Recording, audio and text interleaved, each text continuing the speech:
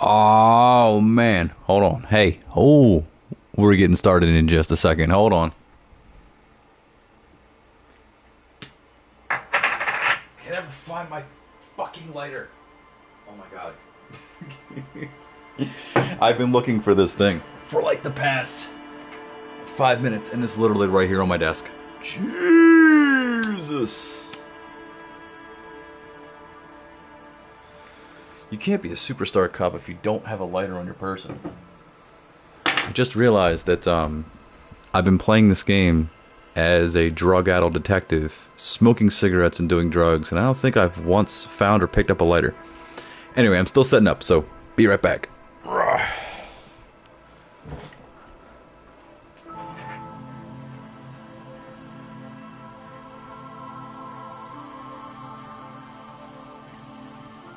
No, the microphone's muted. They'll never know that that I secretly hate all of them. All of them. Every one of them. Every last one. That's right.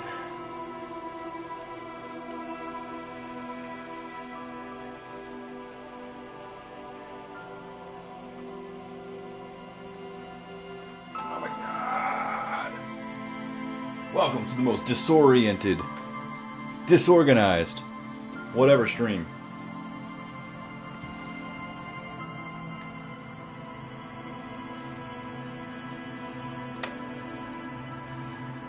I feel like that meme of the hip black dude teacher that's like showing the kid like, what the fuck are you doing right now? As soon as I pour myself some coffee, I'll be ready to be the best cop. Not the best cop, but the cop you deserve. The cop that's gonna stream for 80 hours straight.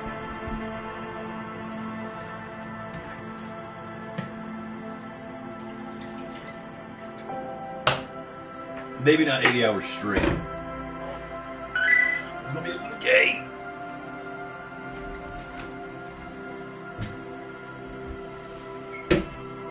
So hey, hello everyone. What is going on?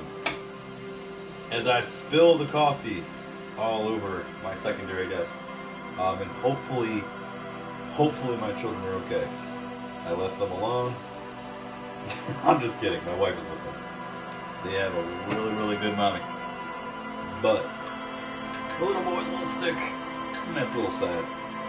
But don't get through it. Kids get sick like 80 times a year, so it is what it is. I got a message from somebody. I will check it in just a minute. Coffee right now. We gotta pour this coffee. Holy shit! I figured just instead of starting on time. Instead of just starting on time, I may as well just embrace all the chaos. As a good buddy of mine, BM2KX, goes and kills chaos currently on his stream. You can check that out at BM2KX, blah blah blah.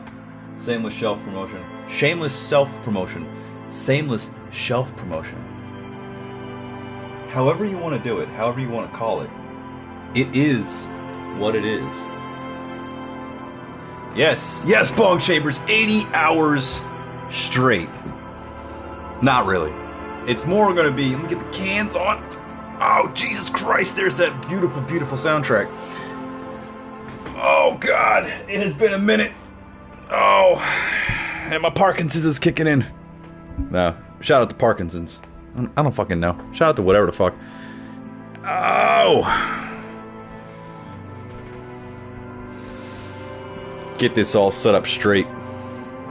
Ding-a-ling-a-lingle. What's going on, everybody? Shout out to anybody who's watching this currently live or watching it on the replay.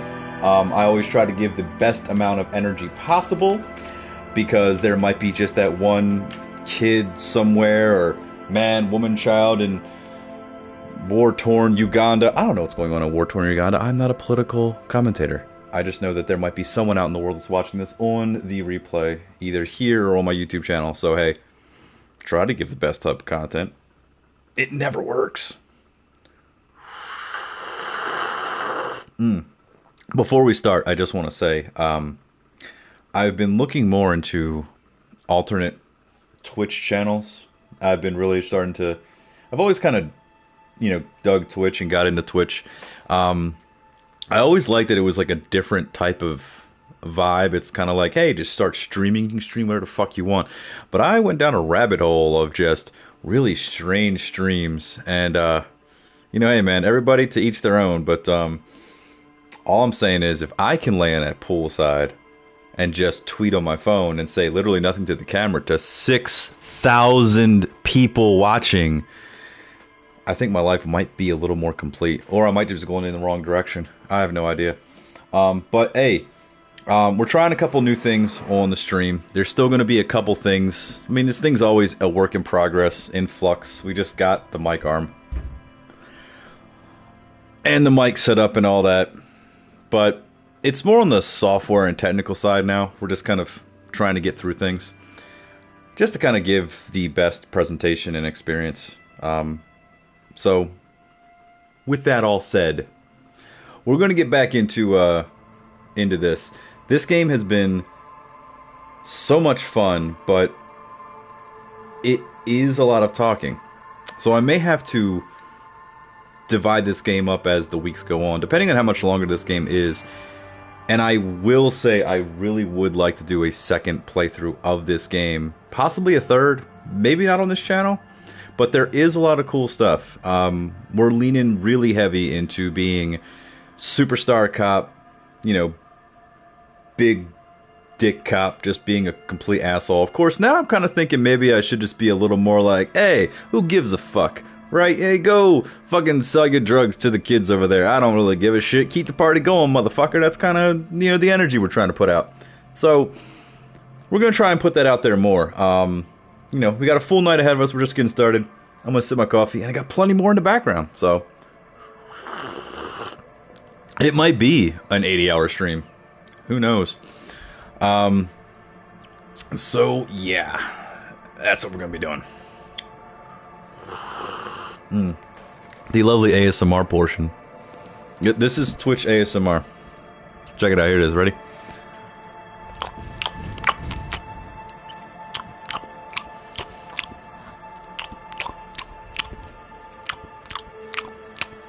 How's this content?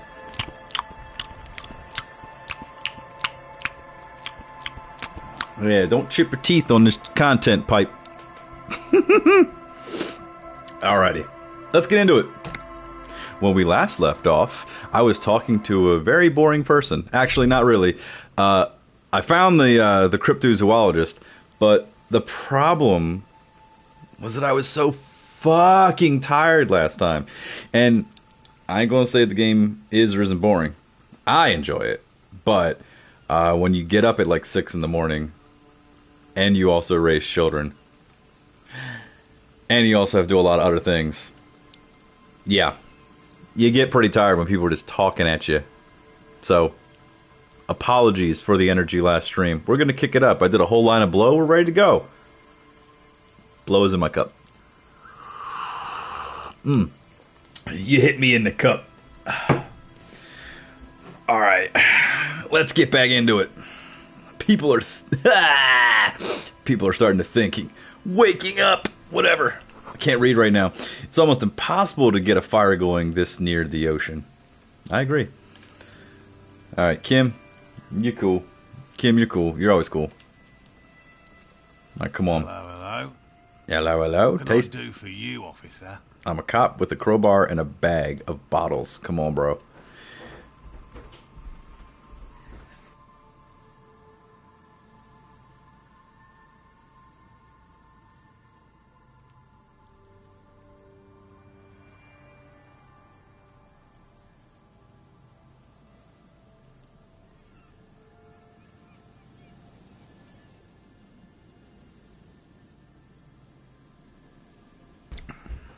The tab on my wife's phone finally fell off.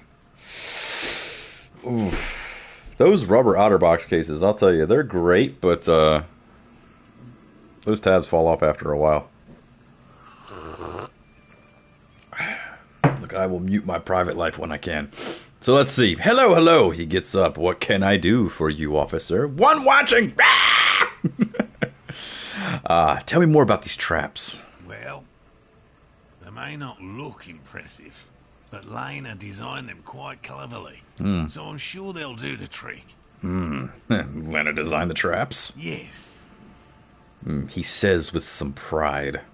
I'd be proud of some traps, too. How do the traps work? Simple. Attracted by the locusts, the phasmid crawls down the funnel and, having eaten its fill, can't get back out. At least, that's the intention. The net isn't a perfect solution, but we didn't want to use anything that might damage the specimen's delicate exoskeleton. You guys are trying to trap fictional bugs. I think you'll be okay. What are you using as bait for this fictional bug? Locusts. Nearly all known phasmids are herbivores, of course. But we've hypothesized that the Insulindian phasmid might occasionally prey on other insects. Continue. Inside the traps, a number of locusts crawl and tumble over one another in a tiny, chittering swarm. Just got to turn the volume up on the cans a bit. What will you do if these traps don't work? They'll work, I assure you. Oh. The predatory hypothesis, using locusts as bait, accounts for the failure of previous efforts by other teams, which use plants. We have given this some thought.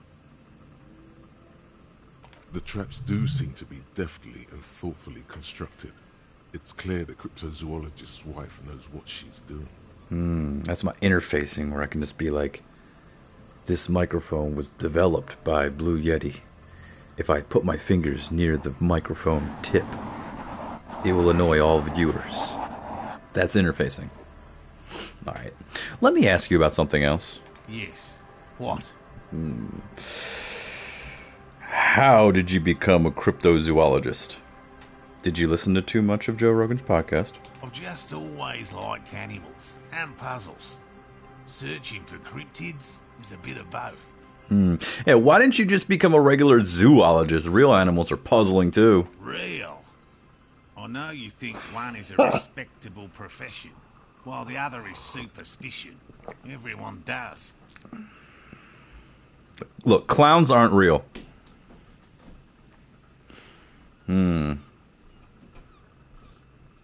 Yeah.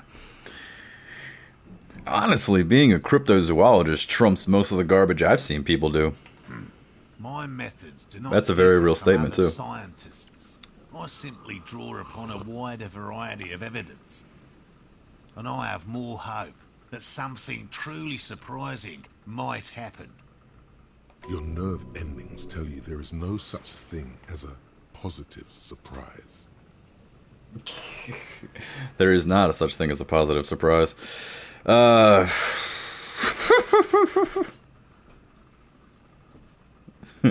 has anything truly surprising ever happened to you? No, as I said, I have yet to catch a cryptid. Although I have come close. Close enough to keep trying. Have you ever done mushrooms in a hot tub? Interesting. Reaction Something speed. for later. This close call. Reaction speed. That's my superstar cop lingo kicking in. Let's see.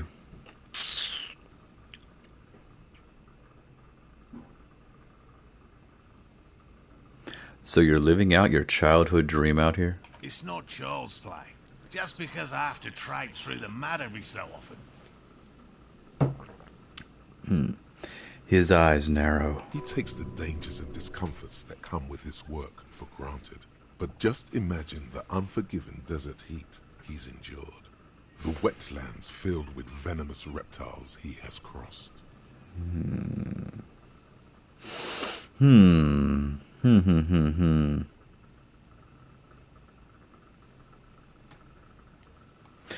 I'm the most rugged of men. That sounds like my kind of fun. You could get a heat stroke and faint and hurt your head. You could get bitten by a snake. You could get beaten up for trespassing. All true. That's pretty much where I am right now. It could be worse. So much worse. Okay. What kinds of evidence do you use? Everything from forgotten regional lore to newspaper accounts, like the one that brought us here, to look for the Phasmid. We'll keep a very open mind. Open mind. I do have a crowbar. I can open some minds. So have you... So you've never discovered a cryptid? No. Very few cryptids are ever discovered, and not for a lack of trying. To stay hidden is a cryptid's primary quality. It's even in the name, cryptid. So how many cryptids have been found? Of the list of cryptids... They wouldn't technically be cryptids anymore if you found them. They'd be real. 4,082 items long. About 2,000 have been confirmed as hoaxes. I love a good Australian accent. Alright, yeah, that's a little bit better. 2 are categorized as confirmed discoveries. The rest are in differing stages of discovery, refutation, and data collection. Only 2 have proven to be real? Yes, the Chateau Quan forest pygmy, who turned out to be an extinct species of primate, and a cave salamander from Hugo Grad, who is, honestly, quite unremarkable. It's in a zoo somewhere. We cryptozoologists are brutally honest with ourselves, more so even than the public. With cryptids, most cryptids are hoaxes or they are never found. That does not mean we should stop searching. Then the Insoldian Phasmid will be the third. Indeed. If our expedition is successful, every paper in the world will report on it. From Revachol to Dushantu. It will be a zoological miracle. The hair on your arms stand up. Electricity. Sounds like reeds hissing.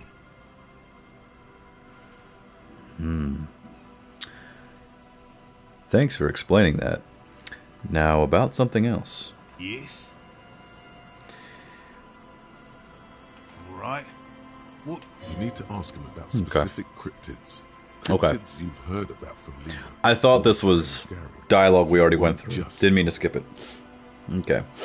You need to ask about specific cryptids. Cryptids you've heard about from Lena or his friend Gary. He won't just talk. Okay. This is a suggestion. And I actually do need more points in suggestion to be Superstar Cop.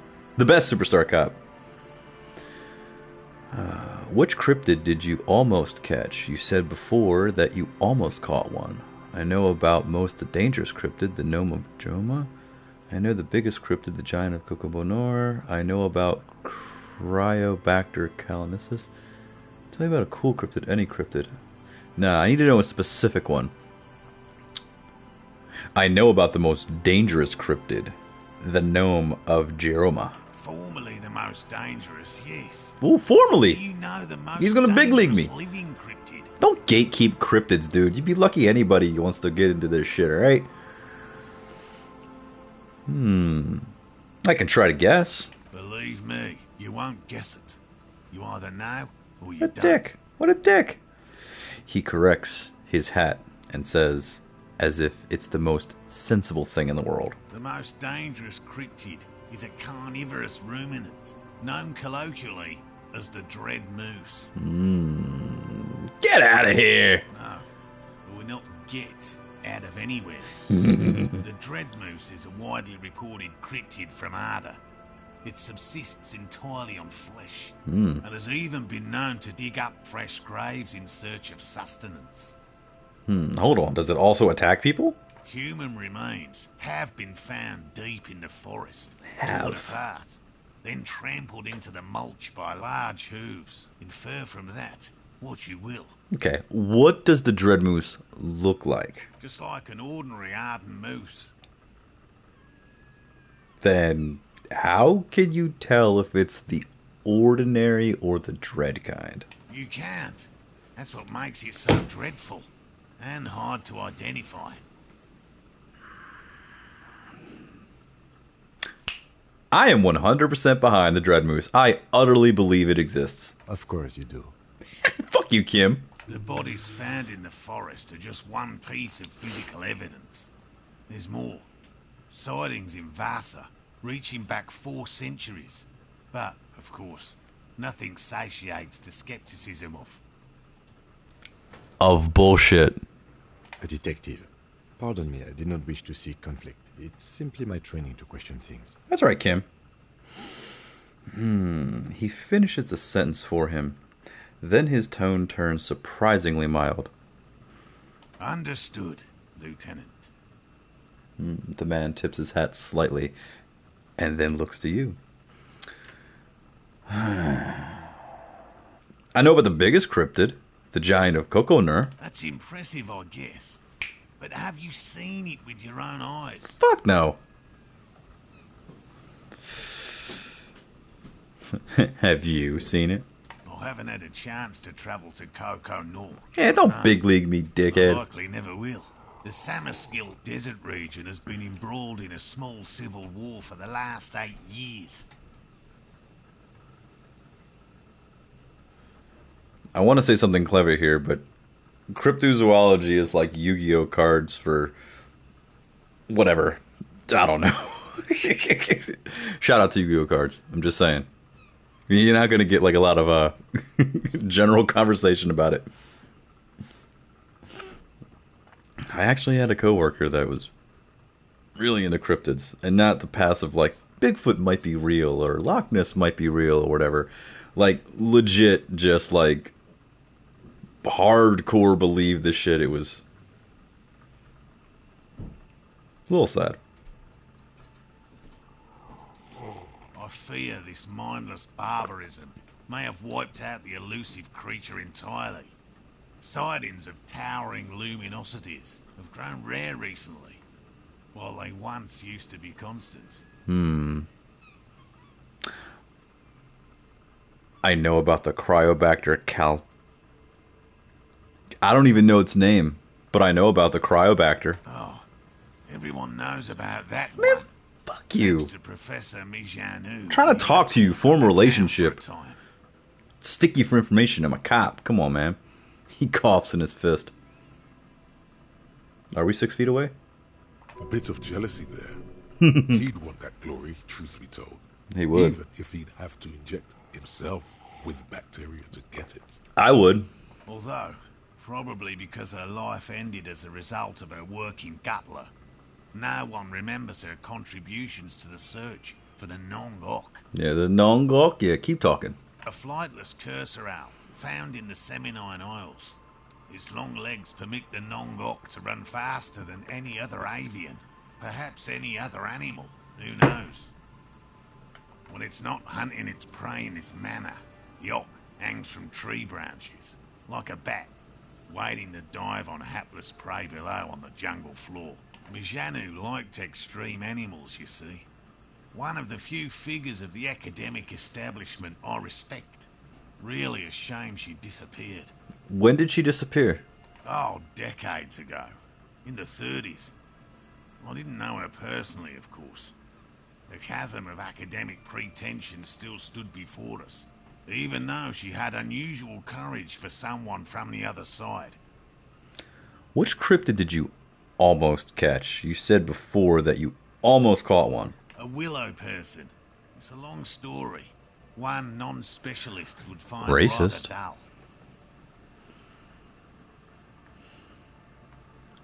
What are willow people? They're not people, really. Some argue they aren't really animals. They seem to See, it's like more bullshit on more bullshit. trees. Have you? Yeah, this cryptid. It's the zombie ape. Oh, what kind of ape is it? Well, it's not really an ape. It's a dolphin. They're very, very thin. Almost flat, in fact. Don't body shame. Camouflage themselves easily. Wrapping themselves around trees and blending in with the tree. My apologies if you guys can hear this chair moving back and forth. I put WD-40 in it, but this chair's a piece of shit, as I've previously stated on previous streams. It's uncomfortable as fuck.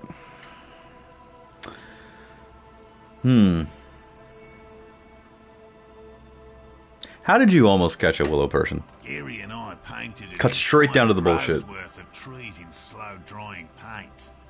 It was a bright lavender colour. I was hoping one of the willow people would get paint on it and not be able to camouflage itself. Sounds like a great plan. After waiting in hiding for hours, I saw a figure slip from one of the trees, a lavender shadow dashing through the grove. And then? I chased it with a net. Not very elegant. Who's a net? Can't be elegant in the field. And, well, it was faster than me. A lavender shadow. He smirks. Kim, I got this. This dude's making a fool of himself enough on his own. I know you think we were snacking on funny mushrooms. It's easier to mock someone Shit. to admit that the world might be more interesting than you. Do you have any funky mushrooms? Furthermore, All the liquids are being consumed I'm not tonight. saying it was a confirmed sighting. I'm painfully aware of what goes into verifying such things. There is a serious possibility that I saw a squirrel or a trick of the light. I am my own harshest critic. Alright. I tell you what. Just tell me about a cool cryptid. Any cryptid? No offence, officer, but I'm not much of a pedagogue. I don't know what I would have done if Lena hadn't persuaded me to go back to field research. You should ask her if you want interesting stories. I will ask her. The second I get back to the Whirling and Rags, I'm asking that bitch all these fucking questions. Me? Out here with your I'm a boy, people person. doing research. You haven't noticed. And I don't make a good lecturer. My strength lies in field work and persistence. He brushes an errant strand of hair from his eye. This is a gruff man who's been ridiculed too many times to feel comfortable talking about what's dearest to his heart. It's in his shoulders. His face is everything. Let me give him a massage, work it out, get that tension out, man. Come on. Open up to me. Tell me about the monster people. I want to know. All right, enough tales then. Let's change the subject. By all means. Man, stop coughing on me. It's time to return to your woman morale. By woman. My wife. Yeah. I will return to her. I can't leave before we finish with these traps. My wife understands that just as well as anyone. He looks south where Lena would be. Come on, Morale. We've been soaking out here for days. It's time to go back. Yeah, go back. And leave the traps? Absolutely not. I won't let Lena down. Come on. She wants us back. I've already let her down, I'm dude. soaked up to my nuts over here. We'll both catch reed crabs if we don't dry out soon. I didn't know the phasm was so important to Lena. Of course it's important to her. She's seen it. A verified sighting. On record. One of only 4 this century. And it's hers. She's seen it. Really? She's sighted the phasmid. She didn't tell me that. Yes. That's how we first came to know one another. Bullshit. But that's her story to tell. Not mine. He coughs. Again. On me. Then continues. Suffice to say, it's long been our dream to find proof of the Insulindian phasmid together. It's time to fuck this dude up. I can't abandon course now. Another cough into his fist this time. This dude is dying out here, looking for ghosts and goblins. This is not a way to live your fucking life. His spirit may be willing, but his body might be too old to endure the rigors of the coast. Yeah.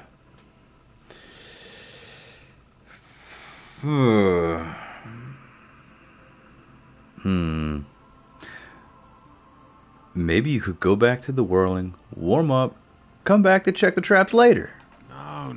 No. The traps need to be monitored on a regular schedule. What would we do if the phasmid were to starve? I'll while we monitor were them. sipping tea at the hostel? I could go for some trap setting. What if we check the traps for you? I didn't expect you to take such an interest in our work here, officer. I'm all in with this cryptid shit. I'm hooked. Caught the bug, I see. It's easier to get caught up in the search than you'd imagine.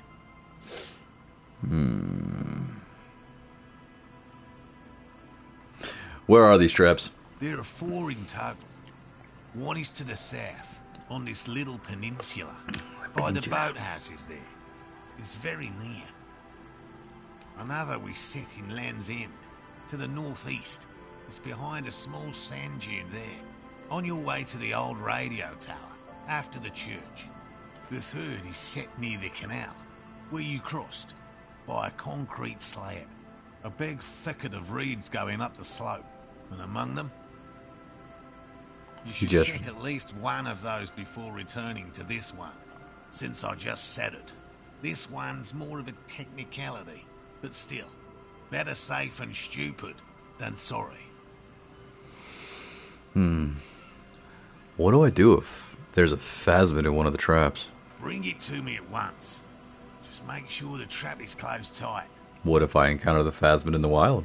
That's highly unlikely, officer. But in the event you do, I'll spray you with a pheromone mixture I developed. You ain't spraying me with shit. That's technically assault. I'm a cop. No. Did you hear that? Pheromones. You were right about the teenagers. Alright. So it really was the phasmid that made the teenagers make out. Oh, I doubt there is any connection there. Anyway, these pheromones will attract the insect to you, or at least prevent it from biting at the site. It's quite potent. Should last you about a week. Lay it on me thick. Fuck yeah. This is the smell of dying reeds, of longing crumbling into the water. I'm familiar with this smell. I hope you're not buying this. It dispenses it without letting you touch the canister, so it would be precious like holy water. Kim, lay off me, man.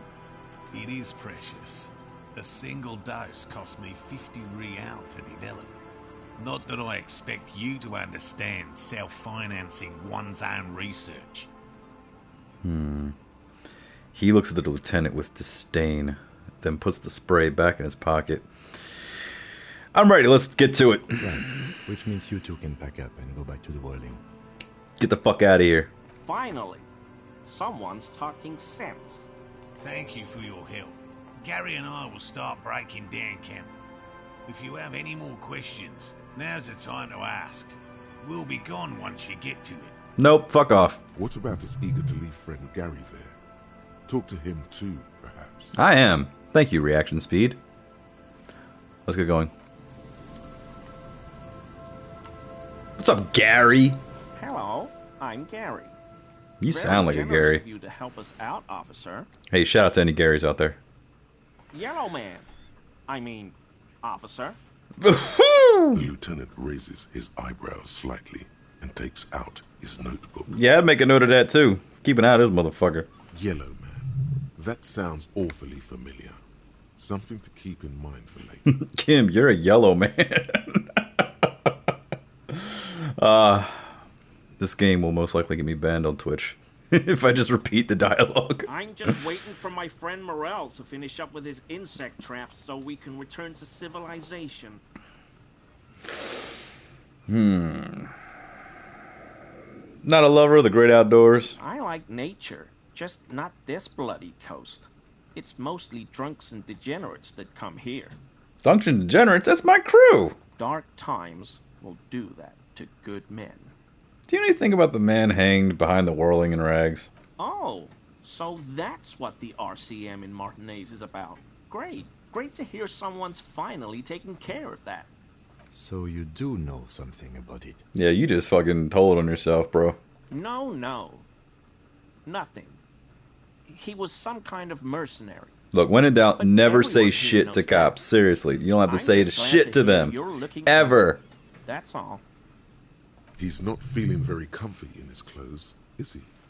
Strange. Is this your mug? My mug? Yeah. Why would you think that? I don't know. His eyes widen at the sight of the mug. He's seen it before. Right? Yeah, this guy knows what's up. Yeah. See, calling to it.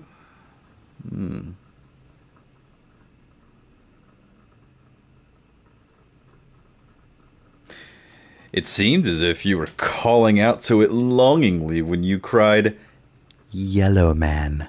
Oh, no, that's not... Why would I be calling to a broken mug? Just admit it, man. You put the mug in the trash container behind the whirling. Nah, hold on.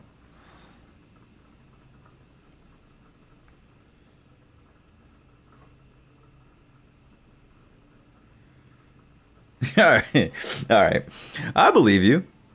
You look like the kind of man who knows it's a crime to lie to an officer. Okay, I admit it. Yeah, see? I threw the mug away in the trash container behind the hostel. I know I shouldn't have, and I am very sorry, officer. You're not going to find me, are you? I would, but I don't know how. How do I find someone, Kim? Using a standard form, officer. The lieutenant pulls out a sheet of carbon copy paper, scribbles something on it, then tears out the bottom page and hands it to Gary. It's 50 real. You're getting off easy. In return, we expect information. You have questions to answer, sir. What did you do, Gary? Yeah, Gary, what did you do? Nothing. Just answering some questions. Helping out the law. And I am the law. Here we go. Start pumping that sweet info.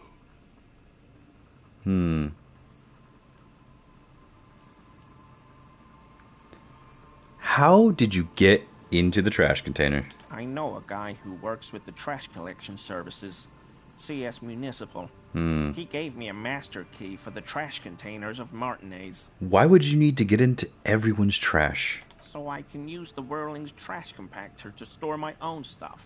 Garbage disposal is expensive as hell. The damn Bohemians run it like a mob. I'm sorry, okay? I thought I could cut costs. I shouldn't have. I shouldn't have disgraced myself. Disgraced? No need for the histrionic, sir. It was, after all, just a trash container. He studies his reaction. Gary doesn't answer. Gary, did you put the clothes of a murdered victim, the man who was hanged, behind the whirling in rags, into that trash container? Officer, please. Let me explain. It's not like that. Do. I was only cleaning up. I live right across the yard from where he was hanged, and I saw him stripped naked. All the clothes lying around in the yard. How big was his dick? smelling. Tell me. People What did it are look like? Animals, you know? I'm a cop. I need to know this stuff. We did an autopsy report. We had to get very detailed with that drawing. Okay, then, what happened? Then I came out to clean up the rags because no one else would. I put them into the Whirling's trash, along with a broken mug, admittedly. He changes his mind mid-sentence. Okay. I was coming to throw the mug away, and, well, I threw the mug there and the clothes too. Right. It was just civic duty. Exactly. That's exactly what it was. Civic duty. As he shifts uncomfortably, a series of clicks, like the clinking of glass beads against one another as they roll across a hardwood floor. You've heard this sound before, but where? Hold on a second. What's that strange sound? What sound?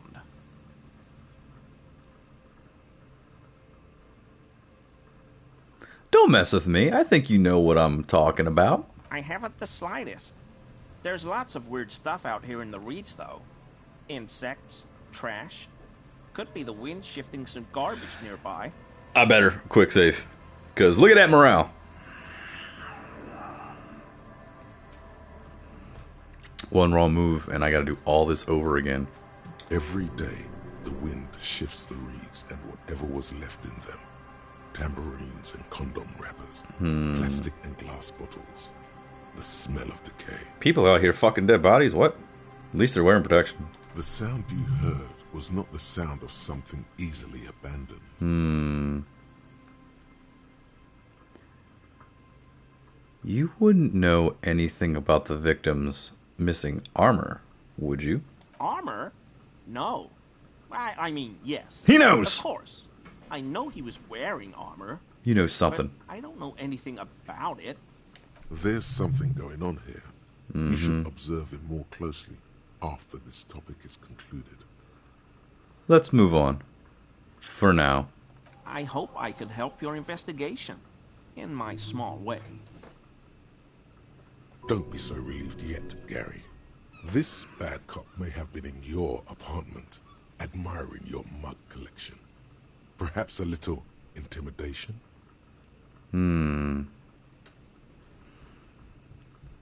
Why is he shifting around like that?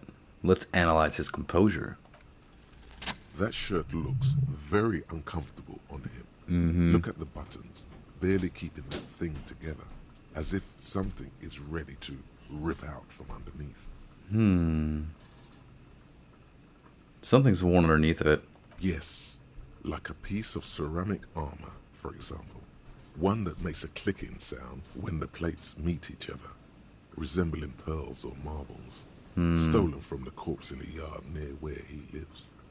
I see you're a connoisseur of high-quality combat gear. I knew you'd figure it out, officer. I'm sorry I didn't tell you at once. He unbuttons his shirt. I was ashamed of what I did. And I didn't want you to know. A thin layer of interlocking plates covers his gaunt torso. Gary, what's going on? Yeah, Gary. Later, Morale. I've got apologizing to do. No, you've got explaining to do. Damn straight. The lieutenant's tone is icy.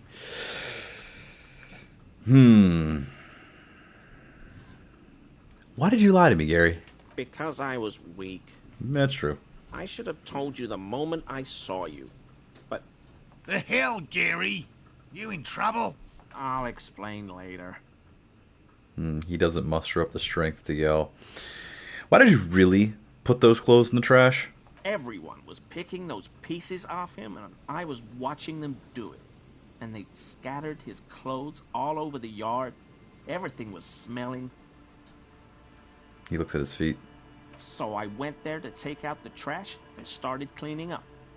All those rags on the ground, him swinging up there, and I had a lapse of honor, sir. I thought, he's a foreigner. They all say he wasn't from here. Only the cuirass was left, so I stripped it off him. It was early in the morning. No one saw me. I took it with me. It was a mistake. Had I known it'd give you guys trouble, I wouldn't have... Fuck. It's okay. It was a loose end, and you are tying it up now. I'm so fucking sorry I called you Yellow Man. Sealite officers commanded the suzerain's navy. Most of them sided with the king when... Yeah, it's still no excuse. That's still no excuse, man. You call my boy Yellow Man. Now, only I can call him Yellow Man. Me and Kim have that relationship. Now, give me that armor now. He sighs again, hangs his head, and unbuttons his shirt fully. Yeah. That matches the dead man's boots comes into view. I never got the boots, and I'm so sad that I didn't get the fucking boots. But so light to hold, like a bag of cotton. This is it. This will protect your mortal shell. Don it and live. Do you know who killed the hangman, Gary? I always thought it was the Union. Some Union hardasses. Lynched him because of the strike. But almost everyone in town knows that. I wish I could tell you more.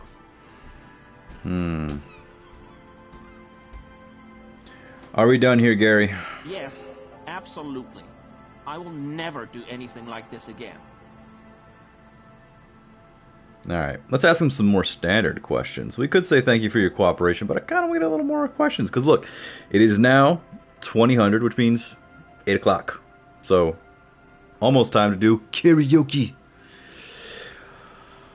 Are you a cryptozoologist too? No. I help Morel with research sometimes, and I've learned some things along the way. What are you even But doing I out here, don't my man? usually go in for picnics like this on my If it ain't your passion, you shouldn't be out here in this cold fucking weather at 8 o'clock at night. There probably is a follow-up to this, but you can't think of any. Doesn't matter. Waste of time anyway. Gotta keep moving. You were surprised to see my colleague, Lieutenant Kitsuragi? I'm sorry for what I said. So Gary, you live nearby in an apartment in Martinez. Sure do, officer. His eyes narrow slightly. He's wondering where this is going.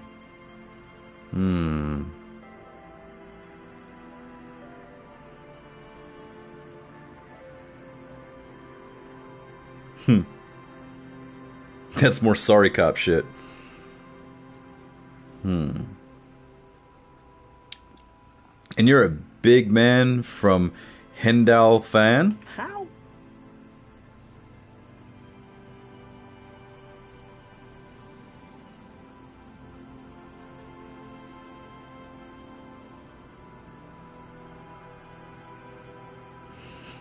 I saw the poster in your apartment. You know, I'm a Himandilla Man fan myself. But why were you in my apartment, officer? Just doing Mr. Clare a small favor. So you work for Everard Clare? Officer, please tell him we're good. No, tell him I'll make it up to him. What have I done? He'll send the muscle after me. The man looks around whispering.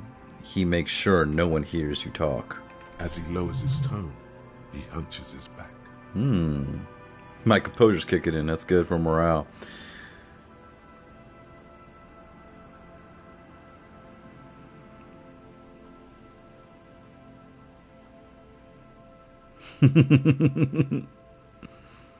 Trying to shit yourself, Gary. It's just an open door. What could it be about?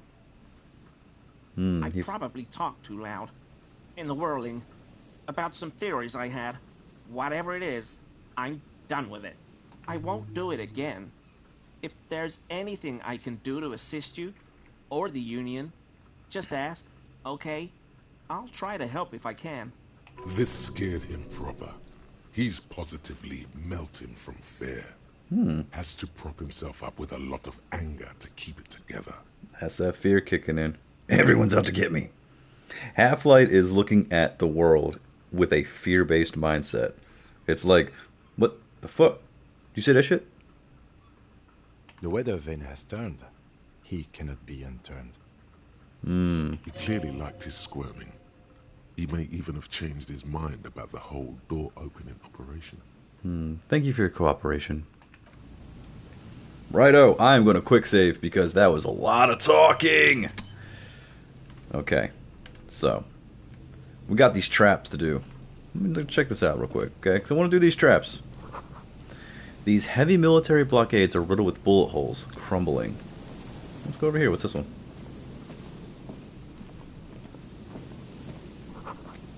Don't you wish Hemdow was a real place? A buoy bobs in the water. The number on it says 11.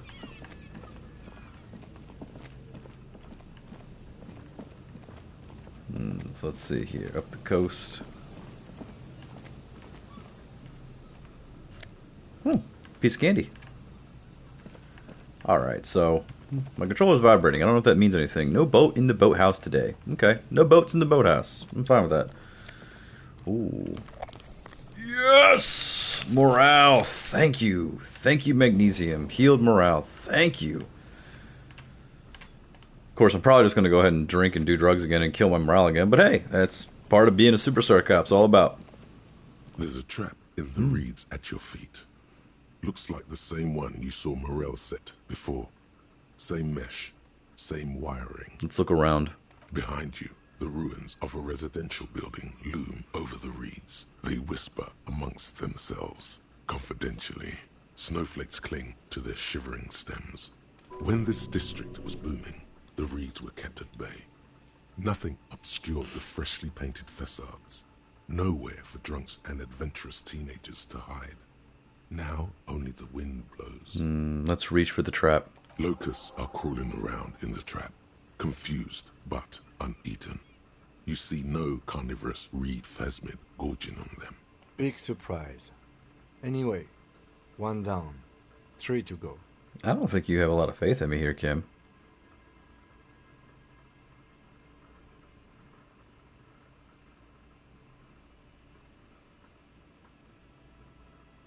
We'll just put it down. You set the apparatus back on the ground, among the reeds. I'm gonna make Kim a believer. I'm gonna be a believer in my bullshit, Kim. I promise you. The boathouse is shoddily constructed. A strong breeze might blow it over.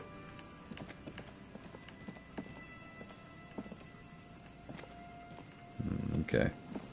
Let's go check this out. See, I feel like I just need to click it and go, because staircases are like the main enemy in this game for me. Ancient paint is peeling off the roof of this shaded bench, covered in rust. Alright. Let's show. Wait. Quick save. That's right. A scattering of bullet holes is spread across the cracked wall, reaching from one corner to the other.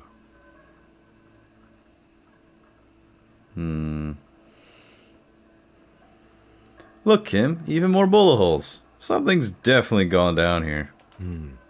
Correct. The density of the bullet holes is unusual. Even in a general average bullet hole frequency in Martinez's sense. Grim affairs. Meaning, this is a lot of bullet holes. Looks like fully automatic rifle fire. Something you don't see these days. Yeah. Nothing for us to do here. Let's move along.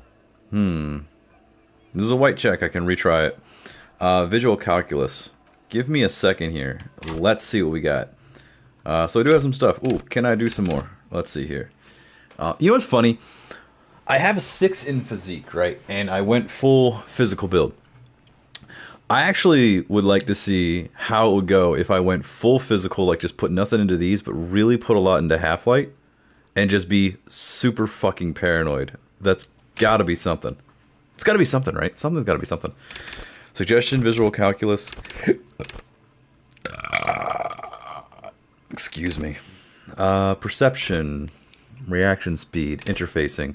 I want to see something here. What do I need for Superstar Cop? Hold on. Yeah, some kind of composure, electrochemistry. Composure, electrochemistry, visual calculus, and suggestion. Yeah, I kind of want to put another one into suggestion then. Yeah, suggestion. That's good. Alright. Now. Let's see. Hold on. What else can I do for... What is that now? A scattering of bullet visual calculus. Hold up. Do I have anything that I can put visual calculus? Hold on. Hold on. I'm getting smart. I'm using big brain. Hold on. Big brain here. Big brain.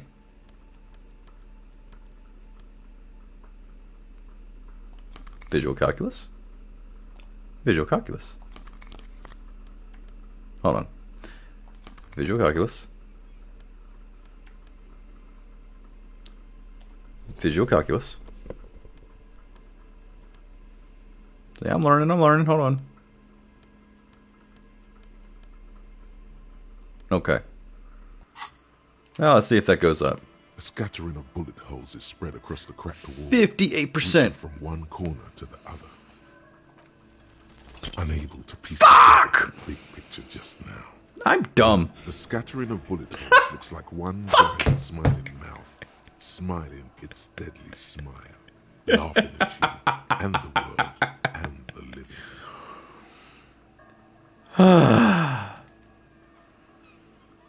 I'm gonna walk away. You know what?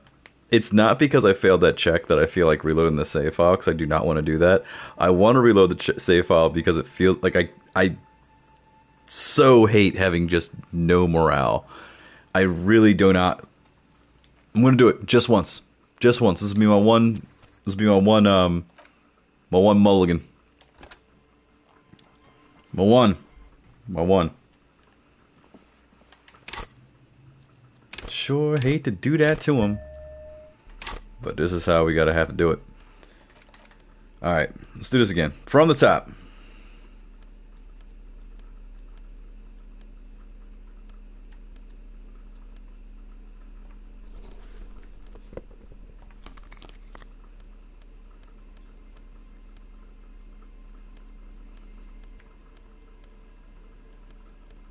Okay.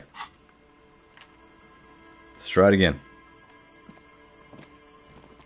A scattering of bullet holes is spread across the cracked wall, reaching from one corner to the other.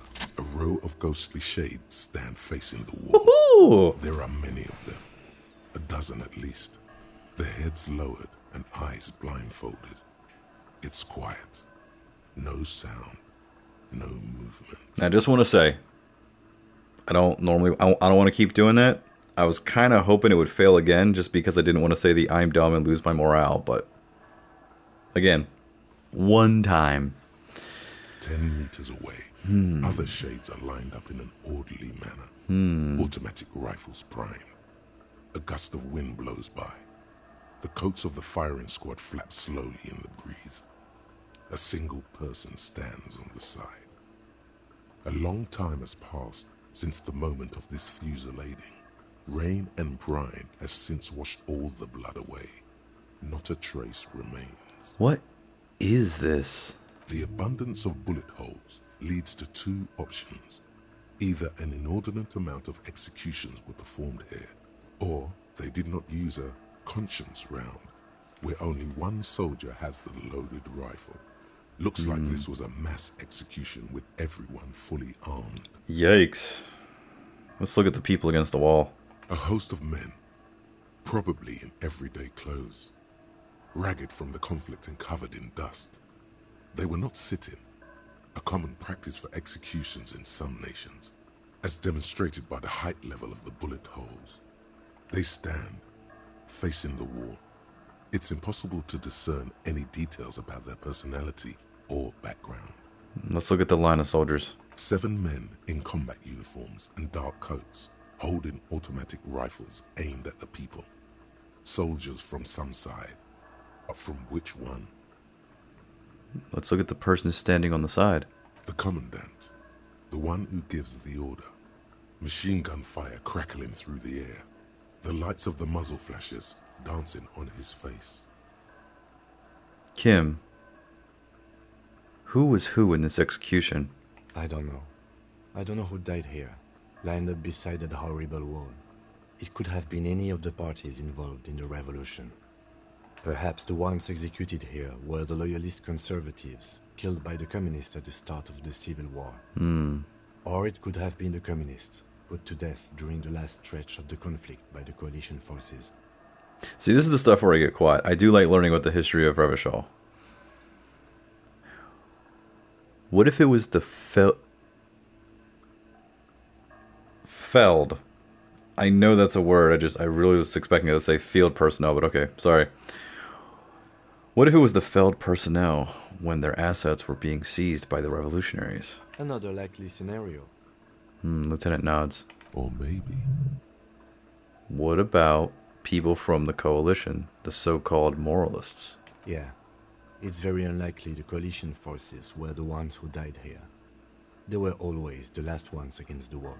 To be honest, if a coalition member was anyone in this situation, it was a commandant, the superior giving the orders. Goodbye. A cold sea wind blows away the figures. Creepy ghostly shit. Alright, let's put back on our disco shit. Still can't put more in. That's fine. Alright.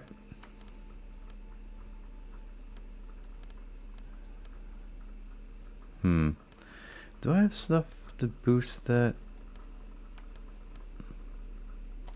Definitely want this. Ooh, electrochemistry though, but I got enough points in electrochemistry right now. Pain threshold, volition, but no empathy. Well, fuck yeah. Encyclopedia, no perception, +1 logic, +1 kingdom of conscious movement. Then empathy, don't need empathy. Never need empathy now. Pain threshold? Inland Empire, though. I want a little bit of pseudo-paranoia. Or paranormal. Savior Fair, Visual Calculus. Plus Visual Calculus. I need more Visual Calculus, actually. Ooh, Electrochemistry. But I got enough in Electrochemistry right now. Huh. Okay. Huh. Don't need that. Composure, no shivers, no. Interfacing, bye-bye bugs. Electrochemistry and negative Savior Fair. +1 electrochemistry, but -1 reaction speed. I don't like taking away from my primary two, motorics and physical. I want to put a little bit of the into the physical, but psychological, but you know how that can go. Let's see. No suggestion. Ah, shit. Physical instrument. No. We're gonna have to keep it. We're gonna keep it like this. For now, Harry's looking quite dapper. Reaction speed, but bum brain. Nah. No, I don't want to lose rhetoric. Actually, no. We're gonna keep that away. We're gonna keep that away. Okay. All right. We're good here. Do any more in suggestion or visual calculus? Okay, good. Okay, and then there's also other quests to do. Smoker on the balcony. That's right. Oh, we gotta meet it with up with him. That's gonna be a big thing. Hold on. The white ceramic cuirass hugs your torso, shielding your vitals without adding much bulk to your form. Your movements cause tiny little clicks, like dice rolling somewhere far away, as the plates reorient to your motions.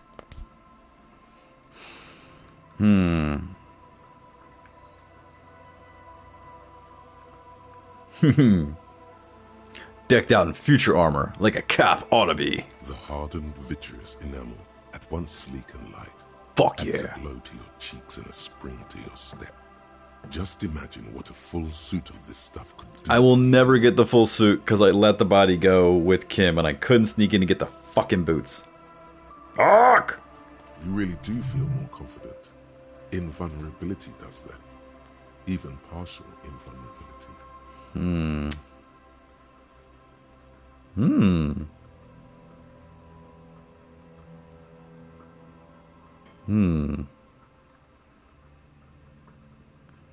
This gear could line my pockets with cash. I could probably sell it for some other cops. Certainly. But you may want to hold on to the armor you have for long enough to properly analyze it. Figure out its vulnerabilities. Vulnerabilities? Remember, this is a highly specialized kinetic redistributor meant to stop bullets. Wear it. Observe its properties. See if there's a weakness in the design.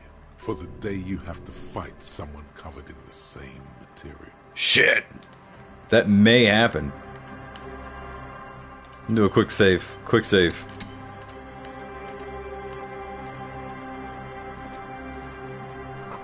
The sign says, Entry interdite. Look, sorry if I butchered the French language. I am not French. Oh. The boards crack dangerously as you run. Be careful here. Yeah, I will be. So there's this area up here. It's almost 9 o'clock in the evening, which is when we gotta meet that guy. Oh, a piece of candy.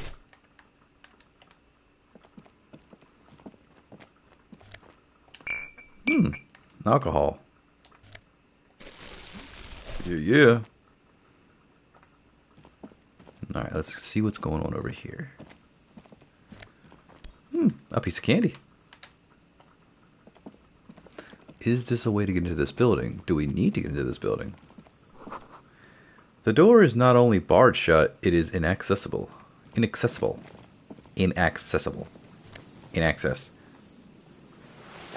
Fallen Pipo Pipo. Don't know what that is. I may have to look at it later. So how you gonna get over there, Harry? And they're just gonna take that nice long stroll. This is gonna take me all the way to the other end. Oh, don't wanna run on the floorboards. So how do we get over there? That's right, take a leisurely stroll. I'm not trying to fall through fucking planks. An old ticket taker booth, no longer in operation. Fair enough. A What can we do row with of this? ghostly shades facing the crumbling wall. Oh, okay. With another 7 shades standing 10 meters from them. A cold... Yeah, sorry about that. Had already gone through it. Alright, we're gonna... That's not a bridge. Oh! Piece of candy. Huh. See, sometimes it's so hard to walk around in this game. I don't know if I can get over there at all. Let me see some here. Let's go this way. People paid money to park here? No one would pay now.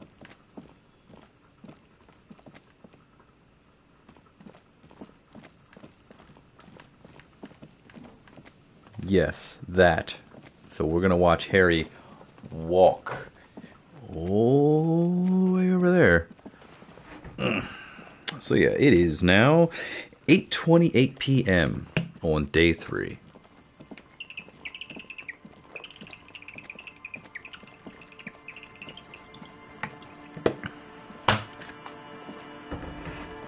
Swear to God, I feel like this candle that I got is just such a joke. Love this candle, man. Great smell. Whiskey oak. But Jesus, the wick is just not really lighting up. If I turned all the lights off, this thing would not keep me, it would not keep the monsters away. Definitely wouldn't protect me from ghosts, or spirit children, or other cryptids. But it does smell nice. The beams are splintered. The bridge didn't collapse on its own. Artillery broke it. Okay.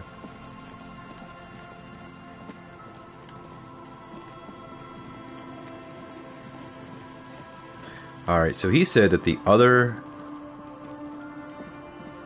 Yeah, the other cage is somewhere around here. Now, hold on. Okay, those are those kids playing, so no, I don't think it's over here. Come on, Kim.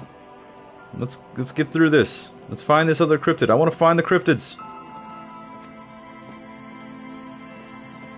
I feel like if you put a lot into Inland Empire and all that crazy shit started talking to you, you'd be finding cryptids all the fucking time.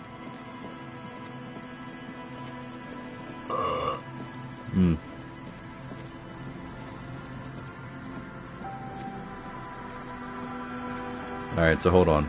Did they already leave? I think they already left. This is the trap Morel just set.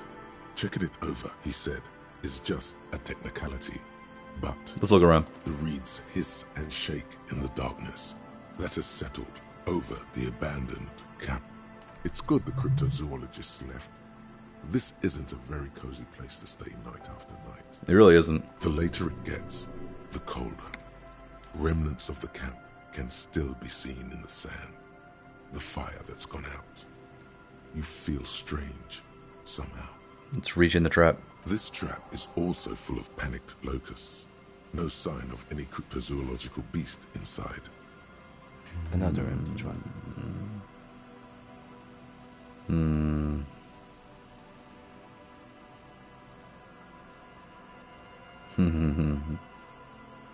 How are you enjoying the cardio, Lieutenant? I'm quite enjoying it myself. Always up for a good jog. Otherwise, would I still be on this case with you? He smiles and raises his collar. It's windy.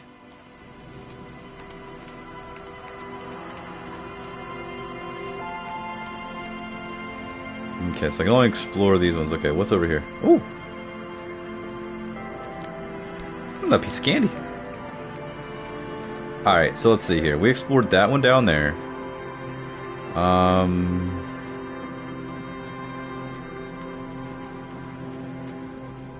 He said... shit. I don't know where he said the other one was.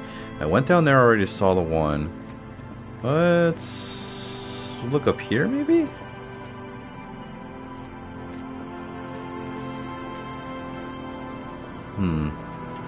Alright. Let's keep on moving down this way. It's not down there. He said that it was up here. fuck?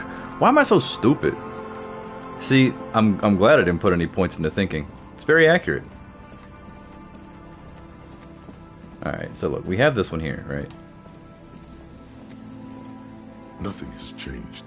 Okay, nothing has changed. I know, nothing's changed. Let's see, but then there's another one somewhere. Fuck, where did he say it was? Alright, let's check the maps. Or whatever. Let me see something here. Alright, inspect the traps. Check the trap in Land's End, far northeast of the Fell building. Oh, okay. Check the trap near the canal you crossed, southeast of the village. Okay, so basically, east. Alright, we're right around in here. Kim gets around, yeah, blah, blah, blah, blah. Alright, we gotta head northeast. Hold on. We already went this way. Let's go for a jog. Come on, Kim. Come on, Kim. Let's go. Another jog. Might find some bottles along the way. You never know. You never know. Look, I got my crowbar. Got my bag of bottles. And I'm currently I'm currently sober. So that's good, right? We're making progress, right, Kim? Oh. The remaining windows rattle from a strong gust of wind. They're covered in a thick layer of grime. They must have been like this for 40 years. Lieutenant, can you make out what's inside? No. I won't even try. You know... He takes his glasses off. I had a partner once. They called him Eyes, because he had to show me things. It's that bad. Can you still shoot, though? Well enough, actually. It's odd how that works. I'm no sharpshooter, but I pass my shooting courses 7 out of 10. That's not the best, but it's not the worst. His hands lead the way when it comes to that. And his shoulders. It's reflex. Fair enough. Kim, you are kind of blind as shit. You see a once bright mural towering above you. The signage has peeled off over the years, but you can still make out Feld Electrical R&D. A slogan used to intertwine with the loops a long time ago. Now, only a shadow of peeled letters remains. It says, tomorrow is just a whisper away. Tomorrow is just a whisper away. Looks like tomorrow never came. Shut up.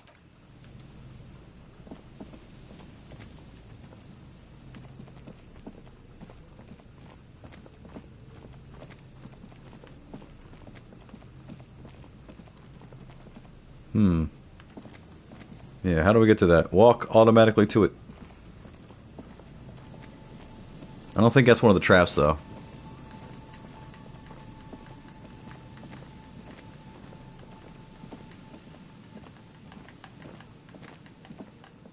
No.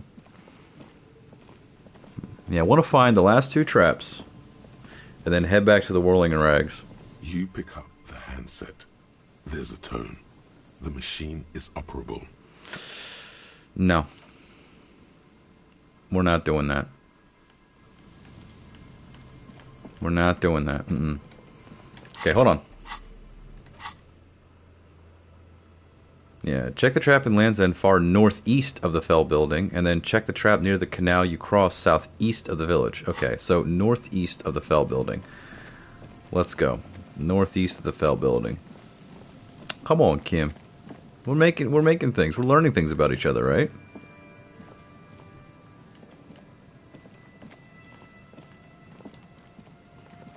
Now, how are you gonna get over there, Harry? How are you gonna do it? You're gonna walk. Oh, traversing traversals.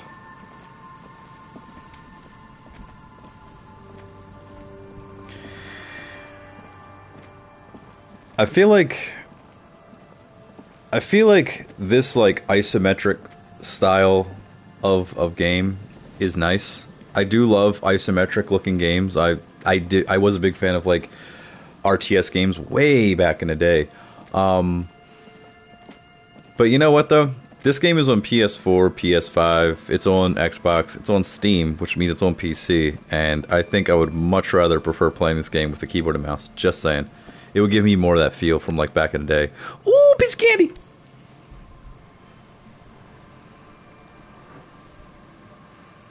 So there's a trap up here. These rusty gears used to turn the whole machine. What is this machine?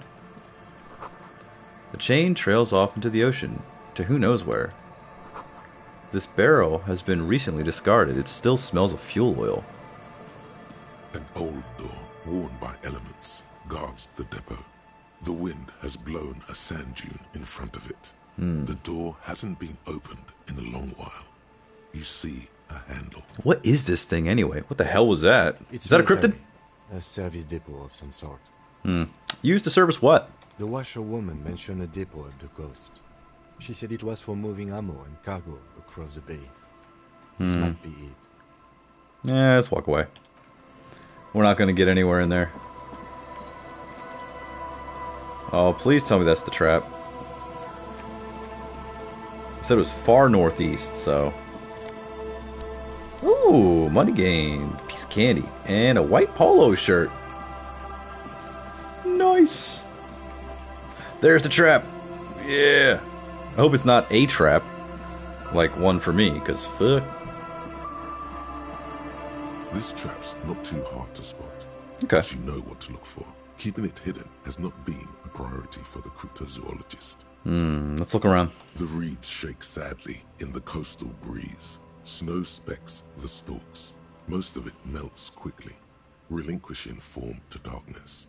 The wind picks up air near the cape's end, surrounding the narrow strip of land from 3 cardinal directions. It's cold for this time of year. Let's reach for the trap. Nothing but locusts in this trap as well. Definitely no cryptozoological monstrosity.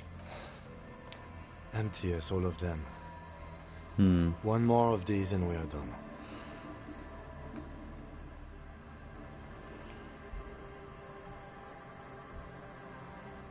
You getting tired? No, I'm fine. I didn't mean to complain, it's just... Let's leave.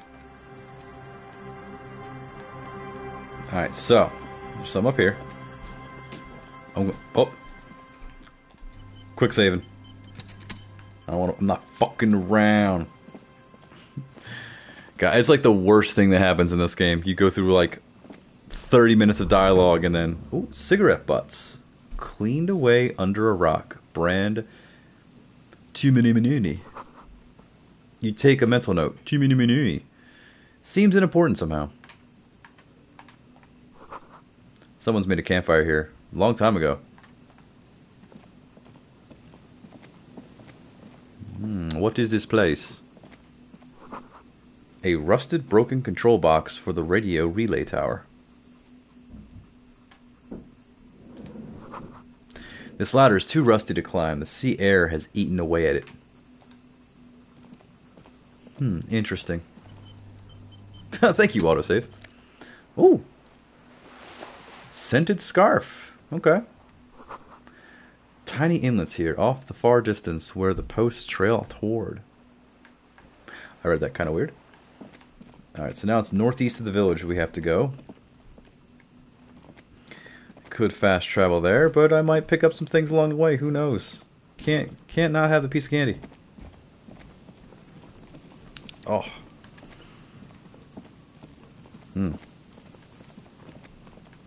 Alright, so we're not getting into that door, but that is something I'm going to have to come back to in the future. Southeast of the village is where I'm going to have to head to next. Wait, what is this? Is that a ladder on my side or their side? No. Oh, that's the church, I think. And I'd like to come back to that mission too, but I don't know enough about what I should be doing there. Those kids are definitely up to something. But it might be something that I'm really kind of into. So who knows what we're going to do with it. How do we get over there? Come on. Auto walk me over there. There's a bridge right there. Jesus. Yeah, that's the tent with them kids.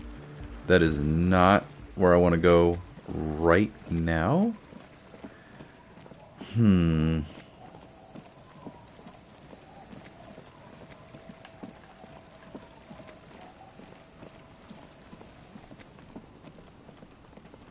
Alright, so southeast of the village. What is this? Ooh! Money gain, piece of candy. Oh yeah. Money gain, magnesium. Fuck yeah, maximum morale. Now I can actually talk to my boys. Fuck. I'm gonna have to come back to y'all. I do want to talk to them, but it's getting late. I want to go back to Whirling Rags. We also got to meet with our boy on the... there's so much to do. See, we're actually finally cooking now. We're finally actually doing some shit. Now, southeast of the village could mean anything. Is that it? No, that's not one of the traps.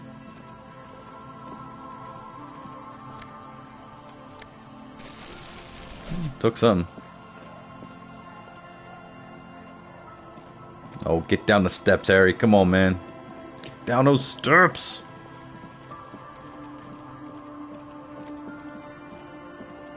There's the trap, yes.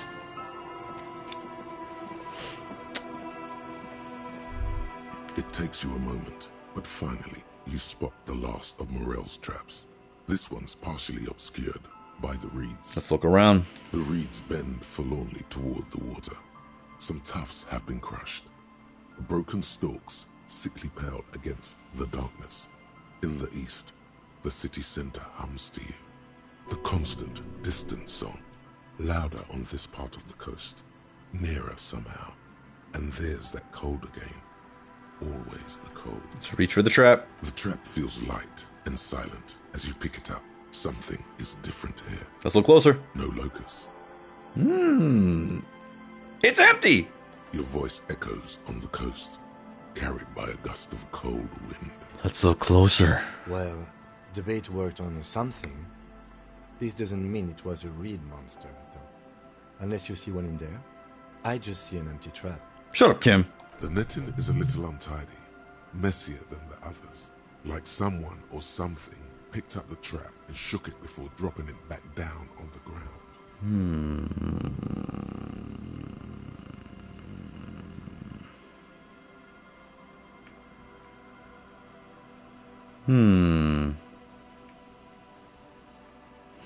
But what if it was the Phasmid? What if it ate them and got out? Right. Anyway, that's for the cryptozoologists to figure out now. We're not cryptozoologists. We're cops. Don't remind me. Ahead, decades-old concrete defenses. Children play on them now. I don't know why I read that so weird. Alright. Alrighty, boys. Here's what we're going to do. We are going to go... Hold on. Map?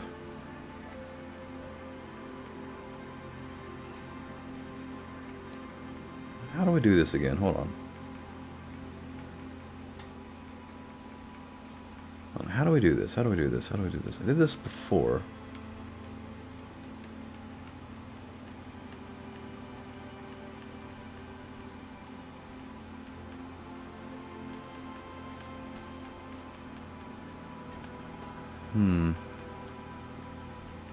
I don't know how you fast travel. Crap. Oh, by the time I figured it out, it's gonna be,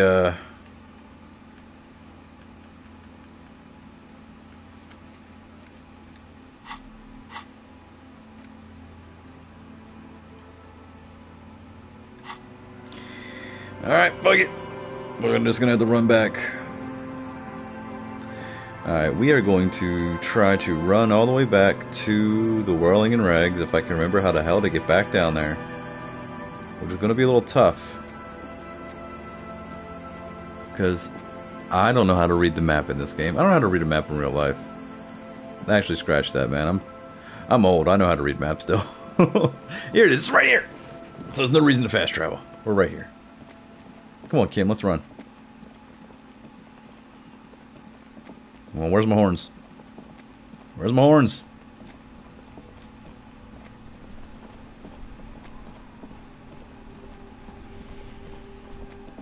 Oh, whirling in rags. Alright. So, we are effectively back at the Whirling in Rags. It's a good time for a show. I'm going to quick save.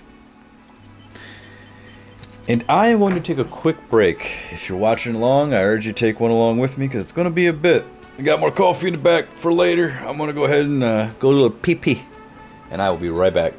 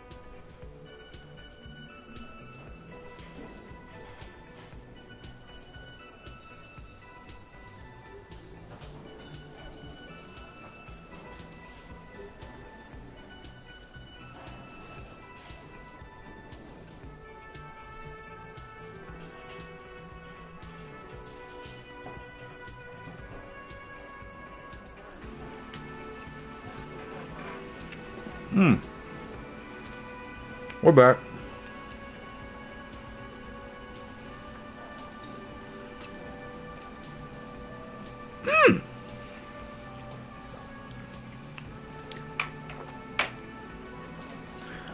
I don't mean to eat beef jerky in the mic.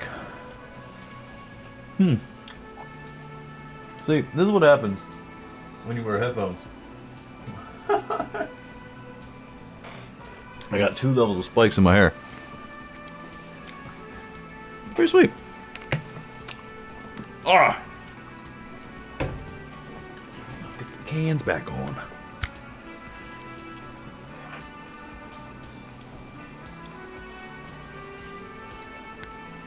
Okay. So here's the thing.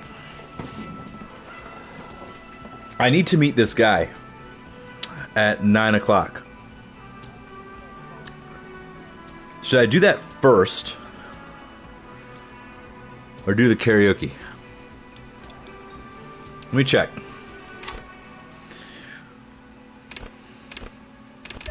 Yay, more suggestion powers.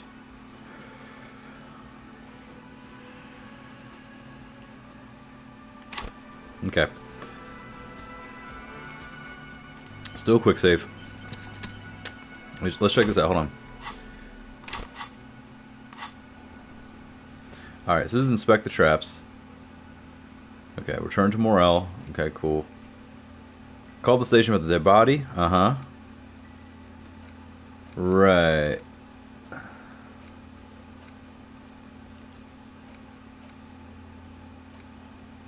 Find speed and sniff it.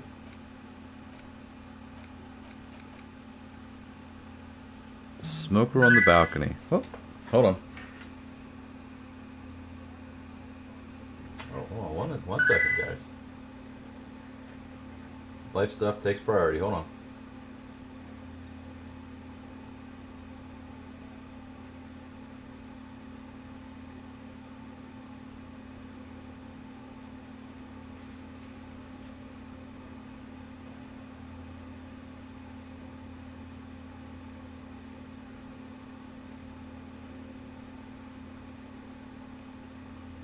Hate to text and stream, but hey.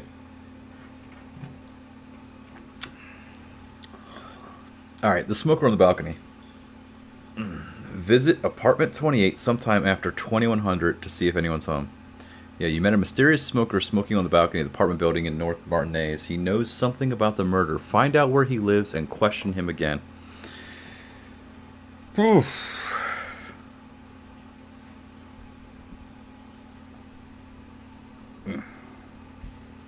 Come here. Okay. Let's see.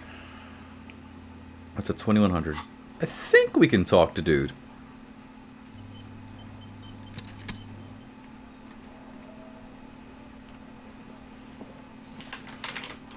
It's great to see you again, officer. Mm-hmm. My wife can't wait to thank you. Go on, talk to her. We'll talk.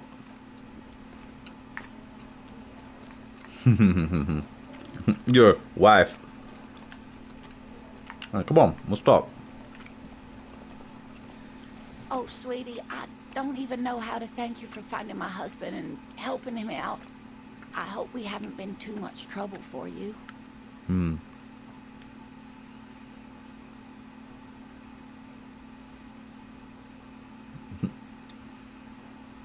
I'm basically also a cryptozoologist now. I knew it.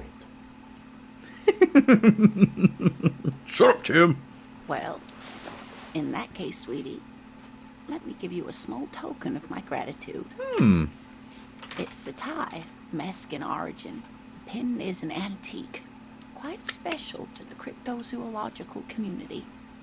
The little silvery knob holding the tie together feels warm in your hand. It's in the shape of an avian skull with 8 eyes. You never told me you've seen the Phasmid. Oh, you don't want to hear about some old woman's ramblings. What? Ramblings? Nonsense. Your description of the Phasmid is the most precise I've ever heard. But darling, I didn't even get the size of it right. You were a child, my dear. Really. It's extraordinary what you were able to describe. Now go on. Tell our friend about it. He's proven his interest in the field. Reflexively, the lieutenant read his familiar notebook. Well, it was summer. I was building a racing track out of sand on the beach near a tall stand of reeds. Quite a tall one. Many times my height, I remember. When, all of a sudden... Hold on.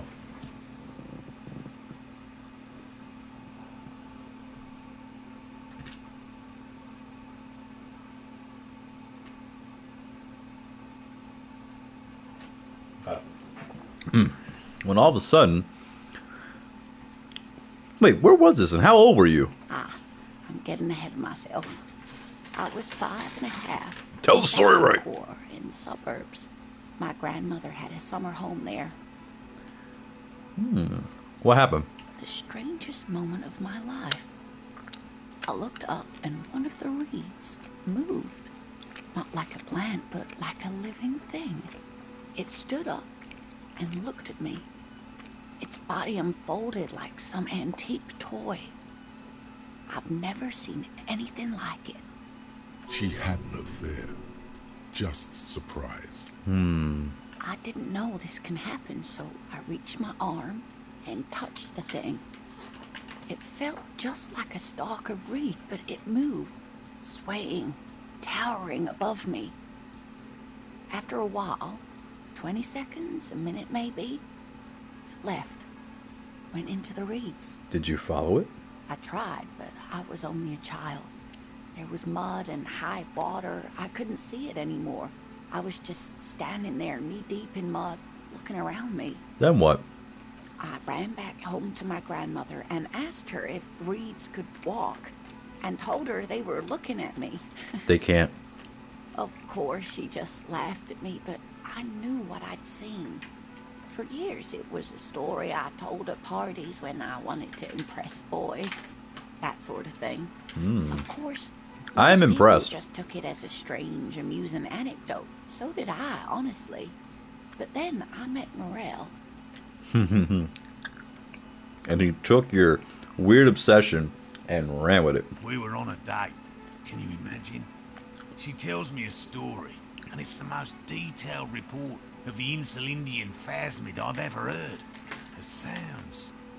She told me it hissed. So that's how they met. This is beyond significant for them. It did, yes. Like reeds in a gust of wind.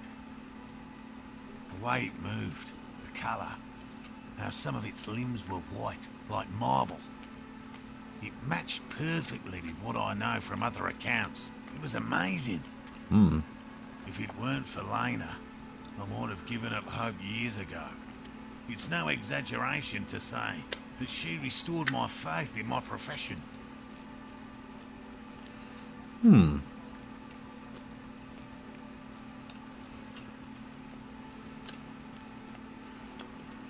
You were on a date? Our first, yes. Its limbs are white. Not all of them. There is some white coloration reported, along with beige, where the camouflage ends. How big was it? Tell me how big it was. It's hard to say how big things are when you're quite small yourself. To me, it seemed to be taller than I was then. Watch it. But that's probably not the case.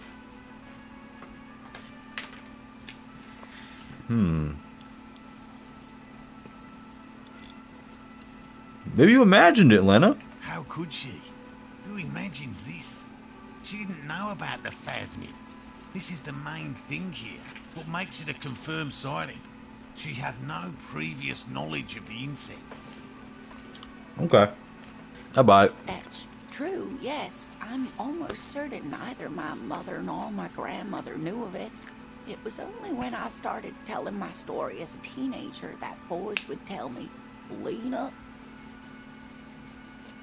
She lowers her voice, imitating a boy.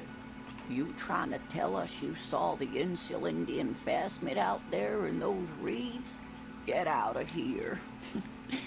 They just give me a cider and ruffle my hair and tell me to stop dreaming. But I saw it. Hey, Kim. What do you think about this? I thought it was a wonderful story, man. Thank you for sharing this with me. You're welcome, sweetie. I do appreciate the chance to relive it whenever I get one. It was just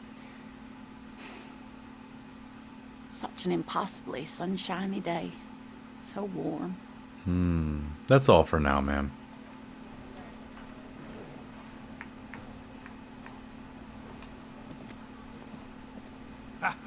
Nothing like the gratitude of a good woman. Now then, what can I do for you? Oh, I checked all the traps. Good. Okay. And one of them was empty. Completely empty? The cryptozoologist's eyes grow wide. I don't know why I read that. Surprise, tempered with fear and trepidation. He doesn't know what to think yet. Maybe you're joking? Yes.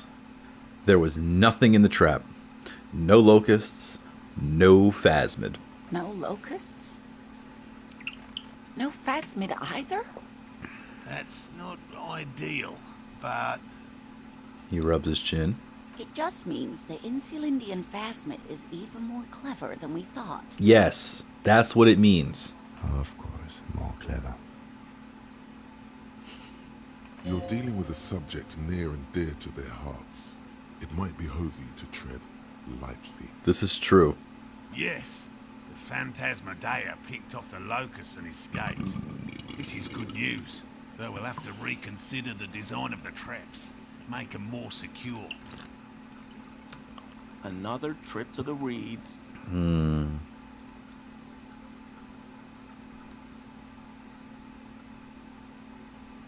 Yes, that's exactly what it is. What a deft hunter, this phasmid. Of course. Yeah. Be sarcastic. Yeah. Unless you have an alternative hypothesis No. you'd like to venture. No, go- Mine stands. Go- Okay? Go ahead. Actually, no. Excuse me for getting emotional. This is a big deal for us. You've helped us twice now, and brought some great news too. My gratitude, and the gratitude of the Société Cryptozoologique de Ravachol, is yours. Thank you. Heartfelt gratitude. But does it feel like closure? What really happened? Yeah, right. Some kind of foul play might be afoot. Theft? Yes. Thank you, it's an honor. We should probably return to our main investigation here. This has been refreshing, but... Let's develop an alternative. Yeah, let's do it. Let's do it, yeah. Let's develop an alternative theory about the missing locusts. Consider the way the empty trap was disturbed, as though shaken. Most likely the hands of a young person. Hands small enough to fit inside the trap, too. I may have met a kid. That's the locust stealing type. Kids, what would a child want with bags? Lots of things. Oh, my dear Morel. You've been an old man for too long. Kids love to torment insects almost as much as they love to torment old folks. It's true. I'll talk to the little gremlin and see if anything comes up. Delinquents, my favorite. Doesn't sound like it's really his favorite. Oh, you've been such a dear to us. Please let us know whatever you turn up. I have a feeling we're getting so close. I don't want to... Don't bust that nut just yet. I'll get back to you. Well, I see you've got all the help you need. I'll see you tonight at my place. Let's play suzerainty, but no more field trips for me. Gotcha. Really, Gary? We're getting somewhere here. I'd love to play suzerainty, but... Lena, I'm sorry, but you're not getting anywhere. It was some kids. I know the little mutants around here. Leave anything out in the open and they'll steal it, even if it's bugs. You're not a true believer, Gary. Morel, it's been fun, really. But I need a bath, and I have deliveries to handle. When this tea is done, I gotta run. No need to apologise, Geary. You'd be more than helpful. We'll have to take a rain check on that game of suzerainty today, though. We're gonna follow this through. He keeps the language unemotional, but it's in there. Disappointment. By the way, did you know Gary was hiding the armor? Hell no. I had no idea. What a I'm still dipshit. cross with him, to be honest. It's not like him. He's got his quirks, but dishonesty, disloyalty are not one of them. I don't know what got into him, officer. Thank you for letting him off easy. He won't forget it. We'll make sure he won't. I'll get going. So now here's the big question, right? Here's the big question. Okay, I'm going to quick save it. Here's the big question. I can do karaoke right now. I don't know what's going to happen. Or I can go check out the smoking guy. I don't know what's going to happen. I don't want to miss the opportunity to do karaoke. What if it has me get really sad and I... whatever? Or what if something happens with that guy? I get fucked up? I don't know. I'm going to think about it, and I'll be right back. I know I just took a break, but I just want to grab a quick coffee. I'll be right back.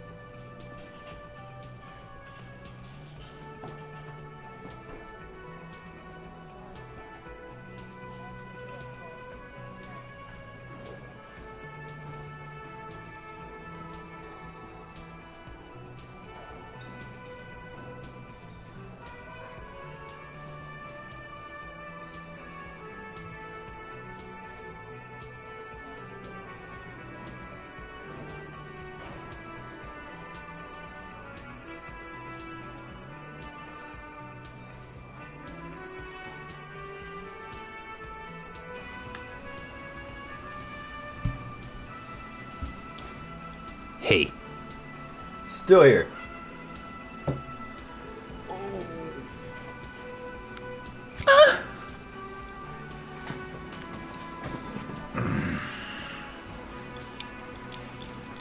God, now my hair has a cowlick, and it hurts when I move the headphones around.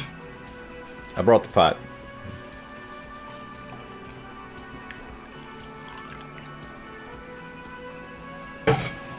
Okay. You know, I watched in awe an ASMR Twitch streamer just do this.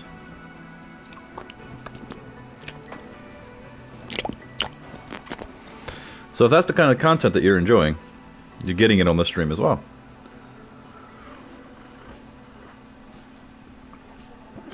But yeah, nothing beats the good old classic coffee sipping ASMR. I think I should center myself. My chair's probably gonna fuck me up. As much as I love giant dicks in my face, this thing's a little too close. There we go. Alright. I think it's karaoke time, boys. Let's see what happens.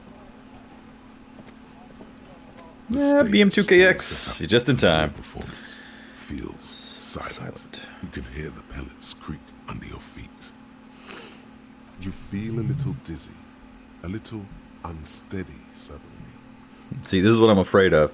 If it kills my morale, or if I get too embarrassed and I pass out and then I miss the time to go talk to the fucking smoker, I'll be pissed. And I already used one mulligan this time, so let's go. So, are you ready for your thing now? I am! Let me know when I should turn on the karaoke carousel. Drama very low. Superstar cop. Really? It can't be retried? Shit.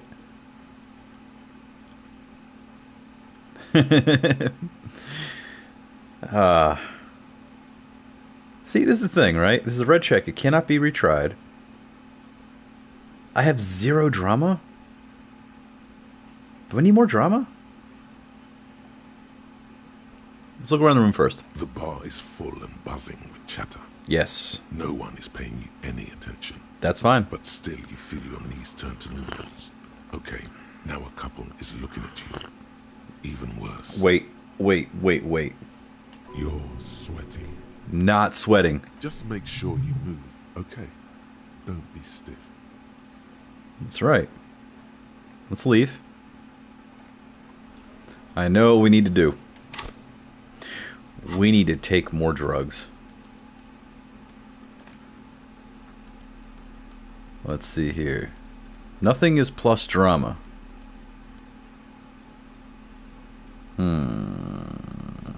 Alright.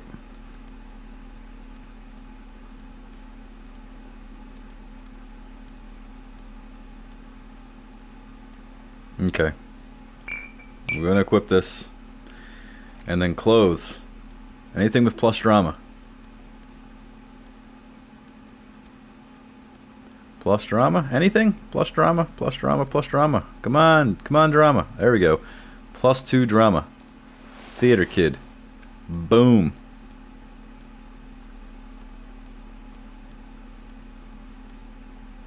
Is the pain threshold gonna, gonna help my broken heart when I realize I can't actually sing? Let's see. Empathy, shivers. Okay, that's all we got. That's the best we can hope for. Actually, I'm gonna move a little bit. Hold on. Ugh. My lighting setup, I think, is terrible over there. Makes me look worse than what I already do. Alright. Let's go. Yeah. Oh. That's okay. Only damaged morale a little bit. Let's do a quick save. I'm not going to reload. I'm going to just do it honestly. The stage is all set up for your performance. Feels silent. You can hear the pellets creak. You feel a little dizzy, a little unsteady suddenly. So, are you ready for your thing now? Now I got it Let me know when I 28%. should turn on the Let's put my karaoke lips against the carousel. microphone and test it. Immediately, a loud feedback noise startles the room. You feel like an amateur. How are you supposed to hold the mic? Should you just sing into it? Yes! Where should you stand? Hands. Where do you put your hands? What do I do with my hands? Does someone feel like throwing up? I do. A little. It's oh, too close to the mic, the hand can drum. Shit!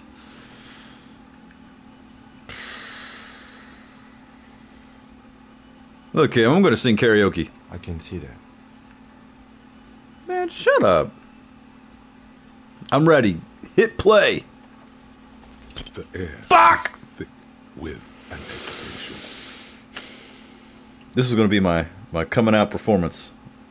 And I just fucked it up. Someone dims the lights as the music starts. A lump's in your throat suddenly. Let's do it. Maybe I should have waited.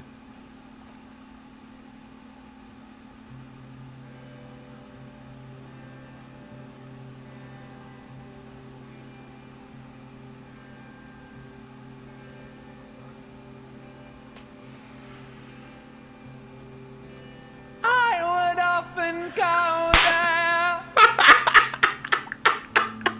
to the tiny church there, Wow. the smallest church in Sanson. Now it once was larger. How the rill may rest there. Down through the mist there, towards the Seven Sisters, towards those pale cliffs there. I would often stay there in the tiny yard there. I have been so glad here, looking forward to the past here. But now you're all alone. None of this matters. At all. That was terrible. Task complete. Sing karaoke plus 30 experience. Let's see. That was from my limbic system. I would often go there to the tiny church there, the smallest church in Sansains, though it was once larger. How the rill may rest there, down through the mist there, toward the Seven Sisters, toward those pale cliffs there. I would often stay there, in the tiny yard there. I have been so glad here, looking forward to the past here. But now, you are alone. None of this matters at all. Do you hear that? It's the most pathetic applause in the world, Harry. Made of pity. No one liked you. How can I be... Ugh, I'm not a good superstar cop. I should have killed that fucking performance. Say, you didn't like it, huh?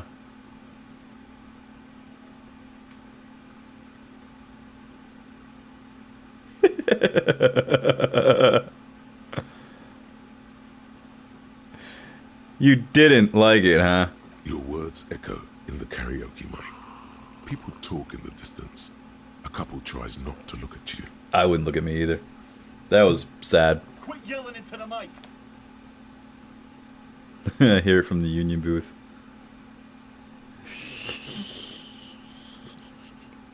I'm up here singing my fucking heart out, and it's not good enough for you fuckers?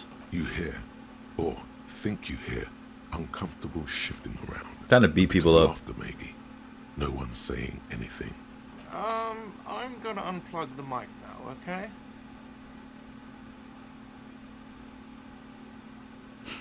You don't know what real singing is. This is real singing. I sang about real shit. That's it. I'm unplugging it. He presses stop on the tape carousel. You hear a little whine of feedback, and then the mic dies in your hand. That's it. You're unpowered. Let's go, officer. These people wouldn't know a good performance if it beat them in the ass. You liked it? Detective Dubois, it was downright tragic. Now, let's go. I'll take it. I mean it, he thinks.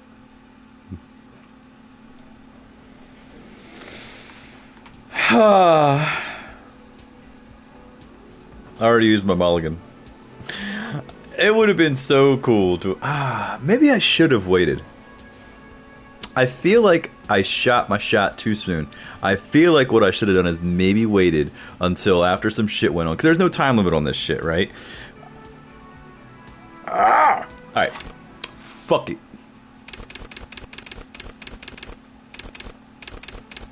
I need more pain threshold because that hurt my feelings. They don't know good music. They really, really don't. I'm with you. I'm with you, Detective Dubois. That really got me too. Composure, electrochemistry, and visual calculus. Right. Okay. Yeah, these two, electrochemistry and composure. Okay. All right. Let's put our shit back on, because that sucked. That sucked. That was not at all what I thought it was going to be like, but hey. I'm a Cap. Alright, so what kind of necky instruments do we got? Ooh, what is this? Yeah, Daraton tie. Ooh, what? What? Shit. Yeah, I don't need that drama. Shivers. Rhetoric. No, really. What the hell is polo? What's polo anyway? Fallen Peepo Peepo. Savior Fair. Visual calculus. No, I need my visual calcs. Pain threshold. Don't cry. Bangers don't cry.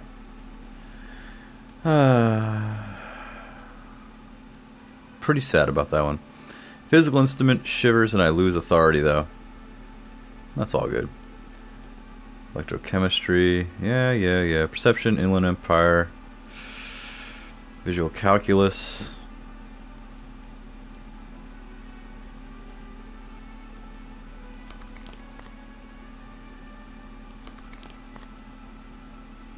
Okay. It's better.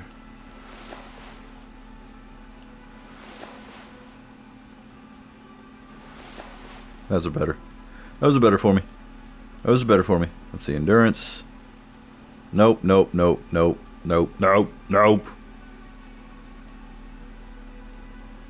Alright. I think we're good.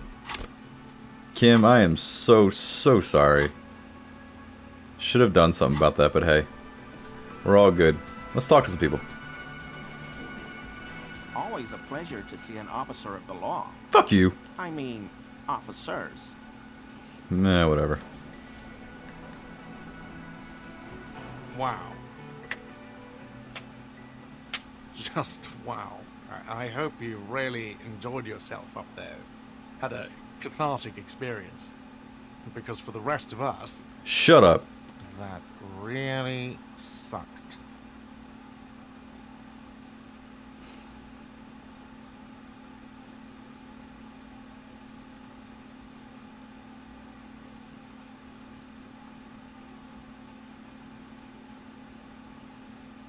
Fuck you. I have a vast soul, and she will always come back to it. Good for you.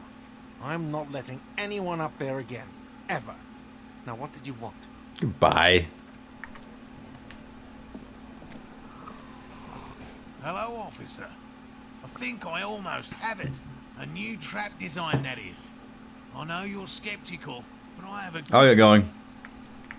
Old lady, come on, make me feel better about that. Make me feel better about me sucking so hard up there. I just ate a whole bag of dicks on stage. It's not fun. Ugh.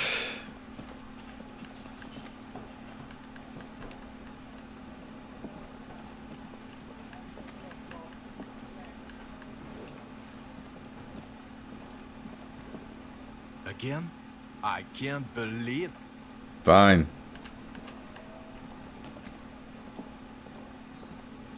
Yes? What is it? I bet you liked that, didn't you? Let's be honest. That was some first-rate karaoke. Okay. Yes. That was pretty good. Fuck yeah. What? No. No. There are universal standards of good out there, and that was just complete shit. Jean, he's not right. Treat him like you treat McCoy's little brother. Hey, I'm standing right here. Yes, and I'm wondering why. Don't you have a case to solve? That's true. Yes? Did you want something from me? No. Goodbye. Hey, you liked it, right? I've got nothing to say to you. What? That's fine. Hey, union guys, did you like it? It's you again. What is it? Did you like my karaoke performance? I poured my heart and soul into it. Authority 2. I'm gonna take off now. If I have more authority, I can roll that check.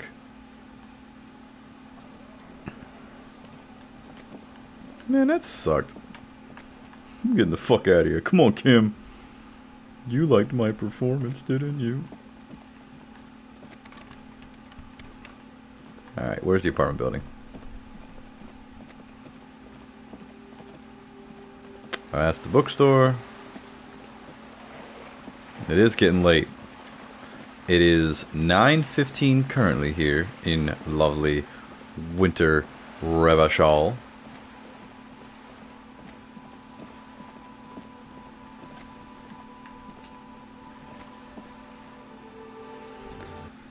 Alright, let's head on upstairs. I'm gonna think about that karaoke performance for some time, man. That really sucks. If I'm gonna be a superstar cop, there's no way that was good. Maybe you failed on purpose, but I have a feeling that really what I should have done is waited. If I had just waited, maybe I would have had more drama, and maybe I would have had more of a story to tell with my voice. Although that was a really terrible thing.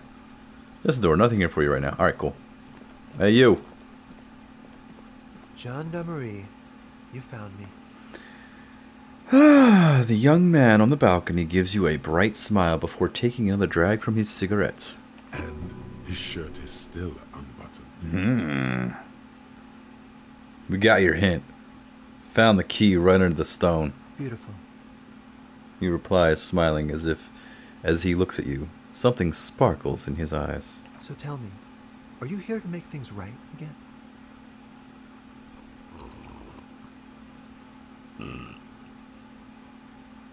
I'm not going to make things right.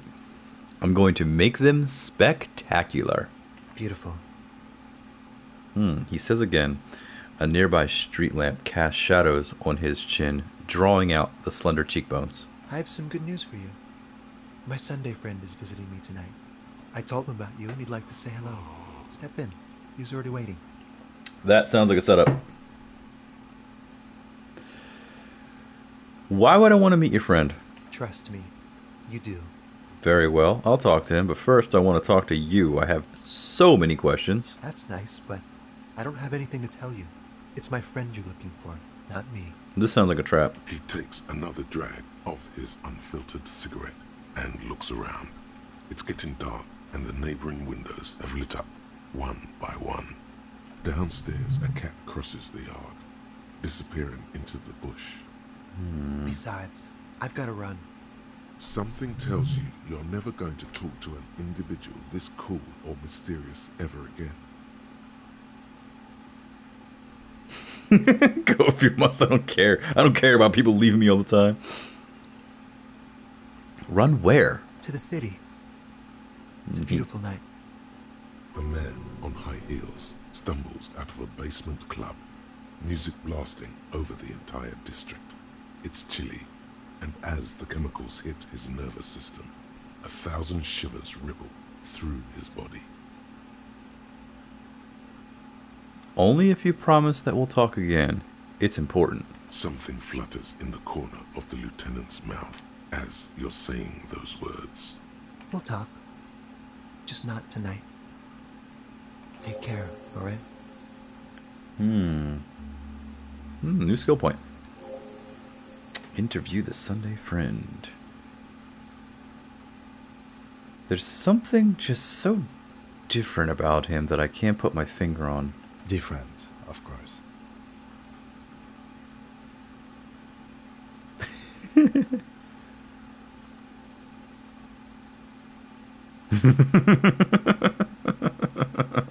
He smells good. Why on earth does he smell so good? He smells good. That's weird, right? He smells good, and that's weird. He's barely holding it together. It's all he can do to keep from bursting out in laughter. Don't laugh at me, Kim. Come on, detective, let's go. We've got a potential witness to interview. His Sunday friend, remember? Something tells me I should quick save. Something else tells me I should put some points into some things. If I'm going to talk to somebody, ooh, am I going to get my ass kicked?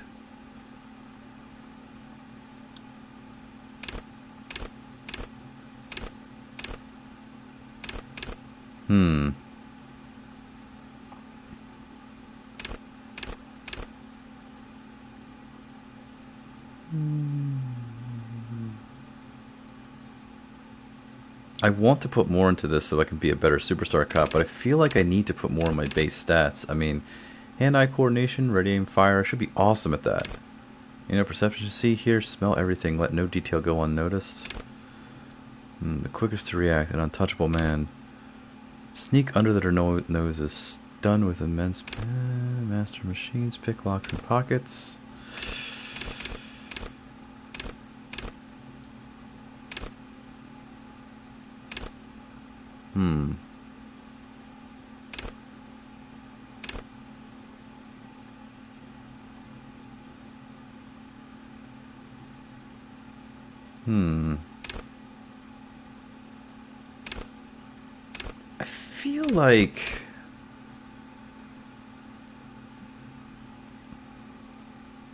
I feel like maybe what I should do is have a little more of something in here. Hold on. Suggestion is 5, visual calculus is 3.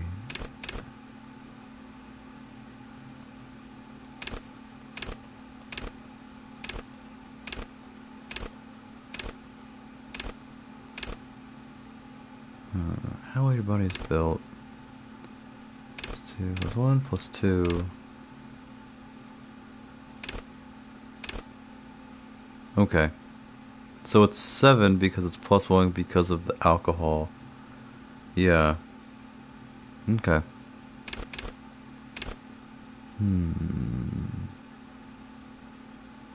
I know I can come back to this, but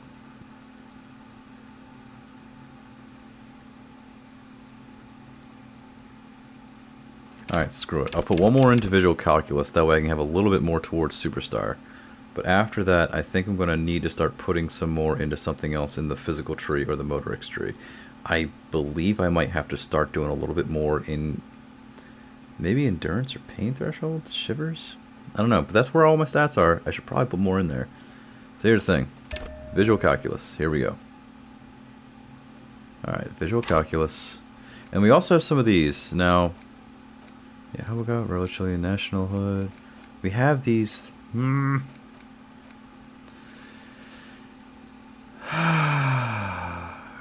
Punch this armor. Sword wouldn't leave a scratch.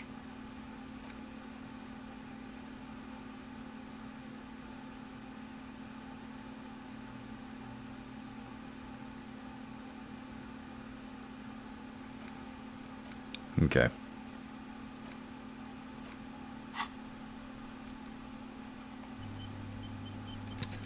I'm sad.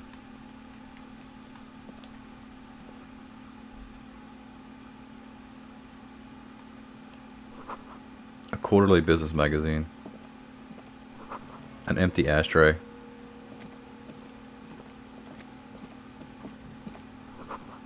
Dishes soaked up. Let's just take all the restaurants. You can see dishes soaked up in a pot. Flyers for underground parties. Dates for open lectures at a local university. Someone is always watching. That's true. An exquisite canopy bed made of metal. Oh. Got me a hat. None of these is weird. Buckets of paint on a layer of old newspaper. And then what's this over here? An old photo of the same apartment dated year 01. Expensive men's perfume lingers in the air. If Stavitt isn't sure. Okay. Let's talk to you. Sorry if my AC is on. You can hear it in the mic. The man in business casual removes his cufflinks. His hands are clean and well manicured. This is a man who knows the importance of appearances. My name is Charles Vildrouin, and I am an official with the coalition government. I work for the Institute of Price Stability on assignment from Monsieur Laclay. I heard you talking to my friend outside. Very good. Super. I am here to assist you in any way possible. Ask me about the hanging. No, first ask an innocuous personal question to get the interview off on the right foot. That's right. Yeah, let's fuck with him. Who does he think he is? Assisting you?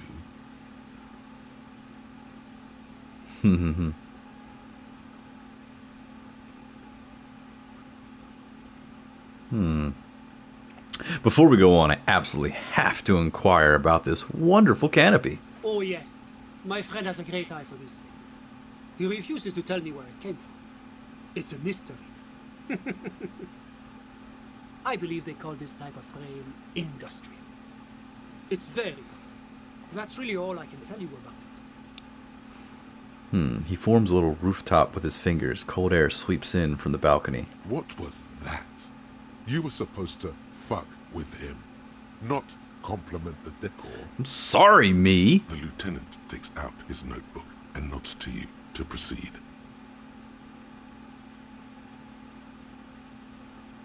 Can you tell me about your friend? Ah, my friend. My friend is a good young man. His family immigrated here from Kedra, and life has not been easy for him. But he understands the importance of education. He has taken his future into his own hands, and that's all that matters. What's Kendra? Kedra is a candidate member of APIS. But between you and me, their potential membership is a more contentious issue. What do you mean? That it's never going to happen. They entered negotiations in 21, and it's been pending ever since. But that doesn't tell me anything about Kedra itself. Is it warm there, cold, something in between? It's warm. It's also known for its mandarin trees and dust storms from Supra Moon. Kedra's an emerging market, but it still has a long way to go. Maybe that's why my friend's menage decided to emigrate. You still haven't told me who he is. Sorry. Who? Your friend, the smoker on the balcony. We were just talking about him. But I told you, officer. He's a bright young man here to pursue his education. Education is the foundation of our future, especially the arts. It is a cornerstone of our civilization. So all you can tell me about him is that he's here to study the arts. He's deeply enmeshed in the study of the fine arts, yes. Which arts? He's a truly free spirit. He likes all the arts. Perhaps graphic design, printmaking, who knows? The world is open wide for a talented youth. You still haven't told me who he is. Sorry. Who? Your friend. But I told you, officer. He's a bright young man. What's his real name? Officer, you have to understand. I can't give you his personal information. I'm sure you have your own methods and databases, right? Please don't put me in this situation. So all you can tell me is that he's here to study the arts. He's deeply Okay, meshed. fine. He's Yeah, a sure. truly free spirit. Okay, how did you two even She likes become us. friends? How did any of us become friends? Bad things happening on the insular. I'm gonna hurt this motherfucker. Oil platforms ablaze in the night. Civil wars lasting for years. Finally, the international community is forced to step in. What are you talking about? No one becomes friends that way. Au contraire, it's how millions of people end up where they are, meeting the people they meet. It's how I came here, and my friend too. I had something else in mind. I'm all ears, officer. What's an official like you doing in The Martinez? coalition is only looking out for the price stability. Inflation is a killer, like a heart disease blocking the normal circulation of the economy. It must be controlled. The economy impacts the entire international community, which is why it requires international oversight. Alright, okay. But what are you doing here in this apartment? Well, I'm renovating it. It is an interesting project. The building used to be a 12-story skyscraper before the cannons took the top 4 stories off. This, of course, happened when the coalition forces landed here. You could say I'm undoing some of the material damage the international community caused when we arrived here. So you're some kind of bureaucrat? Yes, as I said before, I am a commissioner from Sur-la-Clé working for the Institute of Price Stability. This is one of the main projects of the Moral Inter. What is this international community? La Communauté Internationale is what Revacholians colloquially call the coalition. In other words, the nations that stopped the disaster of the revolution. What is the price stability? It is the most important thing. That doesn't tell me anything. It's the central goal of any sound monetary policy. Maintaining the price stability is essential to maintaining high levels of economic activity, which is essential for maintaining high levels of employment, which is essential for maintaining the social stability. I don't like this motherfucker. I don't like him. He's talking in circles. I don't like him. I need to punch him. Basically, it makes sure the price of bread doesn't change. Sure. Précisément. Too much inflation, bread becomes too expensive. Too much deflation, it becomes too cheap for bakers to produce. That's why the Institute of Price Stability works to keep inflation just below 2%. That is fast. No. Below 2% of what? But not too far below. No. Too below is also bad. Below, but close to 2%. You're not answering my questions at all. The coalition believes in the importance of informing the public about the benefits of the price stability. Transparency is one of our principles. Would you like an informational pamphlet? Okay, sure. Give me a leaflet. A sound monetary policy is essential for addressing uncertainty. Stability is the raison d'être of the Moral Inter. It's the reason why I identify as a moralist. Oh my god, why are we talking to this guy? Tell us about the fucking lynching. But oh, I don't have my leaflets on me today. That's too bad. You can always call our information man. Making information available is part of the Moral Intern's commitment to transparency. I've heard about this moral intern before, but I want to know more. It's the International Organization for Moralists, hence Moralist International. The Institute of Price Stability is just one of its many mind babies, as is the coalition. So what? I'm hearing that we're moral intern bitches? Doing one's job doesn't automatically make one anyone's bitch. Besides, there are more nefarious powers to work for than the moral intern. Are you a moralist? But of course. Am I a moralist? Well, do you value freedom? Do you believe in a normal, stable world governed by democratic values? Lieutenant, are you a moralist? Me? You've managed to catch the lieutenant off guard, but only for a moment. He quickly recomposes himself. I'm a lieutenant of the RCM, dedicated to maintaining law and order in Ravachol. Kim, you're starting to piss me off here. A very moralist answer.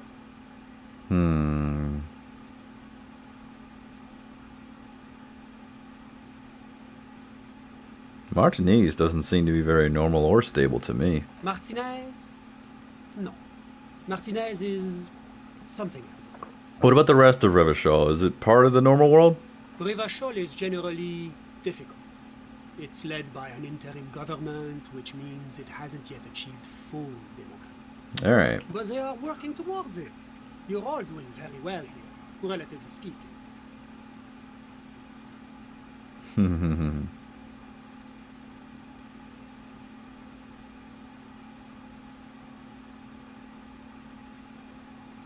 It's like every time I'm talking to people, I'm choosing option D. None of the above. Is that moralism? Is this option D usually the most reasonable answer? It's usually the most boring one. Not boring, my friends. Responsible. Moralism is all about compromise and achieving the achievable. It's pragmatic, realistic, and level-headed. An ideology for doers. Are you a doer, my friend? It looks to me like you are. Now, enough of this delightful political interlude. Was there anything else you wanted to ask? Tell me about Sur le Chef. What's there to say? Sur-la-Clé is a modern, Sur-la-Clé. urbanized country that measures very high on the Human Development and Freedom Index. Mostly, though, it's known as the executive heart of EPIF. Moreover, it is a great sponsor of less emerged countries. Revachol is only one of its many darlings whose progress it supports and cherishes. That's nice of them. Oh, yes. Sur-la-Clé is mega benevolent to its darlings. What is it about this benevolence that makes you break out in sweat and want to run for the hills? Okay. Enough business talk. Let's talk about something else. Whatever you wish, officer. You actually witnessed the lynching? I'm sorry to say I did, officer.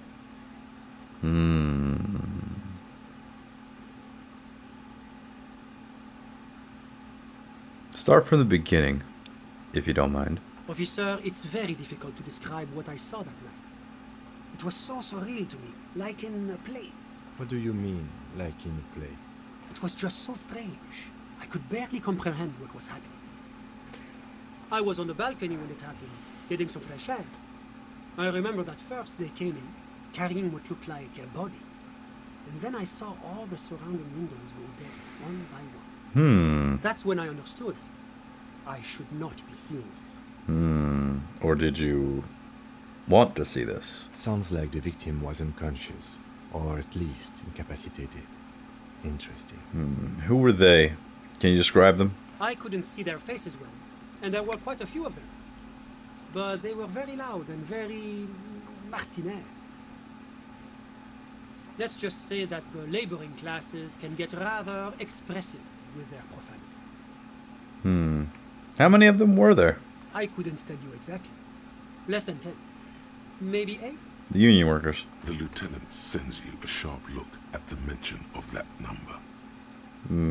Were any of them huge, like 200 kilograms huge? That's a giant you're describing. No, they were all quite human, as far as I could tell. What happened next? I went back inside. Yes, back inside. Keep yourself safe from the killing. Fucking pussy. Were you able to see anything from inside? Officer, the yard was pitch black. There was nothing to see, but I could still hear their voices. They were threatening to kill that poor man.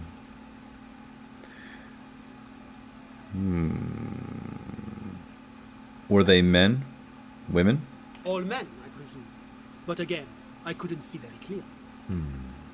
But we are fairly certain the lady driver was present. Are you sure at least one of them wasn't a woman? It's possible, officer, but I cannot say with certainty. It was very dark, you must remember. What happened next? Well, that's the strangest part, officer. Nothing happened. It was oddly quiet for a public lynching. What do you mean nothing happened? They lynched a guy. Eventually, their shouts died down, and that was all. There were no gunshots, no celebratory shouts, no anything. Why didn't you call the RCM? You're right, of course. That is what one is supposed to do in such circumstances. I was simply in shock. I'm afraid I don't have anything else to add. About what time was all this happening, approximately? All I can say is that it was late. You didn't check your watch? My watch? Yes, now I remember. It was 30 minutes past midnight. Give up. So let me get this straight. You didn't actually witness the hanging itself, did you? No, I didn't see the corpse until the following day. Well, that was a waste of time. I'm sorry I couldn't be of more assistance. Can you tell me about your friend again? My friend. What about him? What are you doing in this apartment all by yourself? I'm just enjoying the view. What view? It's dark outside. Listen. A baby is crying in the neighboring apartment. Someone's baby is crying. No, listen. The Insulindian Bay. What about it? This place used to be a luxury accommodation before the revolution. Apartments, of course, were much bigger then. A few walls have been added here and there, leaving some of the tenants without a private bathroom or a kitchen. But the million real view stays. You can't take that away. He knocks on the balcony door, his face mirrored in the darkened glass. I was asking about your friend, though. My friend comes and goes. I'm sure you'll see him around. He's a busy bee. I had something else in mind. I'm all ears, officer. Nah, never mind. Thanks. I got all I need. A moment, officer. Do you have everything you need from me? I'm afraid we won't have the chance to speak again once you leave.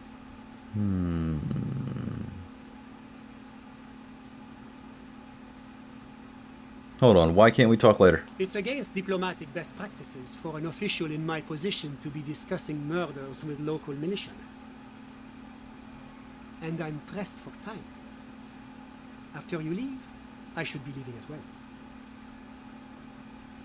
I'm not going anywhere. I just want to look around the apartment. Sure, go ahead. It's a beautiful space. Let me know if you have any further questions. I don't like you. Thank you, autosave. Yes?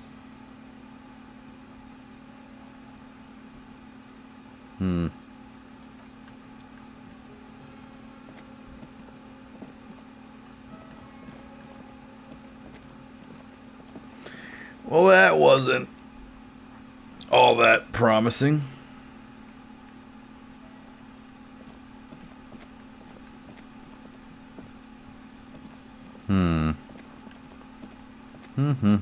Alright, enough tutting. That really sucks. I really thought there would be something more for that.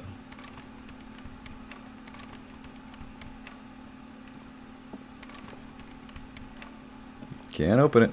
Can't open it.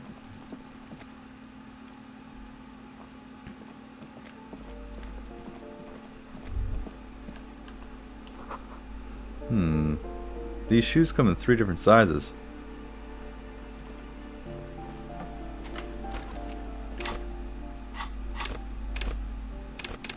Wait, do we have more? Do we have more? No, we don't. Alright, where are my items? Tools.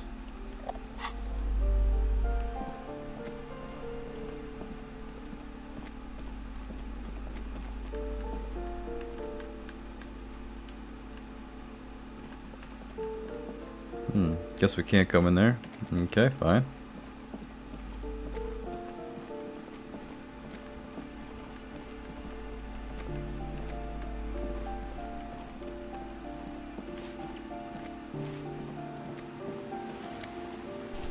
Ooh, book. 16 days of the coolest day. Oh, okay, cool. Found some shit. Thank you, flashlight. Let me ask you a question with light in your face. Give me a moment. Thanks, I'm off. Yeah, I don't want to bother you. You seem like you're alright. I guess. For the time being, you're alright. Until I have a problem with you. Nope. Gotta get the exit. Okay, so we still have the whole other continent to explore. It's also getting late. So we could probably go to bed. Let's see what's going on here. The door is closed again. Nothing to do here anymore. You hear someone inside, walking from room to room. Whoever lives here must be back home. The door is... You can't do anything, though. Can't do anything, though. What are you doing out late at night? Why are you still here? Okay. You never leave. Save. Just an ordinary wall. Nothing to see here. Okay. Can't do shit. I got you. Message received. Loud and clear. Can't do shit.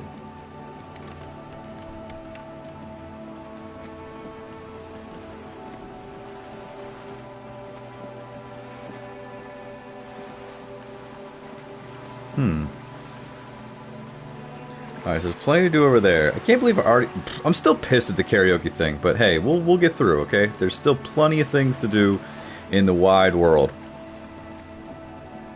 Shit. We gotta call this in. Kim, I need to use your radio. Hold up. Inside, you see a set of steering levers, a radio microphone. This is Precinct 57. How may I assist you? Connect me to Jamrock Public Library. I'm afraid they're closed. It says here that the library is Fuck! open from 9 a.m. to 6 p.m. We should try again during business. Fine. I need to report a dead body on the Martin Nice boardwalk. One moment. You can hear shuffling through papers. Can you please describe the body? Age, sex, cause of death? An unidentified middle-aged man, height 170 to 175 centimeters, dark hair, medium build, looks like he fell through a hole in the boardwalk and hit his head against the metal bench. We suspect he might have been inebriated when he fell. There were bottles all around him, and traces of vomit on his shirt. Any signs of violence? No. Seems like it was an accident. Wait, no, there might be a sequence killer on the loose. There might be a sequence killer on the loose. A sequence killer? Are you suggesting that this might be connected to the case you're working on? No, we are not. There is no evidence to suggest that this man was connected to the lynching, or that we are dealing with a sequence killer. Kim, why are you always trying to fuck with my flow? It looked like a simple accident to me, Alice. No field autopsy necessary. No field autopsy necessary. You can hear her quickly typing in the background. Fuck you, Kim. What about his belongings? Did you examine his clothes? He was wearing boots, trousers, and an old leather jacket with a bright blue lining. I found a library card from his pockets. Any information on the library card? It's from Central Jamrock Public Library. It belongs to someone named Billy Majane. Good. You have a lead. Do you and Lieutenant Kitsuragi want to take the case, or should I assign it to someone else? We're taking the case. I have assigned the case to Lieutenant Kitsuragi. Please follow up on this library lead to identify the man. We'll send someone to take the body to the morgue. Thanks. That's all for now. Thank you for reporting in. Is there anything else I can do for you? I'm done with the radio for now. 57, over and out. In the cabin, you see a set of steering levers. Close the door. Alrighty. Where did my dude go?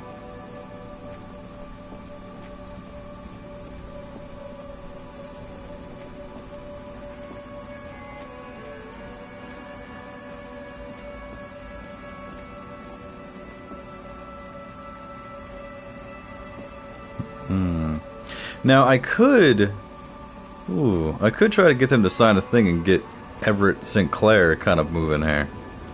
Well, let's talk to you. Loma, you caught me at an opportune moment. The awful weather keeps me away. You can entertain me with your questions. I think I know what's going on with you. And what is that?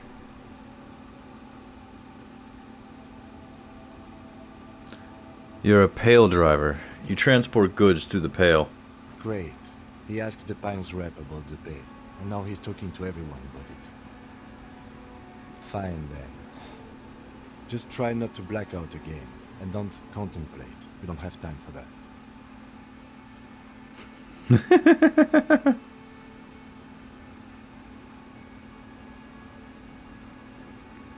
Oh, I'm contemplating, Kim. I'm drawing existential conclusions from this. Exactly what I didn't want you to do. Ma'am, my partner wanted to know if you work in pail transport.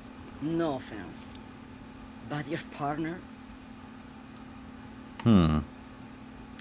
She lights the cigarette. A white and silver cloud of smoke disappears into her mouth. Seems like a bit of an idiot. The air tastes sweet. Republica, a filterless cigarette from Mist.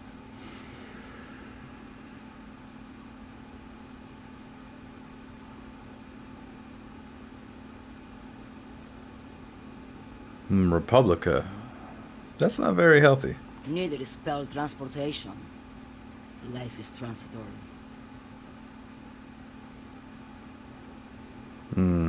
I blacked out after a night of heavy drinking and lost all memory of the world. Like Gabriel Buenguerro in Pergunte a Poeira. You're the opposite of me, then. I remember everything. Even things I never knew. Things you never knew? The smell of liquor on Gabriel's lips after the shoot. In the motor park. The roses on the day of Franco Negro's coronation.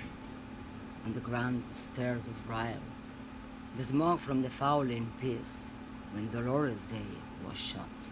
The look on her face, like an orgasm. The wound in her chest. My hand in my father's hand. Except I never had a father. And I never shot her innocent as Dolores Day.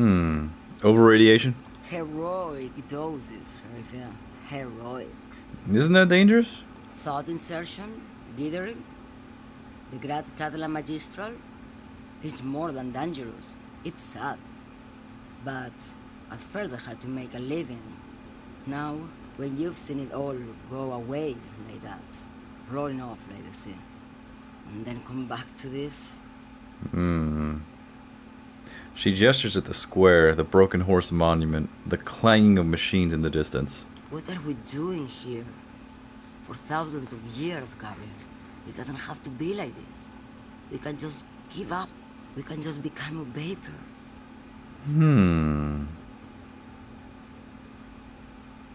What does it look like? The Pale. Like looking into the ocean at night. In the dark. And? You cannot see it, but you know it's there. And it's big, bigger than anything. Bigger than all the other things combined. What does it feel like? Nothing. Until it starts. When you are deep enough. Then, for me, it's like autumn. Dark, gray, and orange. The orange of street lights and the color of streets in electric light. It smells like autumn too. It smells terrible. How do you pass through it? In the belly of an airship, behind the sail windows. So you don't look straight into it. It's not advised to look into it. Not on this lorry, then. No, the same one, a roller. They all are nowadays. Special wheels for connecting to the floor of the hole. She points to the machines clumped up like toys. The wheels all small and round. Multi-axle trailers. One last thing. You said we can just become vapor? Yes.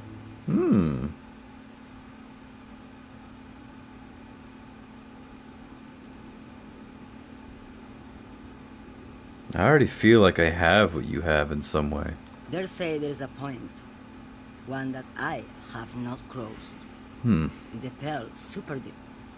If you stray too far, of course, on the U41A, or in Lomonosov's land, where every step you take is one step further from home, no matter the direction.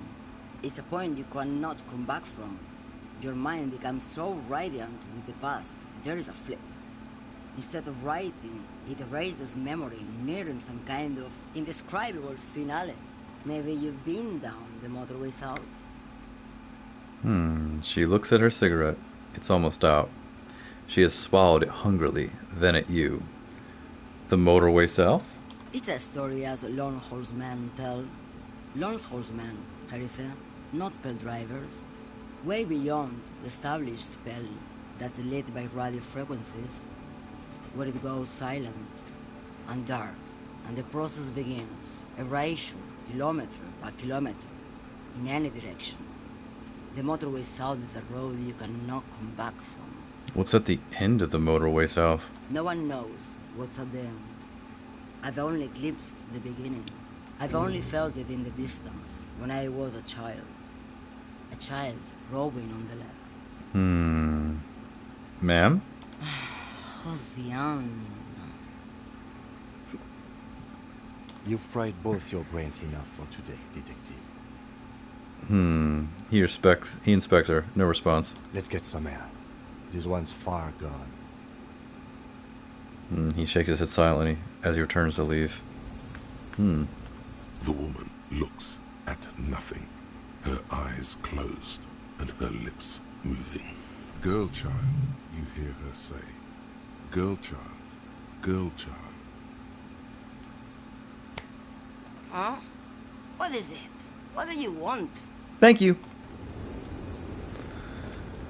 Alrighty. Let's take a quick break. I'm gonna go ahead and take a little tinkle. Too much coffee. I had all this. So there's gonna be frequent breaks. Be right back.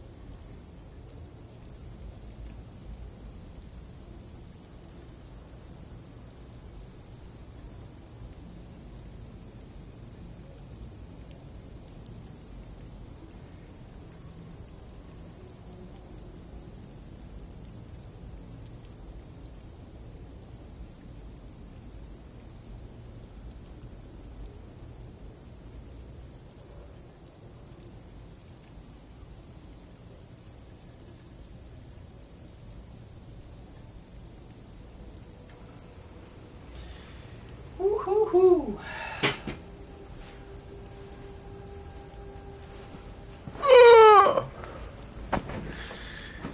Let's take a little break. Do a little ASMR, right?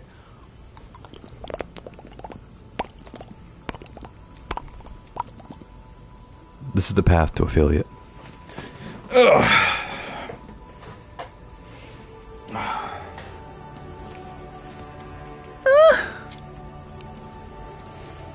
Okay.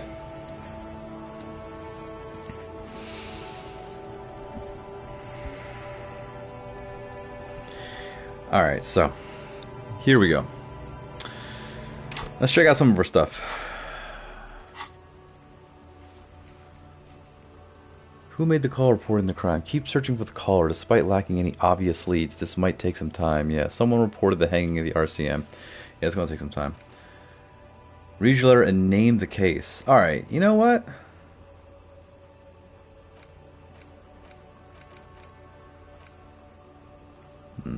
Call General Public Library. Okay, we can't do that until the morning. Missing incident. Okay, there are a lot of stuff. Things. Explore the whirling secret passage. Find a way into the secret passage. Keep searching for the caller. Ask about tattoos. Possible meaning. Okay. Read your ledger and name the case. Okay. So there is some stuff we gotta take care of. Can we unlock? We cannot. Right.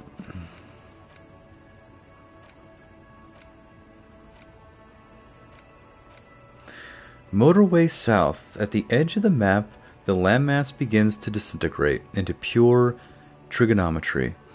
The ocean melts, becoming a tangle of sines and cosines. I hope I said that right. The mountain range turns into a sharp-angled azimuth. Its green range shadow dithers like music turning into a waveform, and then vanishes. This is the end, a half-remembered textbook from your childhood. The porch collapsing on the edge of the Isola. A transition from reality to pale. A single vector shoots out like a rocket. It's the motorway south, splintering off from the known pale. To where? Where does it go? Sounds interesting. However, I need to unlock more thoughts. I have these thoughts. Find speed and sniff it. We need to get some speed. We need to establish authority. The working class woman said you're a bit of a cockatoo. What is that true? Go read up on cockatoos in the bookstore. Maybe you'll discover something new about yourself as well. Huh. Get two signatures. Okay. Alright, there are some things. There's other things too. Yeah, let's do this. Hold on. Interactables. Book 16 Days of Coldest April. The cover features a row of concrete buildings with a monochrome rainbow in the sky. It tells a rather excruciating story about two lovers during a period of ethnic unrest in Yugograd. The book has been filed under psychological realism. In your hands, you hold 16 Days of Coldest April by Yekaterina Dahl. The cover image shows a row of concrete apartments above which span a black and white rainbow. Feels heavy. Indeed, the book is unusually heavy in your hands, as though the cover were lined with lead. How long is this book anyway? You flip through the book. The pages are thinner than you realized, and the type quite small and tightly set. It's nearly 600 pages long. Look at the back cover. The back cover is dominated by a black and white photograph of the author. What does she look like? She can't be much older than her mid-30s in this photograph. And yet, from this cover, the eyes of a sad old woman stare back at you. Let's start reading. In cold, detached prose, the author describes a scene from one of the Yugograd riots in the 20s. Youths overturned motor carriages and set trash cans ablaze, while heavily armored guardsmen dash in and disperse them in a flurry of baton blows. As ethnic tensions run wild, a pair of young lovers meet each other on the street. Somehow, in the middle of all the chaos, they manage to lock arms and look into each other's eyes. What happens next? It would physically hurt you to keep reading. Are you sure? I have no other choice. Continue. Fuck it. Do it. It can't be worse than what you've already felt. Read 10 more pages. They go through a brief and somewhat awkward love affair. At the end, they betray each other and succumb to the absurdity of Gradian life. The man becomes a lens grinder, completely abandoning his former existence. He toils through the daily drudgery at the Lenka Polyfabricate.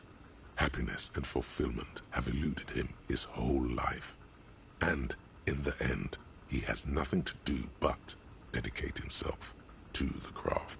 And the woman? She spends the next several decades standing at a conveyor in a Sosnovo fish processing plant. The smell of fish guts slowly seeps into her hair and skin, as every single one of her dreams dies, one by one. The memory of their short time spent together tortures the former lovers ceaselessly until the end of their days. Years pass in solitude, their bodies growing ever more decrepit. Why can't I put this book away? As life leaves their remains between the soil sheets, their final thoughts are filled with regret. Good stuff. I fucking loved this. Put the book away. Oh my god, what was the point of that? Wait a minute. You stare at them in Start cold reading. as ethnic tent What make it happens physically. next? Fuck it. Do it. It can't be worse than what you've already... You've made the right life choices today, sir. Oh, okay, got some experience. Fuck it. That hurt my morale. Alright.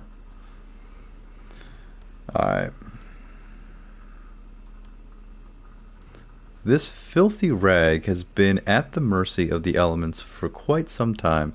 It's streaked with seagull shit and abnormally stiff from God knows what natural processes. You can't even tell what brand it is. As you hold it in your hands, it makes an uncomfortable crunching sound.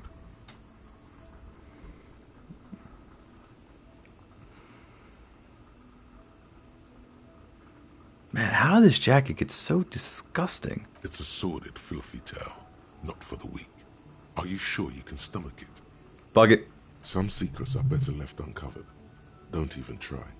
Seriously. No, let's think about it. It occurs to you that you're not even holding the jacket itself, but rather the thick crust of jetsam and seagull shit that ensconces it. It's fine. You're never truly holding an object. It smells like a dead sea creature, tangled in grey strands of seaweed. It must have spent quite some time in the water before the tide deposited it ashore. Okay, but what's the crust made of? Somehow, it was carried or dragged to the boardwalk. If not by human hands, then perhaps the feral dogs that prowl the beaches at night. The faint impressions of many footprints are also present, though it's impossible to tell what kind or how many. Suffice to say, the jacket spent some time on the ground before someone draped it over the railing. Okay. What happened when someone put it on the railing? The crust is hard. This jacket spent at least a day baking in the sun. Who knows what happened to it then? Somewhere, high above the city, a pair of seagulls trace loops through the air. They're planning on shitting on the jacket again. They are like the bombardiers of the aerostatic brigades, gliding above a target-rich environment. All of a sudden, the bomb bay doors open, and their white glittering payload rushes to the ground. Splat, an explosion of white on a man's shoe.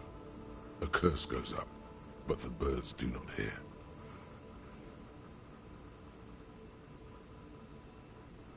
Why did I just spend all this time thinking about seagull shit? It's too late. You've already thought about it, and now your hands are covered in muck. Maybe if I wipe my hands on my pants? What? No. Then it'll just be on your pants. This is a disaster. You'll never get the smell out. Man, fuck that jacket. Alright.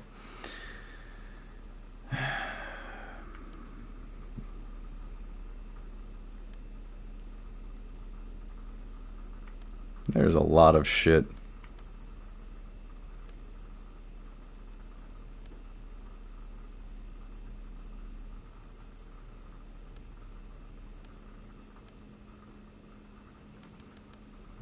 Alright, we'll read this one. A small green book giving off a peculiar foreboding impression. Although it's hard to figure out why, it describes various ways of healing debilitating ailments through the use of the pail, some of which sound implausible at best. Medicinal purposes of the pail. The cover of this heavy tome features a number of esoteric symbols. Open the book. Flipping through the book, you find a number of sections on the general benefits of the pail. A large pharmacopoeia makes up nearly half of the book. What's a pharmacopoeia? You come across the following explanation. While modern pharmacopoeia are continually updated by so-called experts based on the results of clinical trials, readers will find assembled here the timeless wisdom relied upon by generations of traditional Seolite medicine practitioners, Mesk mystics, and Ilmaran folk doctors. It seems to contain descriptions of the medicinal properties of various ingredients that may be gathered from the pail, as well as instructions for producing a variety of herbal remedies.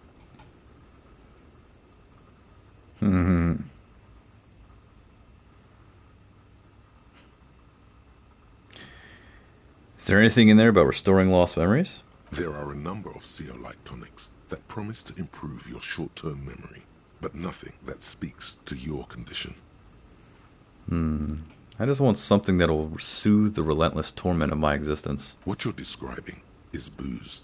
You don't need any herbs for that. Anything about curing an apocalyptic hangover? There's nothing in here that speaks to hangovers directly. However, while browsing through the various descriptions, you become convinced that you could assemble something from the ingredients listed here. Want to give it a shot? Alright, book. Let's see what you got. First, you need to choose a base ingredient. A sprig of fresh mint. Next, you'll need to combine the base ingredient with an appropriate vehicle.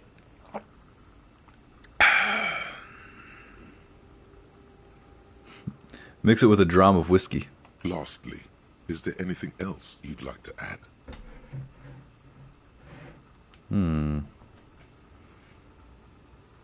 A few pomegranate seeds. The tincture you've invented sounds intriguing, but its medicinal value is suspect, to say the least. Safe to say it won't cure your hangover. Fuck. Whoever wrote this never heard of the hair of the dog. Fuck this book. See if there's a bar open that'll still serve you. Thank you. Would you like to try again? Yes, let's try again. Very well. First, choose a base ingredient. Next, you'll need to combine the... Lastly, is there anything else? You've created a julep of mint. It won't help your hangover, but it does seem like it would be refreshing on a warm summer's day. Not bad. The cool damp of the city has penetrated to your very marrow. Summer is a long way away. I know, right? If only you could find one of these right now and drink the shit out of it. The book said it's good for you, so it would be okay. Alright. Would you like to try again? Yeah, let's try again. Well. First, choose a base ingredient. Hold on. Mint. You'll need to combine the base ingredient. Mash into a paste. Lastly, is there anything else? There's some ginseng root. Created a julep of mint. The cool, if only would you like to... Very well. Next, do this a couple times to see what's going on. The base ingredient with an appropriate... Aloe vera. Is there anything else? Pomegranate. Okay. Cool, if only would you like to try... Yes. Well. Ginger root. You need whiskey.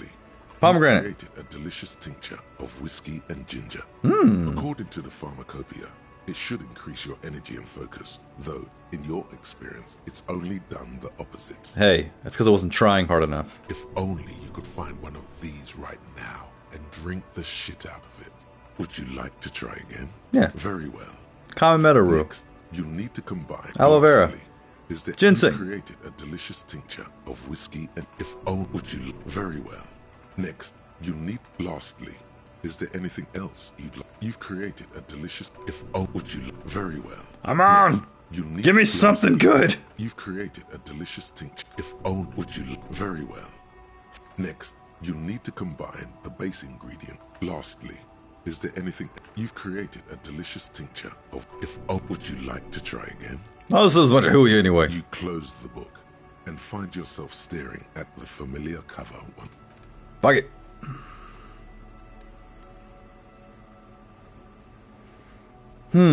A textbook for the first grade in primary school. On the cover, a humanoid teddy bear is pushing a wheelbarrow full of letters. He's not doing a good job. The letter S is dangerously dangling from the cart, while E fell off a long time ago. Children should pay more attention.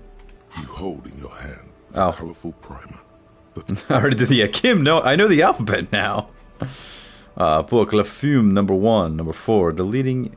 Should we put the leopard bodysuit on? Really, I really think.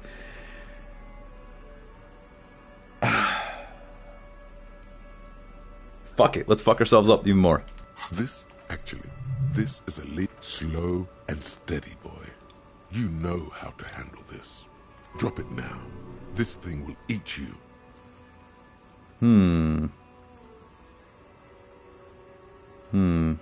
Wait, am I in danger? Can't you feel the hairs on your arm and on the back of your neck standing up? Shut up, Fear. Your heart rate races through the roof. Your pupils are the size of marbles. This is irreversible peril. Yeah, but why does it taste so sweet? Let's feel the material between our fingers. Despite the time it's spent in the water, the garment itself is surprisingly silky. The leopard spots are slightly textured. The garment label says it's composed of 85% polyamide and 15% elastane. Where did it come from? The wind blows through rocks and reeds.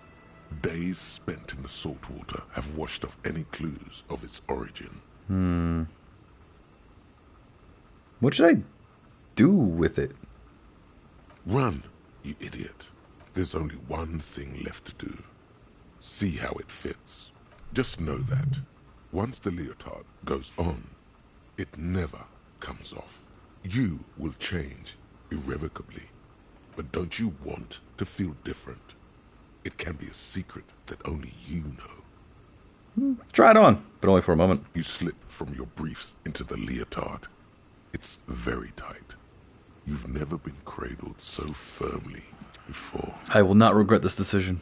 Putting on the garment feels like stepping into a warm summer lake. The silky warmth engulfs you. That's right. Something else is in charge now. Yes, this is the type of animal I want to be. Your fingers run down your pectoral muscles, your abdominals, your hips. It's impossible to tell where you end and the leopard begins. That's right. The dried sea salt chafes against you. Extra points, I got dressed in front of Kim. Again, once the leopard comes on, it's never, ever coming off. Leave it on forever. It's wearing you now. That's fine.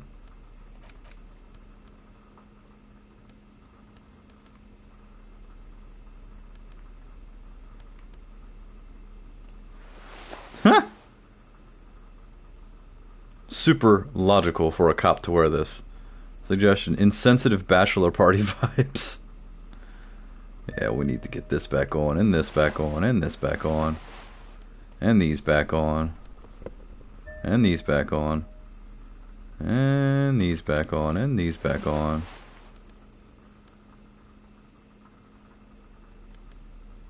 Huh. Why do I lose? Don't cry. Empathy. Logic. I got shivers, physical instrument, but I lose authority. Electrochemistry. What did I have on before? Inland Empire, yeah. Vivid imagination. Visual calculus. Empathy, logic.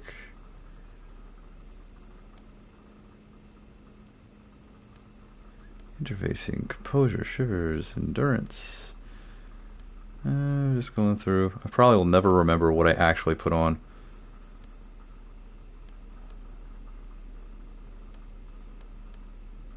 This is fine. So, I need my suggestion. Need to be able to have suggestions.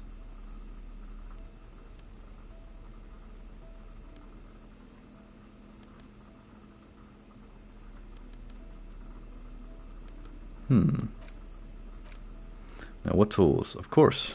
I got my tools. Got my bag. And I'm going to also need some other things. I'm going to need my crowbar, of course. Yeah, we got to do this. Interact with this. It's the ledger you found in the trash. A cabbage of papers hanging from the board, with the permeables drawer inside. It's barely held together by a clip, then made complete by the faint smell of urinal cleaner. Oh, and the cool piece of toilet paper is stuck to the back. Got a quick save. Despair creeps into you. What? On your weakness. Whatever noble intentions you once had as a police officer, it's eaten them all up now. Where the fuck did I lose all my fucking morale? I wish I was fucking dead. Fuck you, fuck you. He watches you melt down stoically. From nothing you can say would make you feel any better. Cop gives up the... Fuck you. Oh my god, fuck you. I was just about to quick save too. Jesus Christ. Alright, I quick saved over here. Okay, this is before I went through my whole fucking inventory. God damn it. Alright. Oh, that sucks so much. I have all that morale. What the fuck? How'd that happen? Alright. Interactions. In your hand, you flip through the book. The back, she can't be much older. In cold as ethnic. What happens next? Okay, yeah, read 10 more pages. She spent the memory of their short time spent together. Why can't I put this book away? Okay. I fuck it in cold as ethnic. It would fist fuck it. Do it. You've made the right life choice. Okay, fine, whatever. I don't care. This. As you hold it in your hands, I think it's so disgusting. Think about it. It smells like a dead. What's the crust made of? Impressions of many footprints are also present. The crust, some, they are all of us splat. An explosion of white on a man's shoe. It's too late. You've already thought about it. Now you're just flicking that shit everywhere. cool. So I damaged my morale twice because of these two things. Fuck. Alright. I gotta fix my shit, because this is stupid. This is stupid! That's how I fucked my morale up. Okay, hold on. And I know I did it in real time. Ugh! I gotta fix this. Gotta fix it! Game face on. First off, okay, yeah, wow, I wasted so much time passed.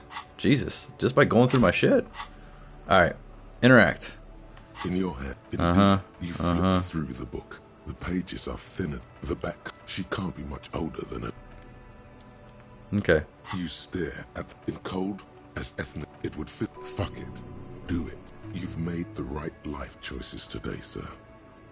Let's just put it away, yeah. I'm not gonna damage my morale for that shit.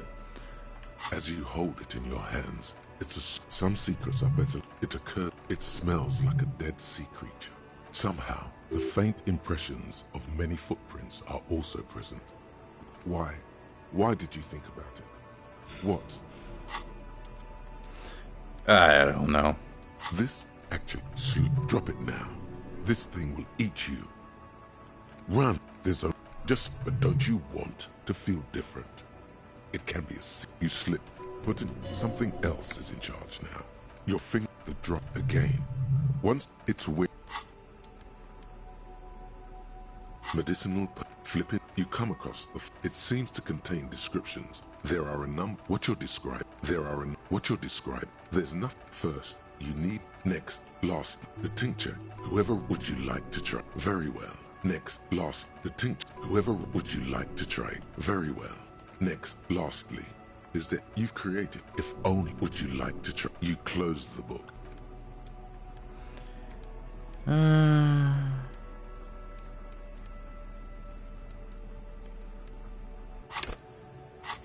Whew.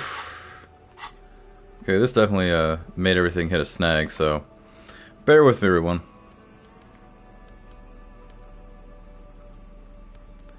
Yeah, bear with me on this. Can't believe I did all this.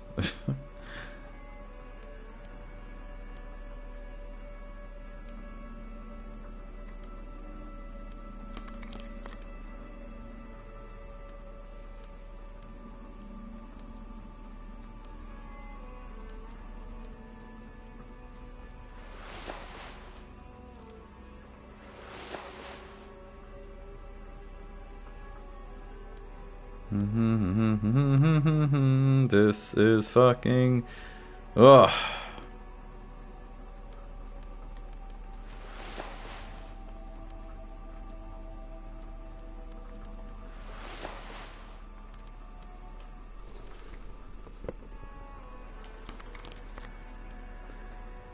Interfacing...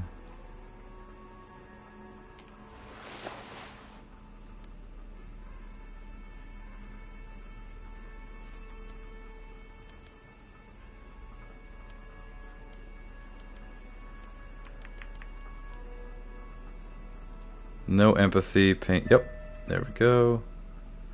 Alright, and then items. No, tools. We need this, and we need this for now. Alright. Quick save. Okay, I am going to go into my ledger. That ledger is like just horrible for me.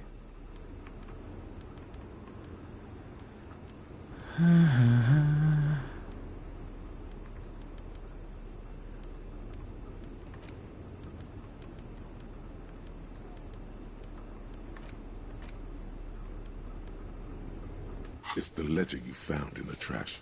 Oh, and the cool piece of toilet paper is stuck to the back. Slide the hidden drawer open. Without resistance or sound, the two panels move against each other. The compartment is now open. Inside, you see 2 ticket stubs and a handmade postcard. Fucking kill yourself, you asshole. The words just crossed your mind somehow. Who are they for? Who do you think? You. Close the Premier's apartment. It's slightly, ever so slightly, difficult to breathe once you've done so. The drawer is locked. Blue ink drips from the white pages in your hand. Your hand shakes. You're flushed with adrenaline. Browse the yellow papers. In the back, you see thin, translucent copy of paper. Some neon yellow, some bright red, all covered in boxes, like marching armies. These look like official forms, waiting to be filled out. What types of forms are there? 3. The topmost are misconduct fines. The middle ones are station calls. And the bottommost are field autopsy forms. Each is easy enough to make sense of. Misconduct fine. A monetary penalization ranging from 20 to 250 real. Severe cases allow for 1,000 real, but that requires special paperwork. The details of issuing these fines are spread out over the rest of the fields. Station call. These are quite sinister in turn. They give a date and time for the person to appear at the specified precinct police station. Below the call are the criminal charges you risk by not appearing. All in a print so small it could be considered downright cute. Cute. Field autopsy. A dozen pages of thin copy paper, bright red in color. You see the parameters of a deceased human form waiting to be filled in. Age, sex, condition of internal organs, color of the irises, predation marks, condition of sexual organs. Enough of these. Yes, all that remains now is to fill those forms and hand them to people. Fines for wrongdoers, interview requests for bad guys, and field autopsies to dead guys. The rest of the stinking cellulose is much worse for wear.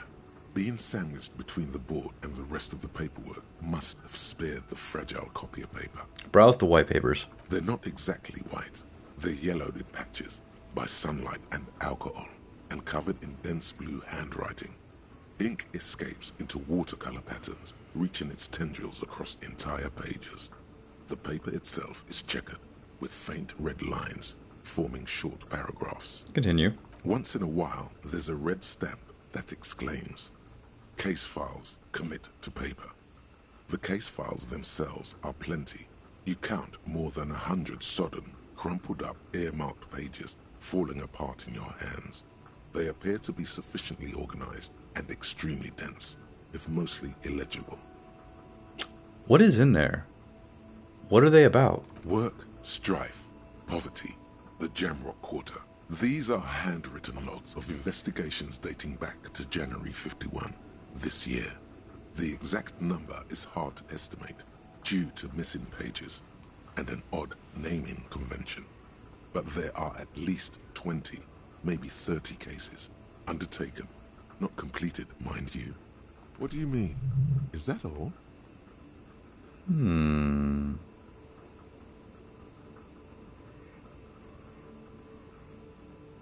There was mention of a naming convention here. Yes, it appears you employ a, shall we say, robust yet literary system. Each investigation has its case number written on the margins.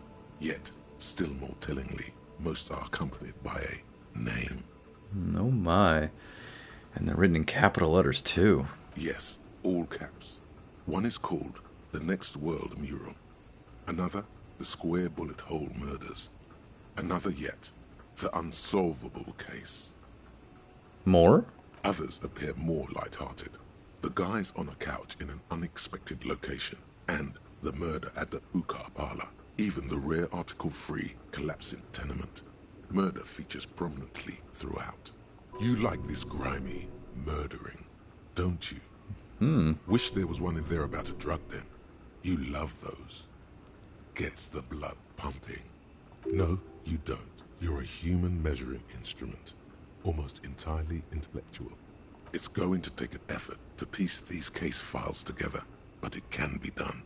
Once you're done inspecting them up close. That's it? The notebook is annual. It says 51 on what remains of its cover. A molten strap of cardboard. Everything prior to this must have belonged to a previous volume. In short, there was more. Judging by the creases on your forehead and the lines on your cheeks, too much more. Going back years, decades even. Kim, my cases appear to employ some kind of naming convention. You mean the alphanumeric? Officer, precinct, time of arrival at the scene? No. I mean a non-numeric one. With titles. Oh, you mean the titular? Yes, well, so do I. In our defense, almost everyone in the RCM does. Why is that? It's a holdover from the early days of the RCM. Right after the revolution, when the organization had little idea how to do things. It persists in an unofficial capacity. Officers use these titles to refer to their work among themselves. It seemed to have named a case the Square Bullet Hole Murders. Again, in your defense, I seem to have named one the man with the hole in his head. That was a real person. His death was real. Still, I named it that, to amuse myself. I pray his loved ones never find out. What happened to him? Rail spiked through the head. He died. It was a workplace accident. I have to open an official case. Is there room? There is, for precisely one more. 15 pages near the end remain untouched by the damage. The checkered grid forms a structure of passages, breaking the case into subtasks to accomplish. Commit to paper. The ledger only comes with an old, worn-down lead pencil.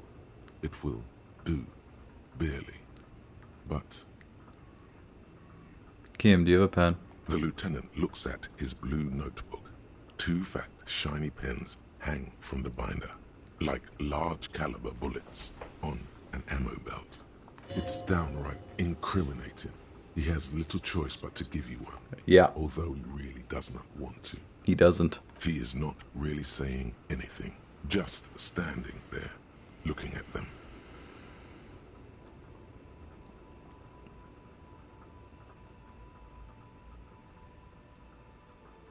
Can I have one? Know that I give this to you with resentment. With this beauty, I commit to paper. The tasks you've completed flow out of the blue oblong pen in a brash freehand uncannily similar to the rest of the letters. The wording comes easily. It's almost robotically simple. A language developed for mental rigor and simplicity. Inspect the victim's body. Get the body down. Interview the cafeteria manager. Cross out the ones you've already finished. A satisfying slash sounds across the paper. You're done, it seems to say. And you, and you. And a fuck you to you too. That last one cuts a slash right through the paper. You're a swashbuckler with that pen, Harry. And it feels good. Good. Feels like completion. Things to be done and things already done. The composition of reality. This is an extremely useful tool for a detective of the Citizens Militia. Now all that remains is to name the case. Lieutenant, have you by chance named our case? No, actually. Any ideas?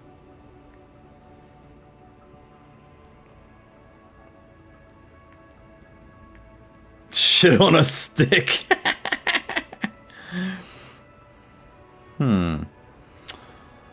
I would love to do it. Shit on a stick. Kim is just gonna fucking keep hating me. I should stay consistent with it, but the hanged man, so basic. The Furies are at home in the mirror. Poetic. The setting sun. Tequila sunrise. Shit on a stick. I'm gonna be deep. The setting sun. Okay. It's a good name, but it has one problem. This case has nothing to do with the setting sun. At all. It has nothing to do with that, so... something more concrete, perhaps? Shit on a stick. stick. Concrete. Mundane. Usual. Shit on a stick. Yes. I have to tell you, officer, I don't appreciate ironic titles. Other officers will have Why are to you even use gonna it as ask me? reference. If it's idiot or cockfinger, they're not going to get it. They're going to think an idiot and a cockfinger were on this case. So, do you have something less funny? The Furies are at home in the mirror. Furies? Yes, well, I don't know. I have to be honest, I'm not experiencing the internal strife. Why are you even asking me to name this if you have a problem with every one of my names that I come up with? Could you make it less poetic somehow? Just a normal case name, you know? The Hanged Man. Great. That's great. That's actually what I was thinking too. The Hanged Man. Good, strong name. We have a very good name for the case now. Kim, I think you're fucking with me. I really think you're fucking with me now. I have no memory, and it's like you're picking on a retard. Come on, man. I'm always on drugs. I'm always drinking. I have no memory, and you're like, good. That's really good. I bet Kim's the murderer. Fuck you, Kim. I'm going to start calling it the Hanged Man. It's good we sorted this out. I'm done inspecting these. You don't exactly close them so much as distance yourself from the smelly papers. They're a little further from your nose now. Let's put the ledger away.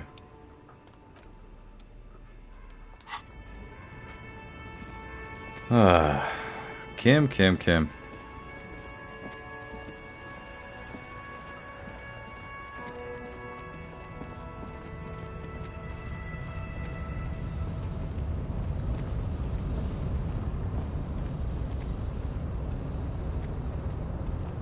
You know what? No, I'm not going up there. Kim.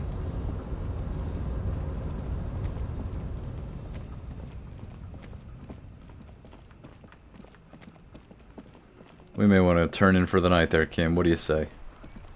Get some rest.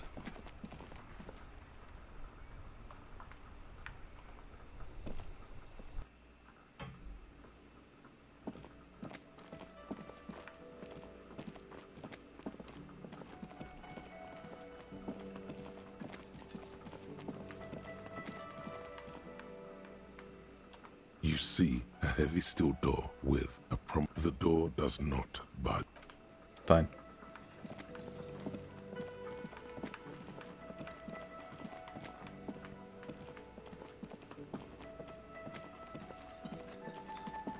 What are you still doing awake? Hey, was there something you needed? Well. Bringing in that new bird sure made a difference in his attitude.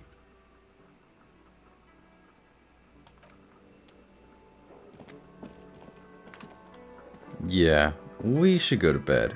And I'm gonna take a quick break in a second. The door is closed. I gotta be able to punch that door.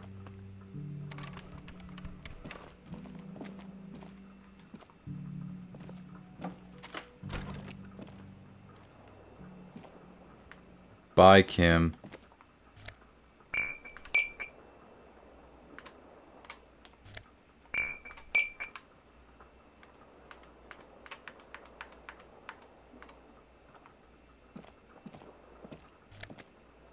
I gotta clean up my room. There's a lot of wine bottles. Yeah, I fucked up. The window stands broken in its frame. The morning light hurts your eyes. It's hazy. Morning? It's not morning. Maybe I'm in morning.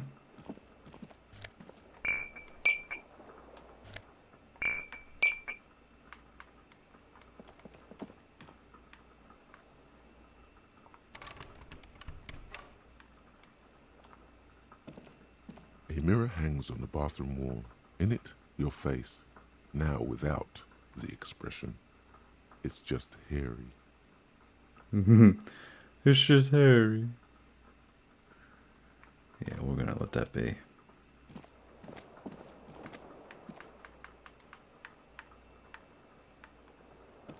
We should get some sleep. The bed is still cold from the broken window, and not too inviting, but it's yours. Let's go to sleep. It's not easy, but your bones are so tired from what feel like weeks of work on the case. You have to try. After what feels like hours, you feel you might be sleeping. It has been weeks because this game is a lot longer than I thought it was. Not complaining, but I still feel like I'm nowhere near the end. Let's go to sleep. Thoughts, baby. Ooh. A million little lights in the dark. You're one fine instrument, brother. All those faces and all those names. All that laughter and screaming and scheming around. Every corner and every street. Recorded in you forever on Faraday. Spinning in eternity. On and on it goes for untold hours. At the disco where you first asked her to dance. Rising, rising above the dark curvature, the great wingspan of sleep, studded with stars. Behold, there are millions of them down there. The first time, the last time, the smoke in her mouth, the plotted flowers, the faces turning, changing. What is it?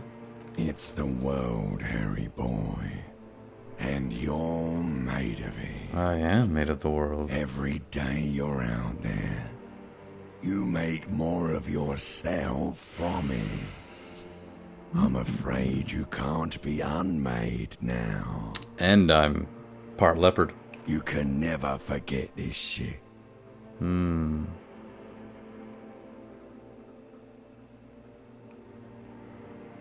The rain, the snow, I don't want to. It's beautiful. Beautiful.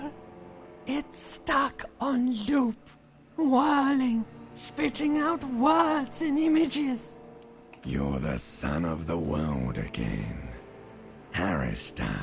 A ceaseless agent. Son of the world, man. That's pretty good. And old newspapers. Collecting your little bubblegum wrappers and idiotic picture postcards. Yeah. Meaningless keepsakes. Reading your awful letters and recalling things, aren't you? The endless names of the world. An address book you are. The map of a city. That's right. I am an agent of the world. But what if I want to be the agent of nothing?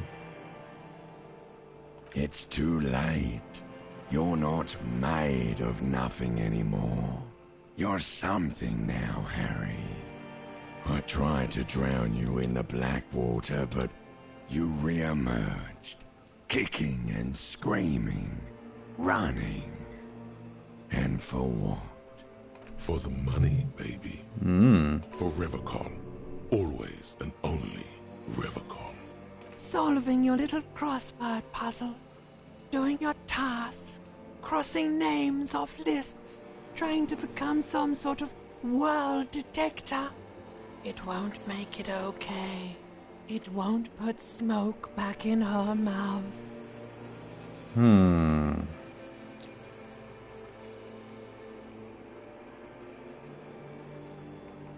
I'm just looking for my economic self-interest. There he goes again. He's a real political animal, our Harry. He still doesn't see that it's the world changing around him. He's got no idea what he's in for. Why? 'Cause only love can break your heart. That is true. Feel the pillow under your cheek. Beep, beep, beep. The alarm is ringing, Harry. The disco circus goes on and on. You barely slept 3 hours last night. You can do it. It's nothing. Do it for the city. Go. Fuck you, Volition. Do it for the wind. Fine. I'm opening my eyes.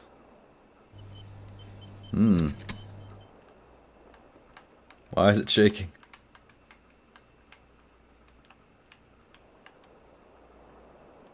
The hell's wrong with me? Oh my god, I'm glitched the fuck out. Don't go to sleep. What the hell's wrong with Harry?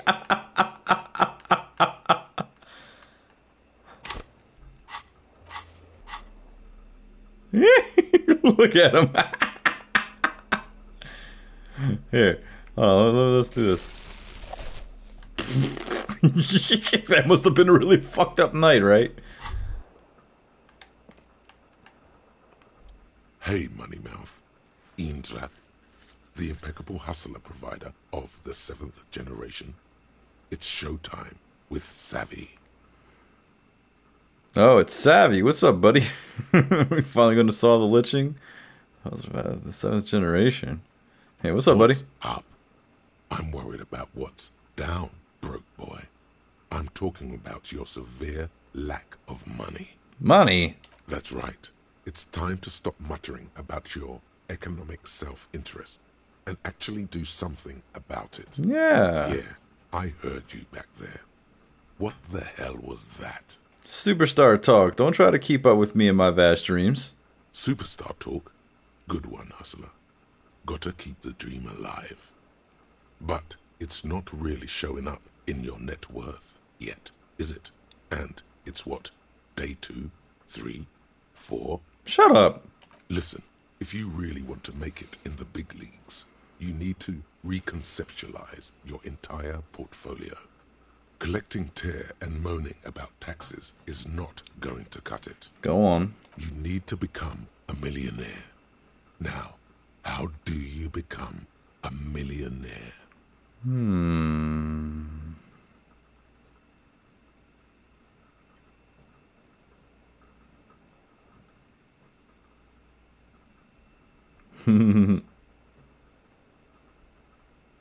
I assume begging rich ladies on boats is not the correct answer.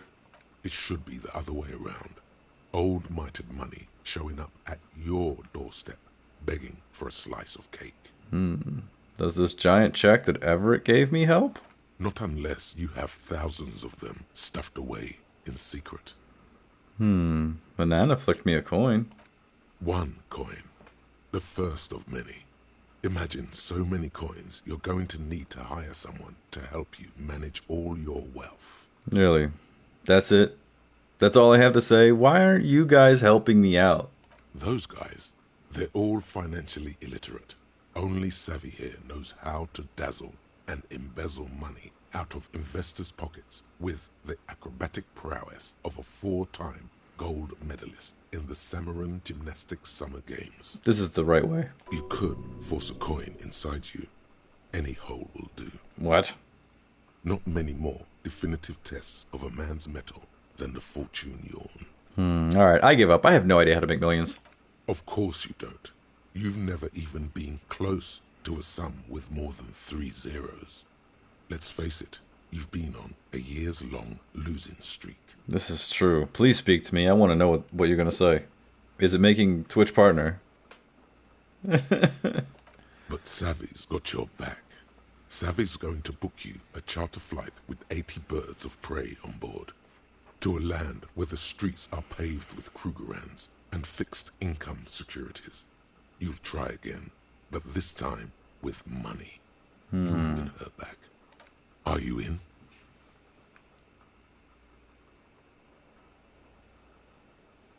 I've hustled. I've grinded.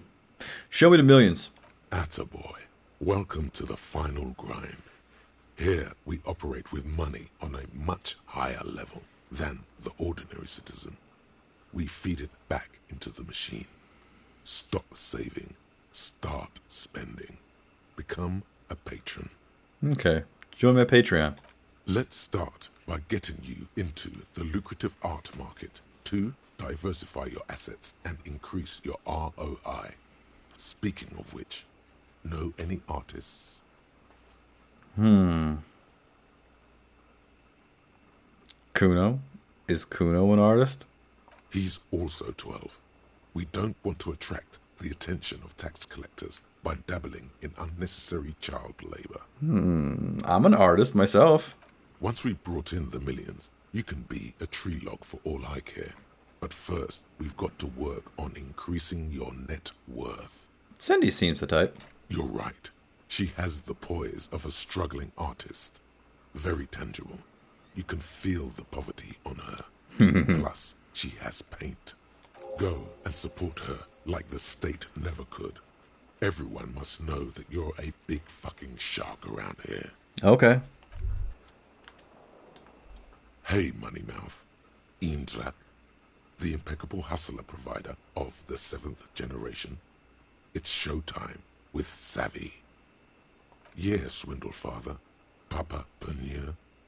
Look, this is serious. No. I think it is. I think the game is glitched. It's time to make money. Lots of it. No, you don't. You just keep muttering about your economic self-interest and not doing anything about it. Yeah, I heard you back there. What the hell was that? Oh, it can. But first, you need... Listen, if you need to become a millionaire. Oh, but Sad, are you in? Atable. Let's start by getting you your right. Go. Alright, I'm going to quick save. And then I'm going to load my game because Harry's all fucked up.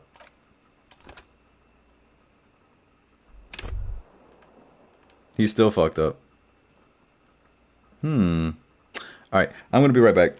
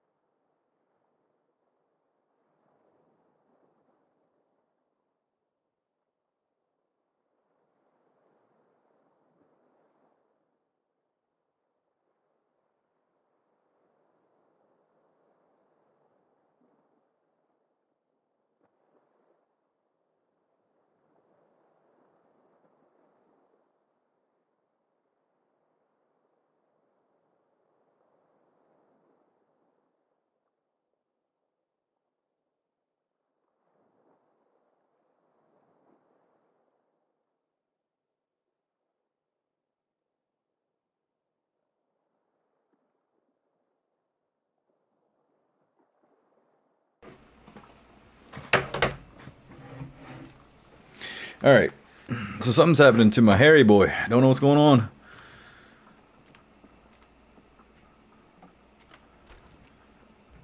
I mean, it's kind of hilarious. Hey, Moneymouth. Indrak, the impeccable hustler provider of the 7th generation. It's what? No, that's right. It's time to stop muttering about your economic self-interest and actually do something about it. Listen, you need to become a millionaire. Okay, this is weird. Are you in?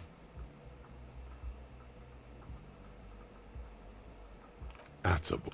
Let's start by getting you your go. Alright, so I'm just haunted by this thought now. This is weird.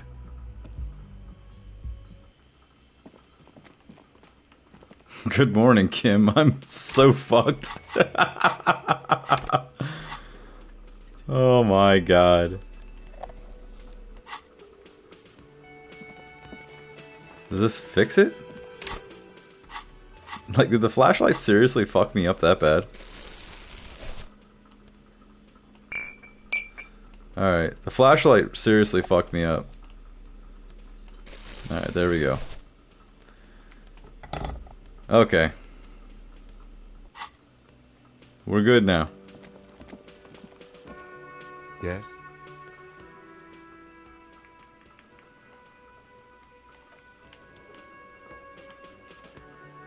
Hey, was there something you need got the 20 real? Then why are you wasting my time? Goodbye. Don't want to talk to you. Hello, officer. I think I... Nope, we're good there. Who are you? Hi, gendarme. Another rendezvous. Ah! There he is again, the smoker on the balcony, right here in the whirling rags. Hi! Hi. So what brings you here? He's so different. What is it about the way he carries himself? Oh, come on! He's a sports guy. All about that physical prowess and athletic skill. Nothing else here. God damn it. I had 80%. Jesus Christ. I met your Sunday friend. You did? And how did you like him?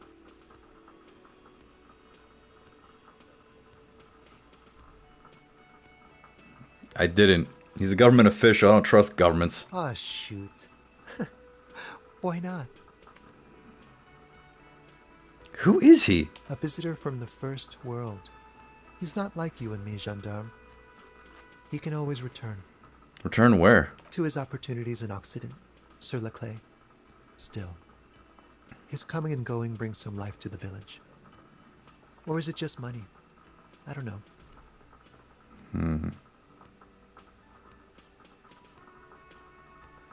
I don't want to talk about other people. I want to talk about you. What about me, gendarme? Tell me again about that muscular type who came to investigate the crime. Oh yes, let's see. He knocked on my door a few days after the lynching. I think he was going through the entire building, asking questions. Besides muscular, did he have any other identifying traits? Oh, let me think. He had an accent. He sounded like one of those mercenaries. He sounded vaguely Oranese. No, not vaguely, scratch that. He sounded definitely Oranese. What did he look like? Muscular, handsome, strong, like one of those military types. Was he alone? Yes, but he was speaking to someone on his earpiece. His earpiece? Yes, you know those tiny speaker microphones that fancy security guards sometimes wear. What was he saying? Just reporting back whatever I was telling him. What did you tell him? Nothing. That I didn't see anything. And he believed you? Why shouldn't he? Did you tell him about your friend? What friend? Your Sunday friend, the witness. No, I don't think it came up. Thanks for the information. Sure. Anything else on your mind? What are you doing here? Admiring the atmosphere. What about you, officer? I'm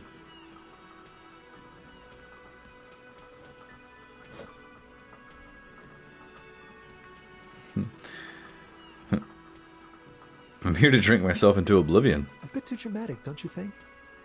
If you really must do it, then I'd go with something else. Some other substance. But then again, you're a cop. It definitely fits the genre. That's true. I fit the genre. We all do. Molded by fiction like we're characters in some bad novella. Human psychology is definitely lazy, don't you think? Bye-bye, gendarme. Fine.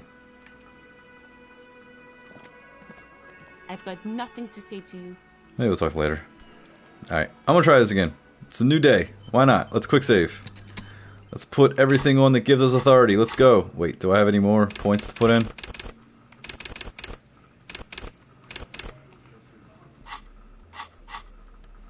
Where are all my authority clothes? I need authority clothes.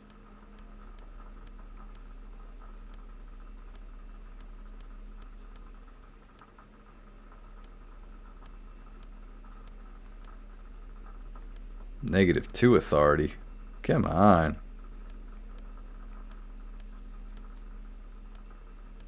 I got nothing to give me more authority. What is this? Ah, blue pen. Okay, cool. Yeah. Nothing gives me more authority. Okay. Let's try it. It's you again. What is it? He acknowledges you gruffly.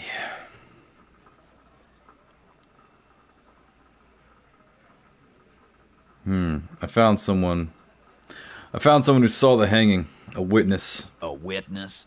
You ain't got shit. The locals would never come to you with this. That's just contactee status. Next, he's gonna tell you one of us already rolled on the others, and he's in witness protection. My witness isn't a local. Well, let's hear it then. Who is your mystery fella? He's not alarmed by the sudden appearance of a witness, but he is surprised. Who he is irrelevant. It's like you said, Al. Copper's coming up with this on the spot. There is no witness. I've seen this shit. I'm not going to give him his identity. Nah, it's bullshit. They'll go kill him or something. They are desperate. Tell us, Copper, what wacky claims did he make?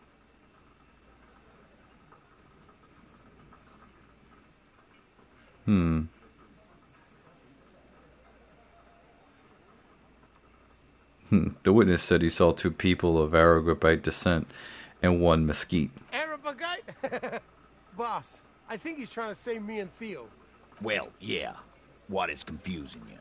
Eugene, Theo, and Elaine were there too. I already told you. We were all there. The witness says it looked like a surreal play. That means absolutely nothing to me. Sounds like some made-up horse shit. It does sound like made-up horse shit. It means the whole scene was long and drawn out, like it was from a film. What is this fella's problem? Sorry we didn't make it more action-packed. It wasn't the first thing on our minds, you see? Shanky. It's Shanky, right? I thought there's something wrong about the lynching story. Now I know there was. You don't know shit. I know you are lying, Shanky. You didn't break this wagon fort, but you did manage to rattle the people inside a bit. The witness said the hanging went down very quietly. No shouting, no commotion. It's you assholes that feel the need to go around like a fucking brass band. Fuck you. The Hardy Boys are dead silent. Yeah. It's like they put cowbells on you before they send you to the streets. What's with the cowbells, policeman? Damn, they wormed their way out of it, somehow. Try something else if you can. The witness said the end is here, the great undoing. We will all be vapor. Vapor, huh?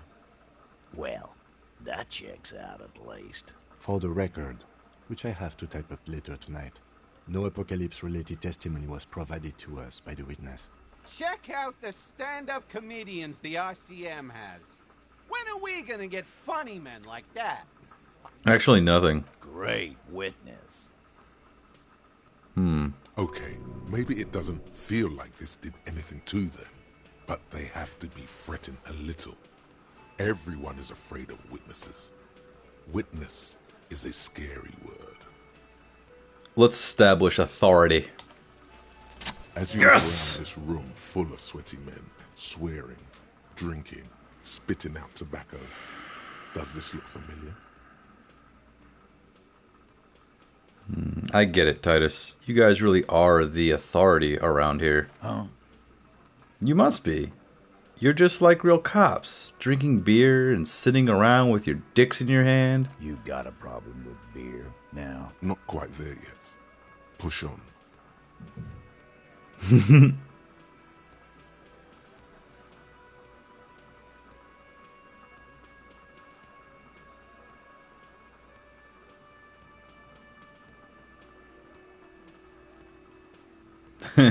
All of these are kind of good. Let's see. I have a beer problem, but not a problem with beer. I also have no idea how to do my job, like you. No, I got drunk. So drunk I drove my car into the sea. I don't give a shit either, just like you guys. No, I'm also a big fan of beer. And jerking off instead of helping people.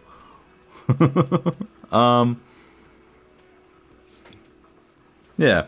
I have a beer problem. Okay, let's go there. Speak for yourself, buddy. I've been running this outfit for 10 years now. You should have seen Martinez before it started. It was like jam rock now. They didn't see shit, man. Kids getting shot. We had 3 shootings a week. Fucking graffito everywhere. You cops haven't shown up since the 30s. Congratulations on the graffiti removal. All I see is you sitting around talking about Monica's titties while there's a rape victim. So what? What do you want from me? We took care of that fuck. Picks the beer back up. Don't let him drink that. One more push. Quick. Yeah. Just don't antagonize him. You have this already.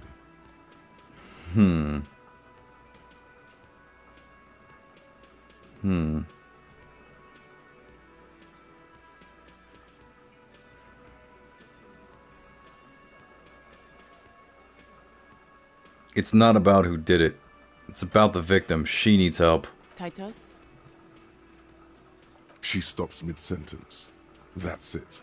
You got him. What's up, Steve? Yes, I am still at it. But on his terms. You wanna help her, cop? Fine. I'm gonna let you help her. But you treat her with respect. If you don't, if you question her, harass her, a freight train of pain, buddy. I have no problem fucking this dude up if it prompts me. What is her name? Lieutenant takes out his notes. Lacia. Got him. On you. She's staying here at the whirling in rags. A real pretty one. Oh, it was her. That's Amonju with an O-U. Shit. The girl. The girl upstairs? Yeah. That can't be her. Remember what you said to me? I told her you wanted her. Oh, shit. Cool. Keep your cool. Composure 8. 47. Oof. This is red check. It can't be retried. Fuck. Yeah. I said I didn't remember being a cop. I said I don't remember reality. I said I want to have fuck with you. And I said I'm a superstar cop, which I've proven every single one of them to be fucking wrong. Let's try it. Roll the dice. You inexplicably add cool after the victim's name, but no one notices. Your spine is too damn straight. None of these people would ever suspect you've met her. That's right. I never said I want to have fuck with you in the first 15 minutes of gameplay. Whatever you do, do not tell him you know her. That would sound off. Alright.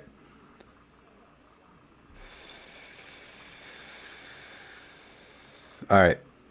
What is your relationship with the mercenary? Relationship? There was no fucking relationship. He raped her. That's their relationship. Was like that karaoke incident all over again. Or like some of the other girls he was harassing. Okay, enough. All of this is irrelevant to your stated investigation. When did the rape happen? He did it before we killed him. He's not gonna do it again.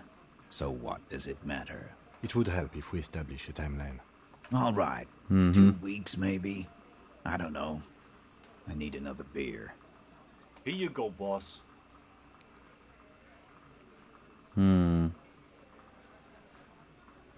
What is your relationship with her? I know her. He looks around, and an uncommon silence fills the room. How well do you know her? Thank you, Kim. A small twitch in the corner of Kim's mouth. He has a hunch about what knowing means. Well enough, Copper. We party. She's been here for a few months. He tries to make it sound real casual, but the muscles on his neck tighten. So she's not from around here? You mean Revachol? Nah, she's an immigrant. Or a drifter of some sort. Been staying here over the winter. Don't you give her any more trouble. She's just had some bad luck, that's all. Shut up, Angie. She doesn't need your help. Titus gives them both a look. They fall silent. Something's going on. What's with all the silences? It's like these guys don't know how to feel about this. You should keep picking at it. That's right. And what was up with the partying she and Titus did? It sounded fun. That's right. You said you partied. What did that mean? What do you think I meant? Sex, drugs, and karaoke? Yes, and no. Got something to say about it? So you're saying the two of you were close? No, we just fucked. That's all. I'm not gonna give you any details if that's what you're after. So put your dick away. He really went out of his way to seem comfortable with this topic. That's all you're gonna get for now. Thank you. We'll talk to her. Remember what I said. Freight train of pain. I'm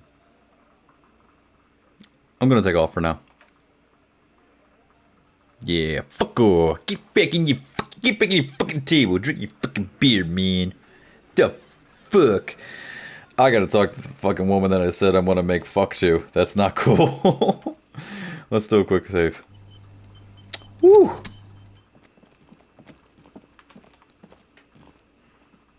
Alright. Let's go. The door is closed. There's still a dent in the vinyl where you punched it before. Run your fingers across the dent. This little depression is all you could inflict on the door. Yeah, I know, right? I have high physical... Why couldn't I just punch the door down? You swallow, like you swallowed the last time. Whatever bitter emotion was swimming to the surface then, and now, subsides, submerges, sinks back into you. Let's just knock. White morning. It was morning all along. You should have seen it coming.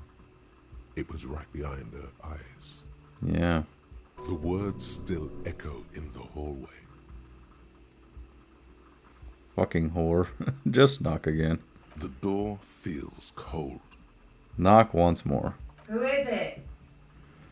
This is the police. Can we come in? Come on up. The door is open. I'm drying my hair. Sounds like it's coming from upstairs somewhere.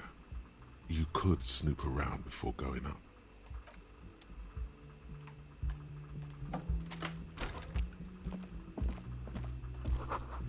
Piles of dirty clothes. A woman's. Piece of candy. Piece of candy.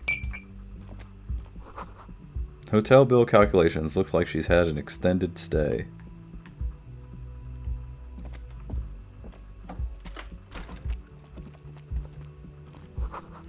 You see the yard below. The corpse is no longer there. This medicine cabinet is full of wares. Sheets of pills, haphazardly stacked, one on top of the other.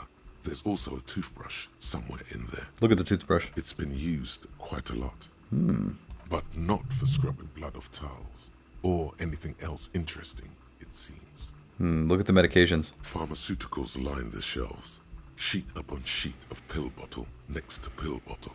Acetylic acid, APAP, eye drops, blood thinners. There's quite the collection in there. Anything of note? Search the bottles. Pill bottles rattle like bones as you search the cabinet. Paracetamol, histoperidol, something in a foreign language you can't read. Behind them, an unusually shaped nasal spray. I hate nasal spray. Reads, Nacra.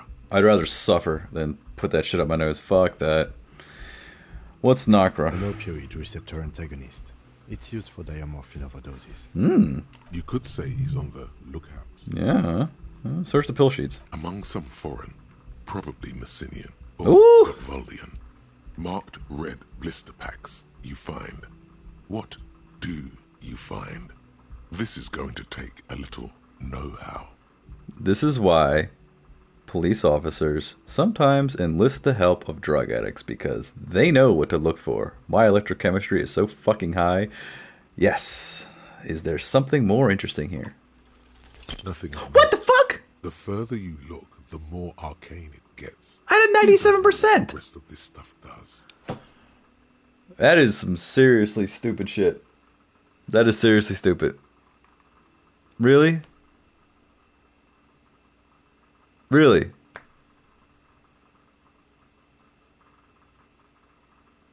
That's bullshit. A 97%? I understand that's how fucking numbers work, but what the fuck? Seriously? Ugh. Close the cabinet. Can I slam it? The one skill I have really high, and I'm all like, yeah, and... This medicine cabinet is stocked with drugs, plus an old tooth... Hold on. Let me see something here. What if I do something here? I want to try something.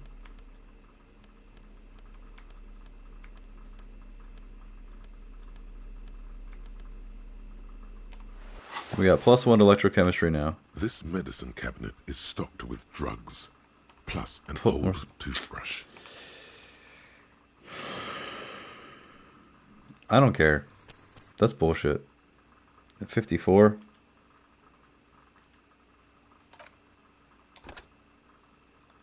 I don't care. Mulligan 2. Fuck it. 97%. Fuck that. Fuck that. Fuck no. We're doing it. We're fucking doing it. The door. There's still a dent in the vine. This lit you swallow. White more. The words still echo in the door feels. Who is it? This is the... Come on up. Sounds. Go in. Can't believe this shit.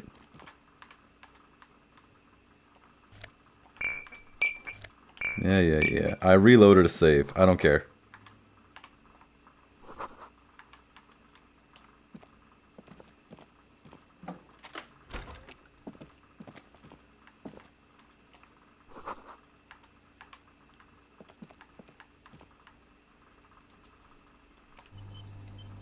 Fucking shit. This medicine, it's been, but not for pharmaceuticals line the shelves. Anything of note? Pill bottles rattle. An opioid. You could say he's on the, among some foreign, probably Messinian, or a bright orange bottle with peptide stamped on it. In sunny, happy letters. Jackpot, baby. That's the stuff you're looking for. Your palms begin to sweat just holding that little plastic container. 97% in electrochemistry, and I still failed it. That's this fucking bullshit. No. And your chest swells with pride. Look, it's made right here in Revachol by San Baptiste, a proud Revacholian pharmaceutical company with great traditions. Take it in secret. Silently, the bottle slides into your palm. Then, as you turn, into your pocket. I stole her drugs. Feels so sleek and beautiful. You got it. Here comes the afterburner. Time to become a super detective again, Harry. Just put it in your sweaty little hand now. Close the cabinet. That's what I'm talking about.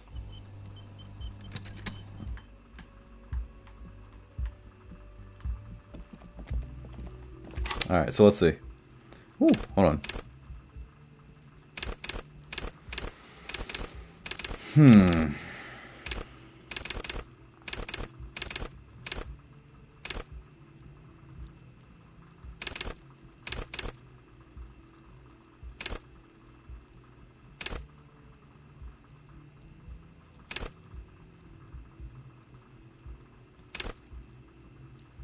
Okay, so take the blows. Hold on a second. I need to see something here. Cool for fighters who can take a hit. Lookouts who don't sleep. Human batteries. Endurance is your metabolism and your circulatory system. It improves your health. One of the 2 health pools. Ah, okay. Volition urges you to be a good guy to others and to yourself. It enables you to resist temptation, be it in a bottle between a pair of legs. At high levels, it makes you hyper sane. No, I think it's going to be... It ignores damage so you can push on, bloodied and crawling to the bitter end. It knows you to negate damage that would otherwise take even mental pain. Huh. The skeleton adjusts your ability to use them effectively. It enables you to do push-ups, sit-ups, knockout punches, and 360-degree spin kicks. Okay, at high levels, physical instrument breaks doors, chains, bones. Yeah. I want to start activating that. I need to put more shit into physical anyway.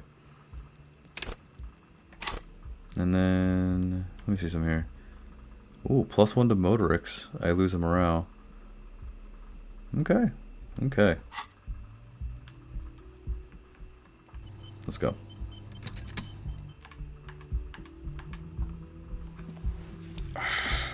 Titties hurt.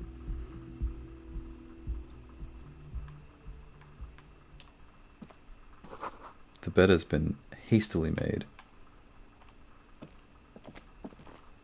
This window is pristine on the inside, unlike the one next to it.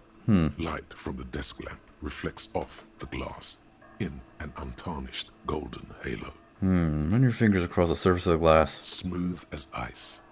There are spots of mud and rain on the outside, even smudges. But the surface of the window is clear from the inside. No chips, no hairline fractures. Following your lead, the lieutenant leans in closer to inspect the surface. This window was recently replaced. Looks like it, yes.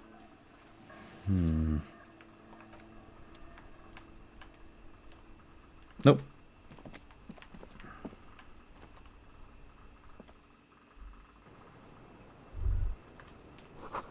The smell of cigarette smoke in the air. Astra menthol. Okay, now hold on. Let's go to quick save. Is there something that's going to make me cooler that I could use, maybe?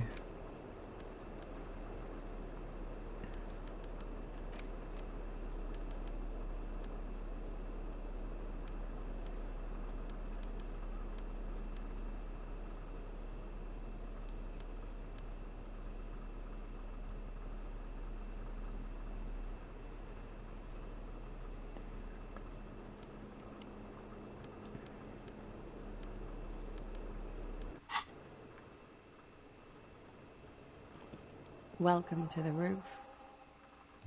The young woman has a cigarette in one hand and a cup of coffee in the other. Her hair is still slick from the shower. Below her silvery jumpsuit, an athletic young body, built long and lean, then toned over several years of self-defense training. You can sense it in the sharp pointing of her elbows. I'm sorry for the mess down there. The cleaning lady hasn't come by in days. I'm beginning to wonder if she ever will.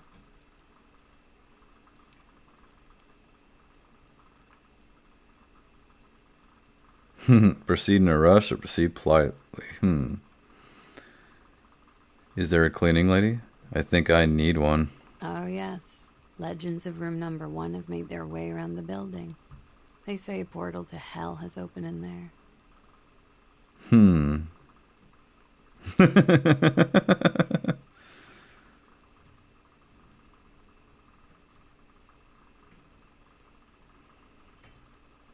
Disco Infernum. They also say that's why the cleaning lady quit.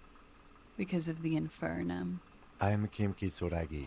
I am a detective from Precinct 57. I see you've already met my colleague. Have I ever? This is the one and only superstar cop. He's kind of a big deal around here.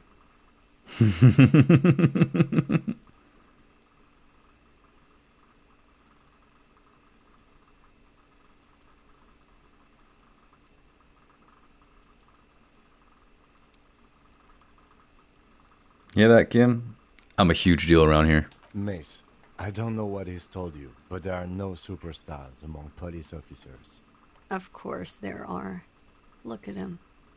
He is the Phoenix. What brings the Phoenix back to me? Miss, we are investigating the murder of the man down there.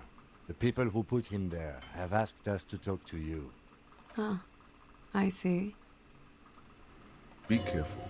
Ask something else first. When you go there, use words like, I hear you have been through something difficult. You're right. This is how to be a person. No need to dilly-dally. She's tough.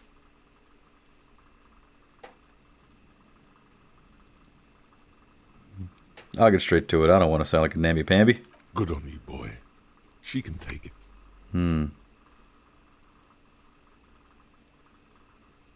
They tell us you were raped.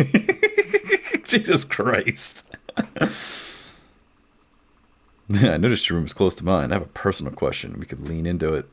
She's a rape victim, though. I don't fucking want to do that shit now.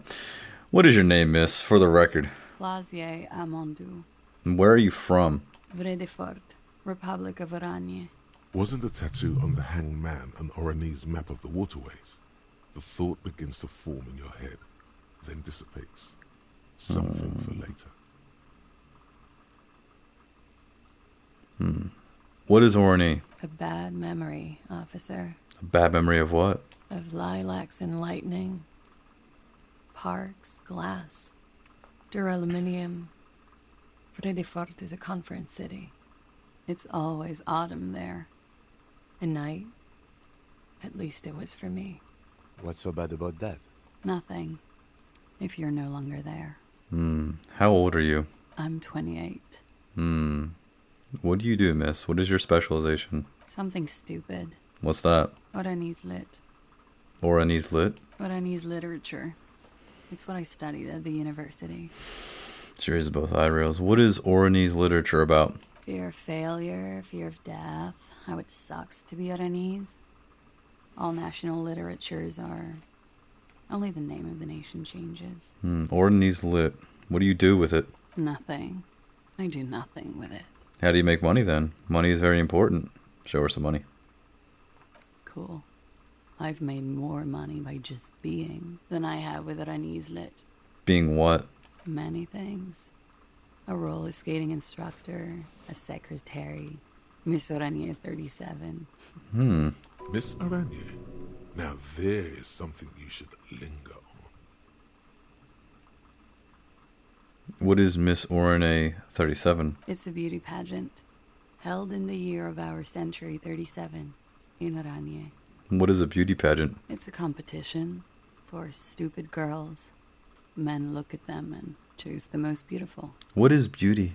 when you have the fewest deviations from the norm. I've been told it's a type of mediocrity that I possess. So you were the most beautiful? Yes. And for that, I got a crown and a sash and a scepter. Understood. A scholarship to study Oranese lit. I would offer you coffee, but it's garbage. Literally tastes like poison. Could we take a look at your passport, please? And I've already had enough coffee, by the way. I had a whole kettle. I'm afraid you can't, officer. Why is that? Because it's buried in a sealed plastic bag at an undisclosed location on the coast, along with cash and airline tickets. Why? Thank you for your candor. Why? They say so in your tourist brochure. Keep travel documents away from your person when west of the river.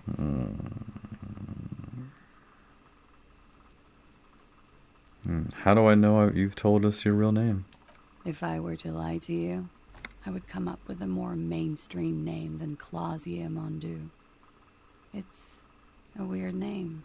Okay, then. Okie dokie. If any of this made her nervous, it certainly doesn't show in her expression or her movements. Thank you. That's it for the record. The record? So official. Nice room you got here. Yeah. It's pretty deluxe.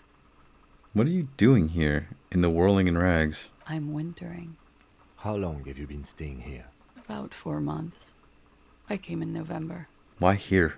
Here in the Whirling, here in Martinez, or here in Revachol? Here on the Insulodian Sila. Came to see the new world. It's a tourist thing. What happened to the old New World? It turned out to be a Zarath-infested third world slum. You have quite the collection of prescription drugs down there.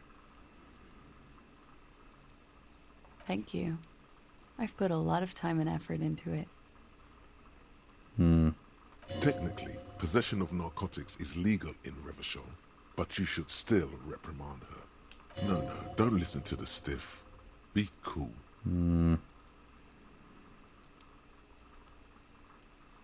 It was quite impressive. How did you amass such a hoard? With money, sir. It's not exactly the NT-star size caboodle I intend for it to be one day, but it's getting there.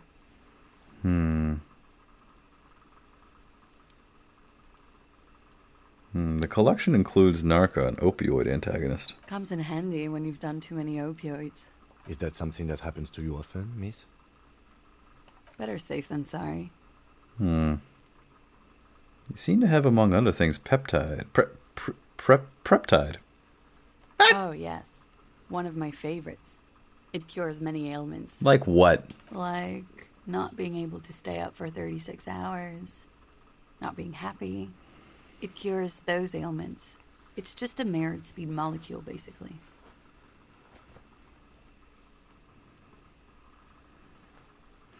That's all as far as it goes, then. Very funky. That window is new. It is. She moves slightly to your left to check her reflection in it. The lieutenant makes a note in his notebook. I have other questions. Okay. Watching herself reflected in the bedroom window, tall and sparkling and draped in smoke.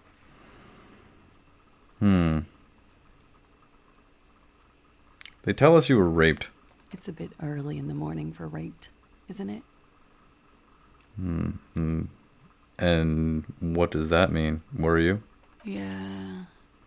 I'm gonna go with not raped. I can't say that stuff about him. Tell them it's not my style. They'll have to, if they want to jazz up the charges, they'll have to get someone more, rapeable. Are you saying that you were asked to tell us you were assaulted? Not explicitly, but I understood what they meant. It wouldn't hurt to spice things up a bit. Some assault and battery. Sexual assault, maybe. It was clear the latter would be spicier. Are you sure you were raped? Jesus Christ, what the fuck?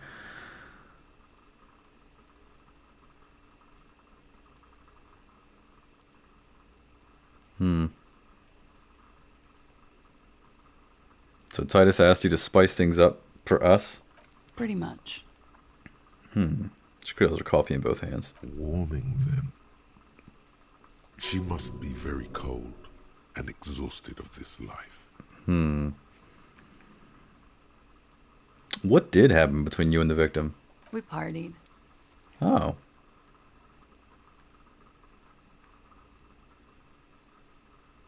What kind of partying? Like the kind that I do? With all due respect, sir, I think we partied a little harder than that. No one parties harder than me. Please, you're alive and 50. I've known people who party so hard they're dead at 14. What did you do when you partied? We drank, sir. A lot. For weeks, basically. We had that effect on each other. We made each other drink harder. That's why I liked him. What else? Stimulants. Speed also has that effect, making you drink harder. And then drinking harder makes you do more speed. It's quite the combination. We also had sex. It's true. All these things happen. Whoa. After so much drinking and drugs, how did they manage it?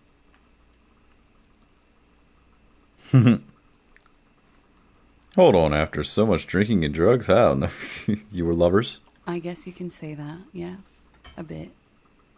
Lovers is such an emotional word. But there was something there. We did enough drugs for there to be. How did you two meet? Downstairs. At the bar. He was on some sort of assignment. A military man, as you probably know. Had a cool, scary scar. She appears aloof, but that scar part, the scary, is stressed and drawn out. What's that about? Apprehension? When was this? A month ago? Something like that. Are you sure you weren't raped?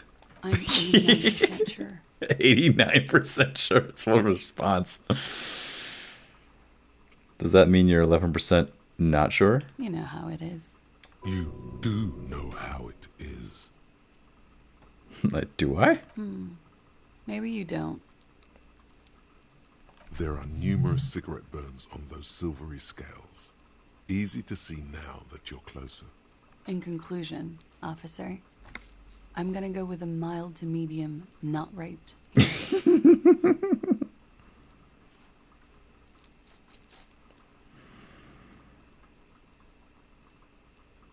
Sexual assault is a serious matter. I need a serious statement from you. Serious. You hear cracking in her shoulders. Let me make this 100% clear then, officer. I was not sexually assaulted. Would I be this flippant if I had been? You get the feeling she's done enough opiates and needed enough nacra to still be flippant if her arm were cut off and fed to her. Yeah, I know, right? It must have been hard for you, seeing him there. Oh, yes. I've had a great view. From the roof, out of the bathroom window, in my dreams. The cringe. It hurts. You look to the lieutenant. He takes a small step closer. You called us, the RCM. Yes. The call reporting the hanging. That was you? I made it. And I would appreciate it if you didn't tell everyone. In Martinez, they call it snitching.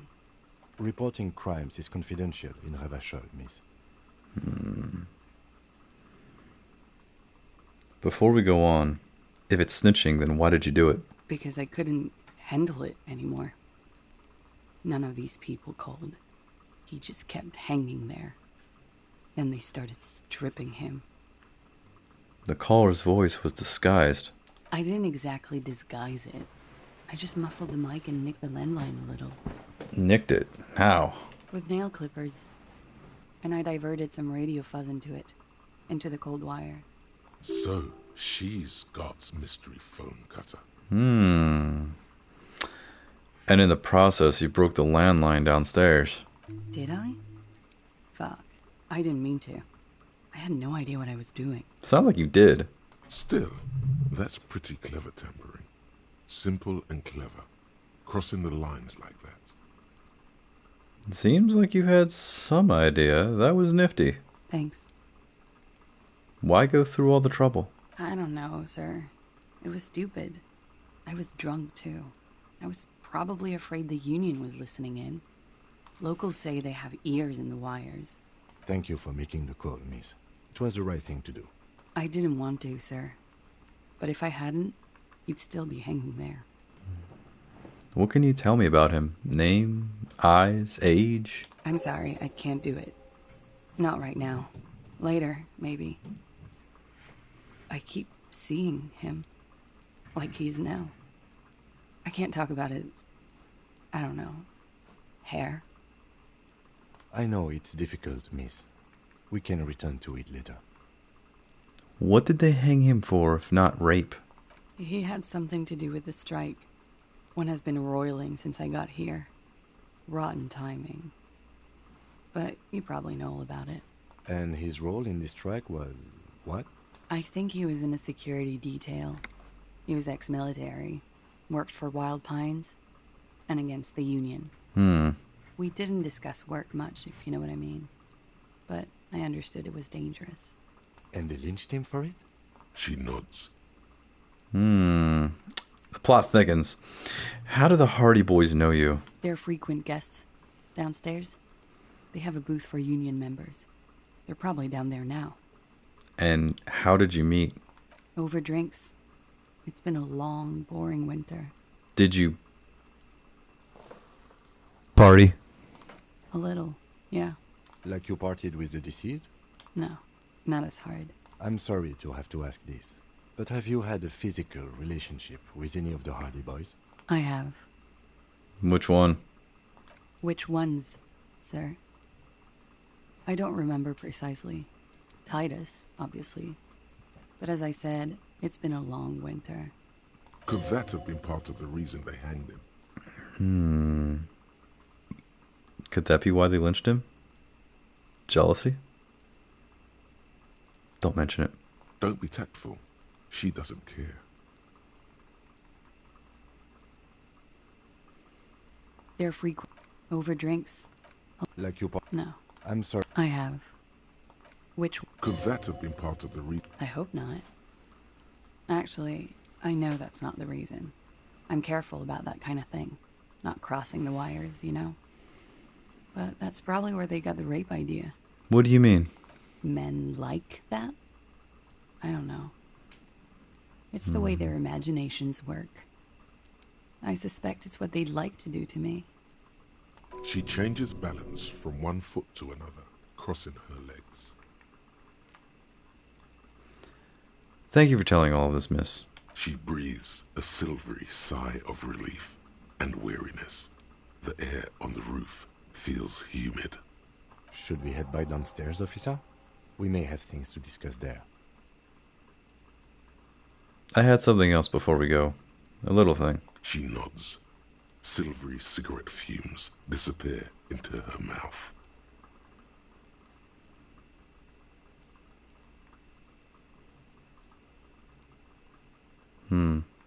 I noticed your room is close to mine. I have a personal question. Yes. You're just one room away. Very personal. Were you in Sunday night? I need to know what I did before I lost my memory. You do not need to know that. What you need is to ask normal police questions. Like... I'm not finishing your sentence, Kim. I want to know. Quick, say something professional.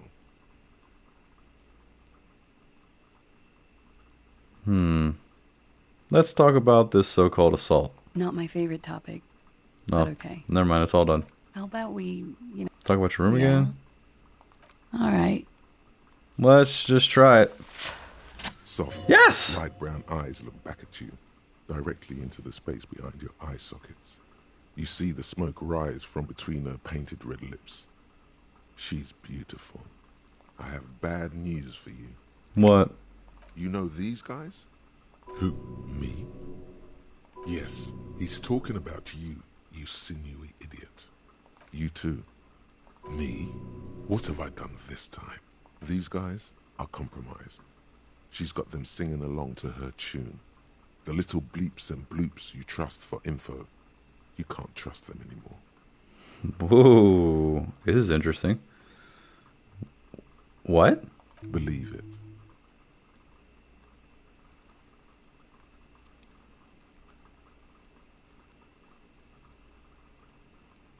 Wait a minute. Which ones exactly have been affected? There's no way of knowing. At the moment, I'm afraid it's best to assume. All of them. Bullshit, man. I ain't compromised. Especially that guy. That guy's the most compromised one in here. No fucking way, man. I just want a drag of that sweet menthol Ziggy. Really? Quick. Tell me what's under her jumpsuit. Glory. Truth. Softness. Protect her. She wants you. Arguing with my inner dialogue. I'm getting owned by my inner dialogue right now. Jesus Christ. How did this happen? How it always does. Through subtlety. What can I do? There's nothing you can do about it. You are how you are, and she is how she is. Things will go as they do. Can't you turn them normal again? No. What use is this then? It's better to know you're being played than to be played without knowing it. Is it not? That's true. Does this mean she's been lying to me? I think it's safe to assume, yes. Mr. Thespian here hasn't been speaking up. If he were, I suspect there would be paeans to her truthfulness. Like this. No, he's not going to show up. I'm sorry. Your lie detection isn't working. It's not her doing. He's just totally inept. It looks like you're also an idiot. But that's not her fault. What is her plan? You can't draw a sound conclusion. The one who usually does says, nothing? Someone else was supposed to chime in, weren't they? And then they didn't. Just me swooshing around in here now. Swoosh. Huh? No, Mr. Conclusion. You're always kind of limited in your analytical abilities. That's not her fault. But still. I've been talking to myself long enough. Let's get back to it. Don't worry. It's only been 4 or 5 seconds. You've got this.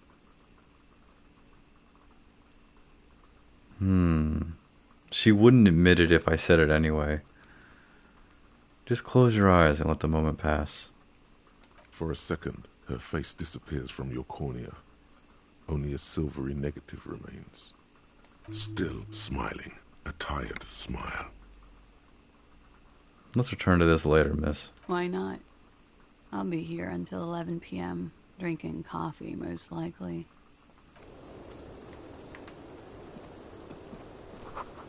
Cold coffee and an ashtray that looks like a hedgehog. Look, a handful of dried white wildflowers. Just as you look at the flowers, a gust of wind raises them from the roof, picking them up in the air. Move your hand fast. You catch a single white flower between your fingers. The rest fly off into the wind. It's a Maybell. The young woman looks at the Maybell in your hand. Just a glance. Then takes a drag of her cigarette. The lieutenant gives you an acknowledging little nod. No, I gotta snap my finger pistols at the young woman. Your 9mm semi-automatic finger pistols make 2 satisfying snaps. Strange for such a small caliber of finger pistol to sound so chunky. The flower in your hand is impressed. So is she. That's not actually true. She's looking toward the yard and doesn't notice them, which is probably for the best. Didn't someone mention she's a rape victim? Yeah. Looks like we have more to discuss with those so-called Hardy boys. Half their reasoning just went out the window. You think this will make them cooperate? Nothing will make them respect the RCM, but it will disrupt the game they prepared for us. We just stripped off one layer of whatever it is. Her decision to not corroborate their story was definitely not part of the plan. Why did she tell us all of that? What else could she have done? Lie? She saw there was no way to lie and get away with it.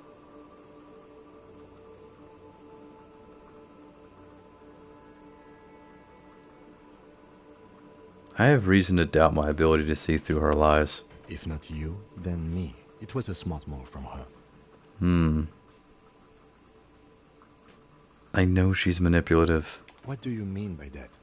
She has half my skill set compromised, singing her tune. My assessments of her are untrustworthy. She seems forthcoming to me. Unusually so. Being forthcoming with some things is a good way to obscure other things. I wouldn't call myself compromised. Perhaps that's because you are? I am not easily swayed by young women. But on the other hand, the best liars are candid. The lieutenant seems oddly sure he is not compromised.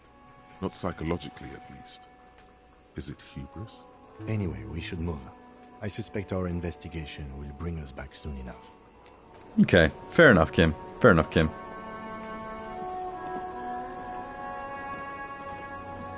The same small, heavy door. No lock in sight. 42%. Wait, I do need the quick save anyway.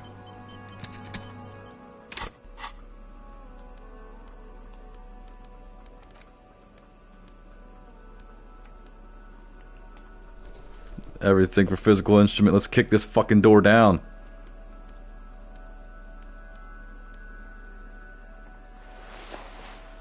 Be a fucking asshole and kick doors down. Come on.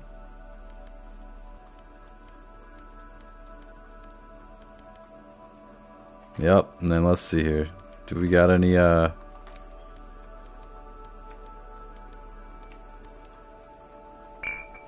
Let's do it. Oh, what? I can't drink it? Shit.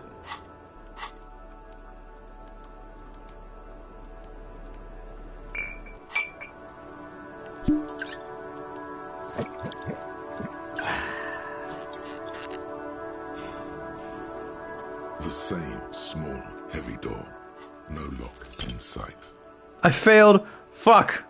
I'm a fucking terrible physical instrument. You kick it, gung-ho style. Entering the premises style. But the door fails to respect the force.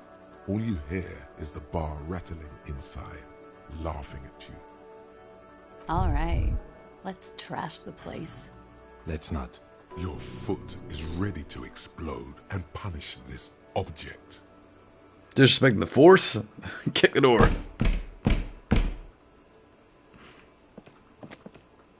This kind of stuff would hurt.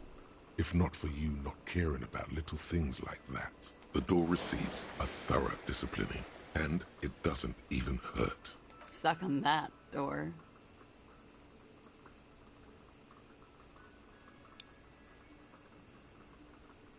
Push it. It's barred from the inside.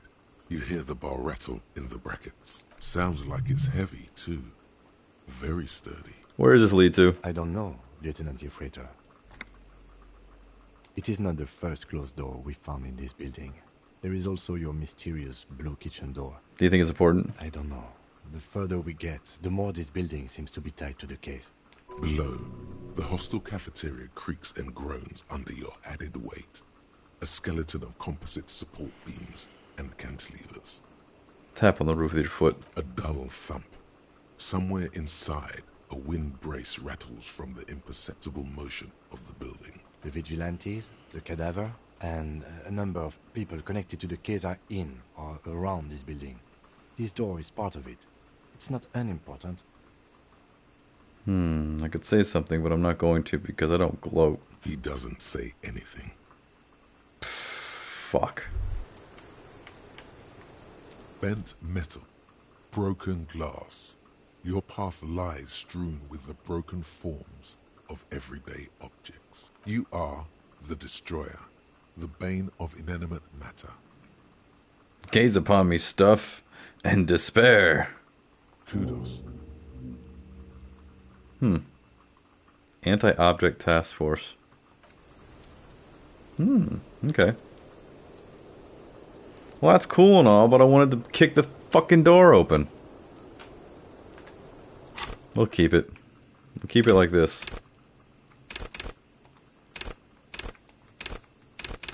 All these guys are compromised. Well, fuck you guys. Let's see. What did I just get? Nah, you know what? Find a tape with melody for Egghead. Ah, that. Dead body on the boardwalk. Yeah, we gotta do this. Alright. Let's see something here. Alright. So it is 1:30 on the East Coast. I think I'm going to push through a little more. I'm going to take a quick break.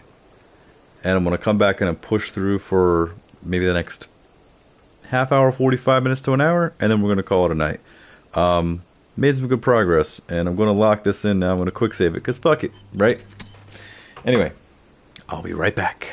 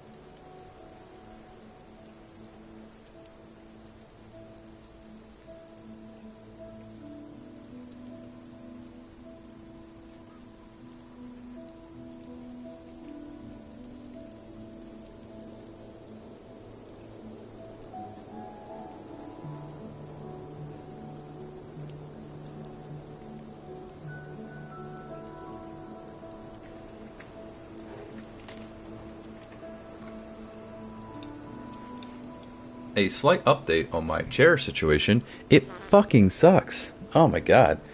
You know, I used to sit right over there and play video games on that couch before I moved it over to the office setup. And I gotta tell you, although I like streaming and I like this whole setup and doing all of this, if I don't get a new chair, I may have to cut these streams short, because Jesus. Herman Miller chairs are expensive as fuck. You know they're like $1,200? You can get them like... If there's an office that's like going out of business, which was happening a lot 2 years ago for some reason. People were coughing. Very serious matter though.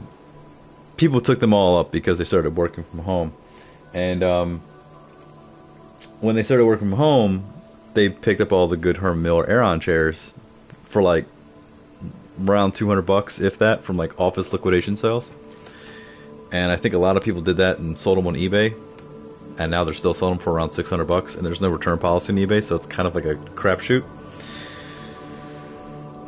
And it doesn't have to be a Herman Miller. You don't have to have that. There's plenty comfy office chairs, but I do want to get something really nice. So that may be the next purchase before I start moving over to a computer setup. I still need to get a new rig for a computer setup to run everything through OBS and doing all that kind of stuff, but I kind of like my setup as is. But having comfort when you play is key.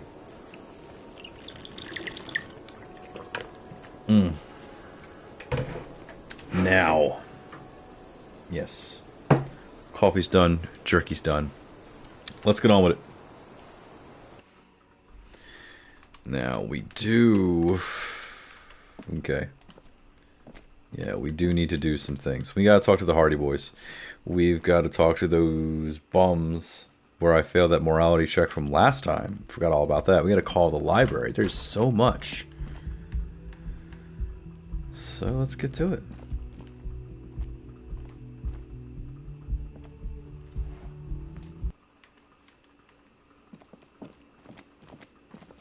Y'all suck.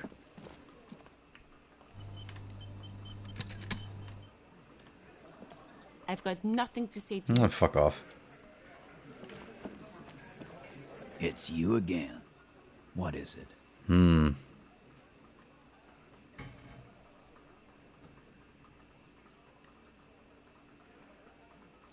Let's go over the rape victim again. Again? Seriously, man. Fine. Nah, enough about it then. Whatever. Look, she said she wasn't raped. Fuck. I knew that fucking whore couldn't be trusted. A whore, huh? A lot of that going around lately. Yeah. From the mouths of distressed men. Whatever the case, you've hit a nerve. He's angry. No, more than that. He feels betrayed. Yeah. For the record, Titus Hardy did not explicitly specify the victim as a whore, nor did he say anything about trusting her. Oh, shut up and stay out of this, Liz. He raped her. He was out of his fucking mind. You have no idea. She's just in denial, asshole. You don't understand the traumatic experience. She's shutting down. And she doesn't fucking trust you. I'm gonna not comment on this issue.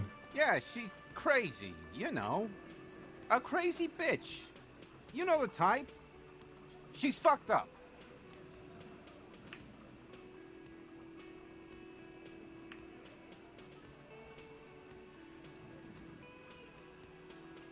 Crazy? What are you talking about? She was very lucid. She wasn't raped. The witnesses' statements were very clear.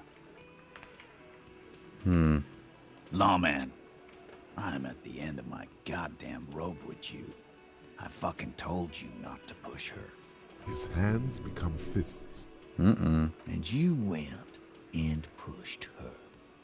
I am gonna fucking hit you. Duck. Titus Hardy. Her voice rings through the room like a warning shot. Everett personally sent me to take care of this. If this goes south, we'll all be in the shit. But you, Titus Hardy, are going to be buried. Am I understood? The room is so quiet you could hear a pin drop. The rest of the cafeteria has gone quiet. Oh, shit. Someone has to rush in to break the tension. The second in command. Look, Copper. We know that fuck was a rapist and a killer. We got him confessing to it on tape. Show it to him, T. What's the harm, right?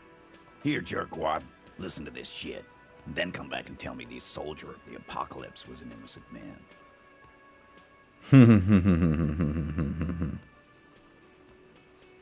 Why should I care about the tape? You lied to me. You don't care about evidence. The fuck are you a cop for, then? Pigs, T. They don't care about getting the truth. They care about getting convictions. They are fucking keeping a score on their bulletin boards. I won't be on your bulletin board. If you don't listen to the tape, we got nothing to talk about. So what's on this tape? What's on it? We call it the door gun a mega mix. You'll know why. Won't you listen to it? A door gun is a gun mounted to the door of a transport airship. They have a habit of mowing down civilians. Farmers mostly. Where did you get this tape? You think we go into this shit deaf and dumb? You RCM aren't the only ones who know how to bug people. There's no university degree for that. So you've bugged them. How? We have machines. We're in logistics. How do you think a harbor works? It's advanced stuff. Understood? You've listened in on their communications. How long? Since way before their chief started taking swing lessons. Things got nice and quiet after that. Which one of you is doing this advanced radio work, then? It's not advanced. You just hold up in a coop all day, writing down what they say. It gets hot as hell in there. Don't put yourself down, Angus. It's important work. Yeah, man. You're like a radio genius or something. Those notes are some in-depth stuff. Indexes and shit. Where can I listen to this? I'm sure we can find a tape player. Where can I listen to this? Why don't you try shoving it up your ass, genius? Yeah, play it with your ass, cocksucker. That sounds awesome. I'm sure we can find a tape player. It's not a problem. Your room had one. Or maybe it's too broken. That's enough for now. I'll get back to the investigation. Don't forget your tape, lawman. Compliments of Titus Hardy. Fine, I'll listen to it. You do that. Oh, and keep it. Maybe you'll need a reminder of human ugliness someday. I'm gonna take off. I'm sad. I need another drink. Alright, so hold on. There's a couple things that have happened. But we do need to do one more thing. We should probably also talk to Liz. We gotta call the library. Oh shit, who are you? What the fuck? That's one brutal motor carriage. Says the young man with the pissed... If I were a real skull now, I'd jack it, paint it in palm tree livery, then bottom light it, neon style. A snazzy shit-ripped skullmobile like this would make a fine trophy. We could, like, hang fucking shrunken heads from the side mirrors. Cops' heads. Scary tribal shit. Yeah, tribal shit. A cop carriage like this would have proper skull value. While I appreciate the interest you take in my brutal motor carriage, I have to stop you right there. The RCM takes threats directed at its property seriously. It's just theoretical work, Copper. No basis in reality. Man, if we were certified skulls right now... Who are you? I can tell you who we're not. Cop. We're not snitches. Or skulls. Which is not to say that the skulls are bitches. On the contrary. The part of this presentation you want to take home with you, Cop Man, is we're not part of the skulls. Yet. Who are the skulls? You don't know? What kind of cop are you? I'm glad you asked. The question was rhetorical. The skulls are the most vicious gang of the Besmertne. The nastiest bunch of psychos ever. Jacking carriages and getting into high-speed chases. Possessing an infinite amount of fuck-all swagger, infamous for their non-verbal modus operandi. Non-verbal? If a skull spots you, he will pull out his dagger and stab you without saying a word. The lieutenant's voice is as calm as usual, a testament to the violence and death he's witnessed through the sight of his firearm. They usually occupy the burnt-out quarter in Jamrock, or you can find them loitering around the brightly painted bottom-lighted vehicles. I can't wait to become a skull. Bottom lights are wretched aggressive. No, they really aren't. It's porno tuning. Say no to the porno. Say no to the porno. Do you know anything about the murder that took place here? Murder? A man was hanged in the backyard of the Whirling in Rags? Yeah, sure. We'll gladly tell you everything we know about it. It was a man. Also, he was hanged. Don't fuck around. I'm the law. He was hanged from a tree. Yeah, I mean, duh. These punks don't know anything. Let's just move along. Hey, stop right there. How does one know anything? What does that mean? Fucking philosophy, man. You can do aggressive shit with philosophy. Justify shit.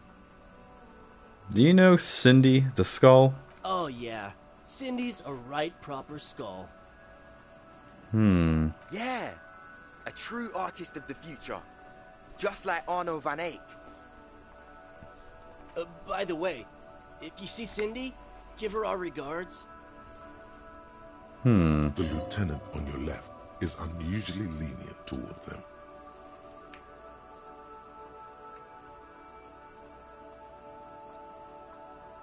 I see you kids are into anetic dance music. Oh man, yeah.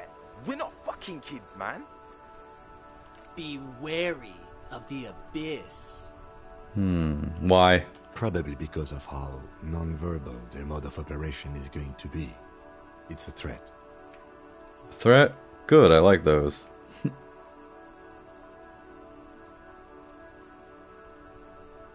But I don't. In fact, I dislike them so much I'm willing to drag you boys back to the station just to calm myself down. Hey, there's no need for that. We're just talking here. Joking too.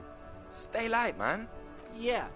Didn't you cops, like, have some questions about skulls or some shit? Why aren't there more skulls in Martinez? The Union does their share of policing in Martinez, at least where gangs are concerned.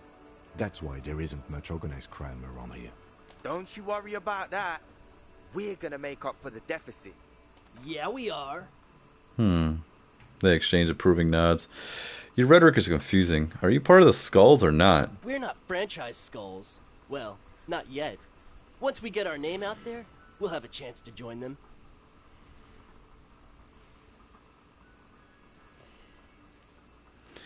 And what makes you think that the organization would accept you? Because we can be just as psycho and vicious. You'll see. But in a non-threatening and definitely legal way. The other one quickly adds and whispers something into his friend. Into his ass. Fuck the system from the inside later. Just be cool now. The damage will be tenfold. Right on, fuck. So what's happening now? Enough of this skullery then. What's with the jackets? What about them? Why does your jacket have piss written on it? Well, first off, it's a statement and not necessarily something that characterizes me as a person, even though the statement has character. And I do like piss. The word piss epitomizes the struggle taking place in the world. Things being defined as they seem, not as they are. And, I guess, it's also about communal spirit, the future, and truly appreciating our differences. Also, you've got to admit, it catches the eye. And since the Grand Piper is slowly but steadily moving towards basing the economy on it, attention, it is imperative that the medium itself convey the message. Makes sense. What I mean by this is, we are all pissed, and that the world is inherently meaningless. Why do you have "fuck the world" written on your jacket? Like I said before, many men keep searching for the one, for so-called true love, which is actually just obsession masquerading as kinship. The thrill of the chase, the hollowness that fills your chest cavity after catching it. To catch a fish, you'll need to hurl the lure many times, and even then it isn't certain that you'll get anything. If you blow up the lake, though... Blow it up. You get more fish in a shorter time. And, for time is of the essence and fleeting ever so quickly, one must think of a way to fuck the whole world and not get caught up in fucking someone. That's so prophetic. Because when one fucks everything, he fucks nothing. And that, to me, feels glorious. Sticking your dick into the void. Huh. Is it a coincidence that here we have 2 badass jackets and 2 badass cops? Hey, Kim. Yes? Do you think it's a coincidence? What is? There are 2 of us, and 2 of these jackets. What are you implying? Which one would you wear? I'm not sure I understand you, detective. Are you more of a piss or a fuck the world kind of guy? Neither. Come on, Kim, it's just a mental exercise. Fine, if only to end this discussion. Theoretically, if I were a juvenile delinquent, if I were to already be down that path, I think piss is the stronger of the 2 statements. That works. I feel more of like a fuck the world kind of guy. Seems about right, especially considering your heroic exit attempts. So are we done here? Or... you don't need us around for your secret whisper party, do you? Wow, we need this. Ask for the jackets. No, yes! no. Don't ask anything. Be subtle and scary. The boys dream about being skulls. Use that. Wait, how? Suggest they're massive skulls. Come on. Boys, with those jackets, you're gonna be Skull Kings in no time. What? No. Skulls don't have kings. I think. And we're not even in yet. Yeah, man, keep your voice down. Skulls don't take it lightly when folks pretend to be them. We're not even prospects yet. Not even prospects and already aspiring to be kings? Wow, you boys are ambitious. Only prospects and already planning a coup in the Skulls. You're destined to go far. He gets it. Passive-aggressive flattery. That's right. Come on, Kim, back me up some more. Shut the fuck up. Are you trying to get us killed? Now bring it to the jackets and, yes, start shouting. Yes, we want to be a cool Killer Skulls too, like you guys, but we don't have skull jackets. Please be quiet. What? What do you want? The jackets?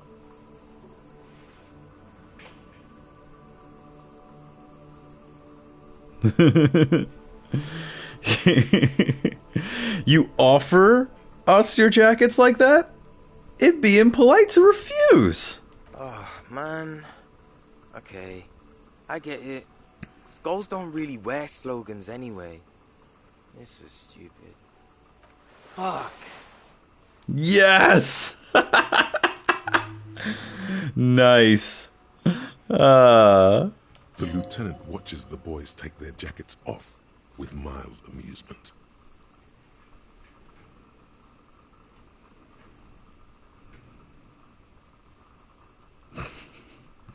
Since you said you're more of a piss kind of guy, I'll take the other one. I'm absolutely okay with not having either one, thank you. Why not? They're a pair. We could really raise hell. Go undercover. Hard. This case doesn't require us to go undercover or raise hell. In fact, I don't think the jackets will be useful at all. I just wanted them to not have them anymore. Cold-hearted cop. Still, it's good to know we have a pair in case the need arises. The need will not arise. I don't know, Eric. It's cold out. Yeah, let's get out of here. The cops fucked us. Kim, you are my dude now. Nah, you've been my dude. You've been a good dude. Inside, you see a set of steering levers, a radio microphone. This is Precinct 57. How may I assist you? Connect me to the Jamrock Public Library, please. Hold on, officer. I've got Central Jamrock Public Library on the line, and I've already introduced you to their librarian. Connecting the call in 2, 1. Yes, this is Central Jamrock Public Library here. How can I help you, officer? I'm looking for any information that you can provide on Billy McGean, a reader. Billy Majon, you said. Give me a moment, I'll have to check our database. On Moreau Drive in central Jamrock, in a darkened hall lit by orange desk lamps far away from the noise outside, a middle-aged man taps commands into an old radio computer. A printout falls on the desk. Behind him, a lonely reader scours some dusty bookshelves, looking for a paperback. Yes, hello, are you still there? I found Billy Majon's home address, is that alright? Yes. Number, unfortunately. Home address is fine. Here we go, sir. Rue de Saint-Ghislain, 33B, apartment number 20. It's in Martinez, I believe. Cape Side Apartments, it says. That's all. That's where the smoker on the balcony lives, isn't it? Do you have any other information on Billy McGean? It says here that they returned their last book just a few days ago, but I wasn't at work that day. Do you know someone that was? Marie? Marie? Do you remember a reader named Billy Majon? They returned a Tybalt book the other day. You hear someone answer from afar. Maurice, what? A woman yells. Then, yes, okay, if it was the police, she starts explaining something. Yes, it was my colleague Marie. She said that it was Billy's husband who returned the book. He also asked for this new sci-fi release, Lowe's Radio City 87, but we don't have it yet. So Billy McGean is a woman, not a man? How did your colleague know that it was her husband? Marie knows Billy. She's been working here longer than me. Sometimes her husband returns some books for her. Do you know the husband's name? Sorry, no. Marie only knows him by sight. Okay, can Marie describe him to me? What did the husband look like? Marie? She said it was an older man, and that she's pretty sure he'd had a drink or two the last time she saw him. What was he wearing? 1 second. Sorry, Marie wasn't really paying any attention to that. Okay, well, thank you. That's all from me. I have no other questions. Happy we could help. Goodbye, officer. Anything else you need from me? Nah, I'm done with the radio. 57, over and out. In the cabin, you see a set.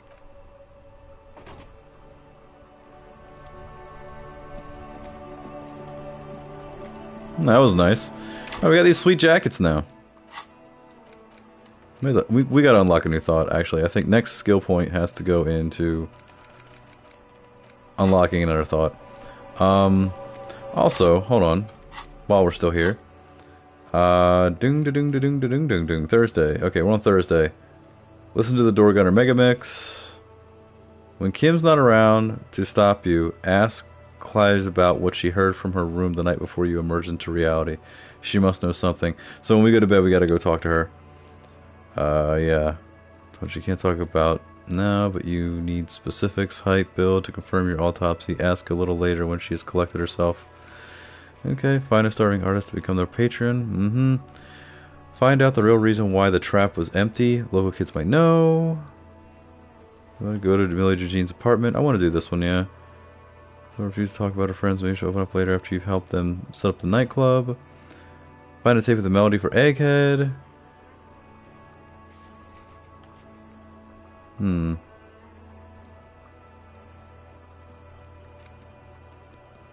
The Suna's thoughts on the nightclub.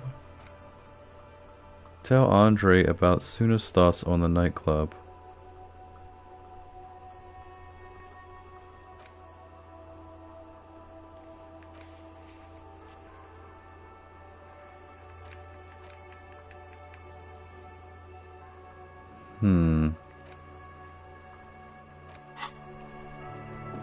Alright, I'm gonna check in with Kuno, and then I'm gonna follow up on this, the dead body case.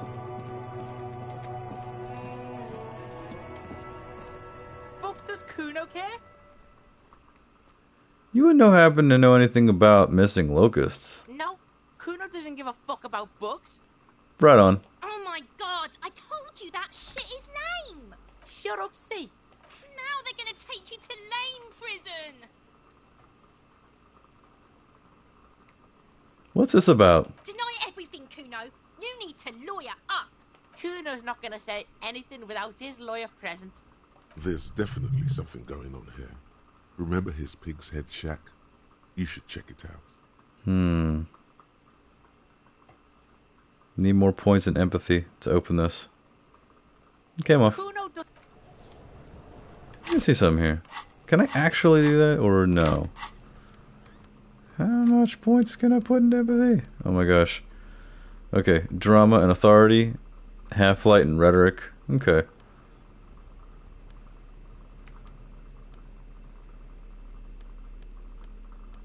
Do I have anything where I can put +1 empathy?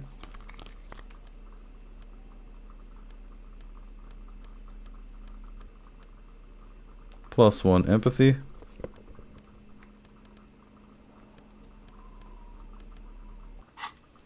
Now let's talk to him. Does Kuno care? Yeah, I got nothing. Kuno doesn't. Alright, well, hey, worth a shot. Worth a shot.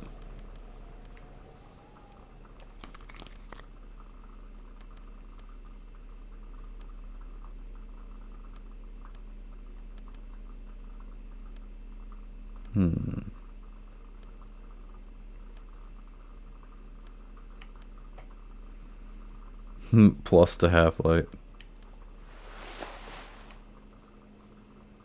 No, I want that, I want that.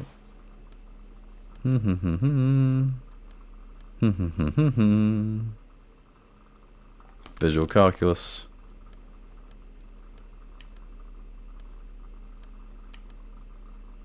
Yeah, need that.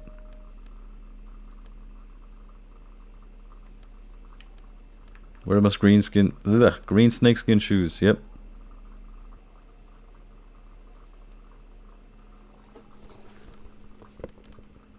Think we're good there.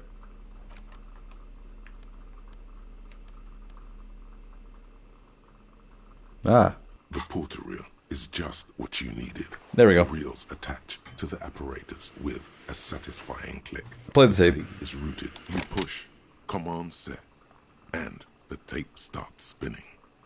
Violent static and machine sounds fill the air. This isn't Revachol. This is a fucking village. I can almost see the elephants. The harbor. That's the son of a Kvalson crane. He's right. When this shit is done, I'm gonna tear that place up. Soldier of the Apocalypse style. Kill shit. Dogs and chickens, too.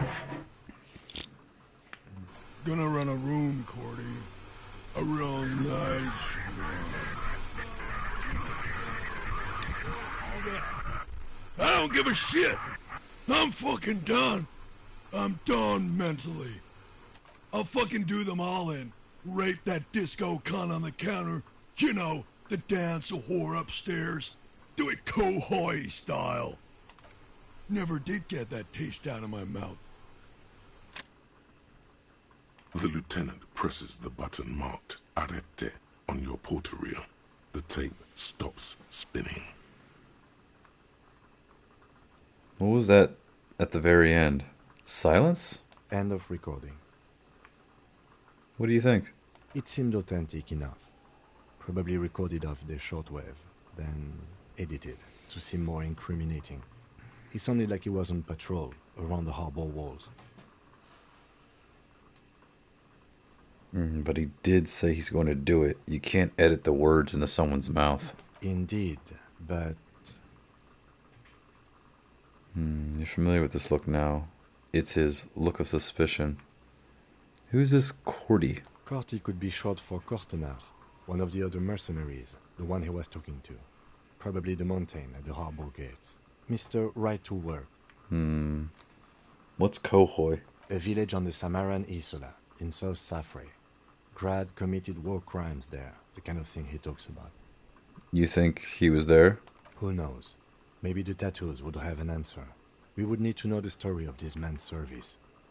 Okay then. What now? I think we've got a few more questions for class here, don't you? This seems to contradict her testimony. At least to some degree. Okay, that's good. And what's this? This is the wildflower you caught. One of a bouquet of muglets that you found on the whirling roof. It's shedding its petals quickly in your pocket. 6 crumbling petals rest on your palm. They're white, a bell-shaped crown. What is this, Kim? This is the Insulindian lily, called Maybelle's or Lucille's tears during the Revolution. Girls used to pin these on soldiers before sending them off to battle. Who pinned them? Which side? The revolutionaries, so the communards and the anarchists. White's their color, but the custom started in the suzerain's army, so it held meaning for the kingsmen too. It's about girls and boys more than sight. Girls sending off boys who are going to their deaths, then also dying themselves in the ruins from dysentery and consumption. It's a symbol of the Civil War. Does this flower blossom in early spring? Yes, but not this early. Not to my knowledge. It looks dried, preserved. Is it a coincidence? It being on the roof? Maybe. Maybe not. We'll see. Very well. The petals feel dry and fragile in your hand. Water flows under the channel bridge. Dark water. You rub your sides for warmth, but there is none. Stand still. The feeling recedes. Wait, have you noticed there's a war veteran playing a ball game on the plaza? Yes. You should ask him about the flags. I should. Okay. Alright, that's enough of that. Let me check out Kuno's pig head.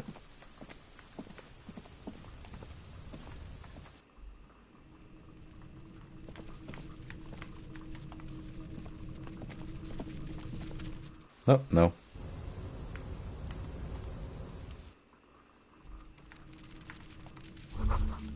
It's crawling with locusts in here.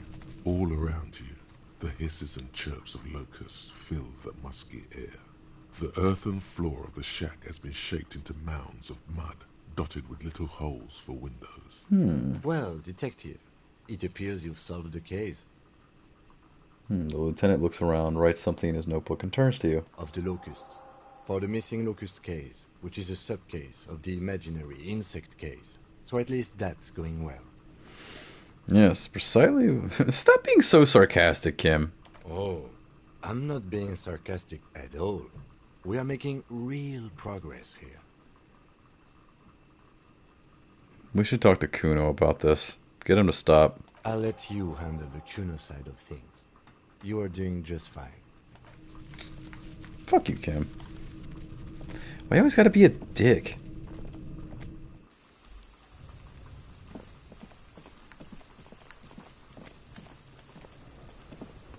Fuck does Kuno care? I know you took the locusts from the traps the cryptozoologist set up. Yeah. Kuno took the bugs. So what? You say you don't give a fuck about bugs, then you go and build a whole bug town? It's not Bugtown. It's the city of locusts. Locusts aren't just bug shit. They come out of the sky like a fucking shadow. Shit descends. Stop! You stop. It's like their fucking night. Locust City, Night City, City of Rage. The girl forces herself to watch again, the corners of her eyes twitching from discomfort. The lameness is causing her physical pain. The damage may be permanent. City of Rage sounds like a cool place. Kuno, the pig wants to help you. Oh, that's how lame it is. Please just don't say you're... An artist? Maybe I am an artist. You hear that, everyone? I'm a fucking artist now. That's great, Kuno. It's cool to make art. Oh my god, Kuno! He's gonna make you totally lame in, like, 3 seconds. Don't let him, Kuno. Yo, fuck you, see? Kuno can be what Kuno wants to be. Kuno's his own man. Kuno's free. Kuno made himself into Kuno. Kuno can make himself into anything. Kuno can make himself into a pig if he wants. Kuno can make himself into a... Kuno doesn't give a shit. Don't make yourself into a pig, Kuno. You'll have to take me away. A laden silence fills the yard. In it, you hear snow melting, dripping from the eaves. Someone closing a window. So that's what this is about. Depends on the choices you make, young girl. Oh, come on, no one is going to take you away. Say nothing. Without a word, she disappears entirely behind the fence. For once, the boy is lost for words. He turns completely red now, with splotches of white beginning to appear across his face.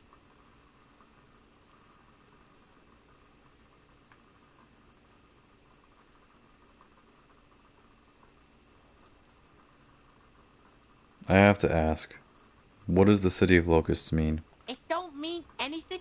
It's shit. Kuno just likes to focus. Kuno likes to concentrate on shit. Build shit when he's zipping hard. Fuck. He turns his burning face up to the falling rain. Pig, you really shouldn't have fucked with Kuno City. Now it's all fucking lame. What's going to happen to the locusts? Kuno's gonna let the fucking locusts die. I need you to stop taking locusts from the traps. The cryptozoologists are trying to find something very important. Those locusts are bait. I don't give a shit. Bitch. I don't need the locusts anyway. Shit is all lame now. She was right. The girl's face appears again, above the fence, just long enough to make eye contact with Kuno. She's pissed at him. Okay. Now that that's settled, I better be off. The fuck are they trying to catch anyway? With the traps?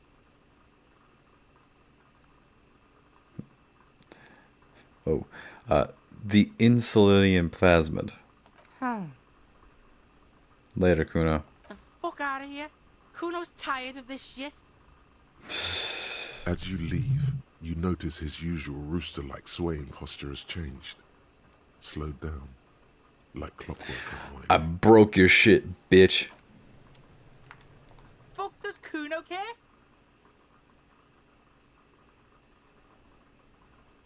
I did try to shoot her. Kuno does...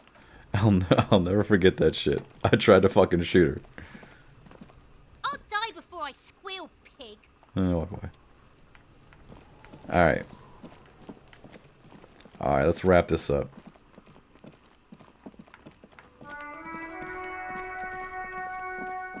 Wait a minute. Oh, hold on. What's that? There. Working class drunk. You know what this means, right? Case solved. Cracked it. All in a good day's work. Wait, what did I crack exactly? What do you mean, what did I crack? Look at how working class that drunk is. It's her husband, the missing husband. Yes, and you found him. Now go and tell the working class woman. Protect and serve, recruit.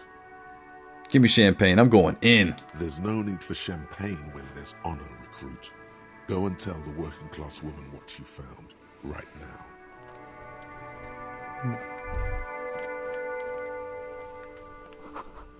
The book is titled Man from Hemendal and the One Fire. Wait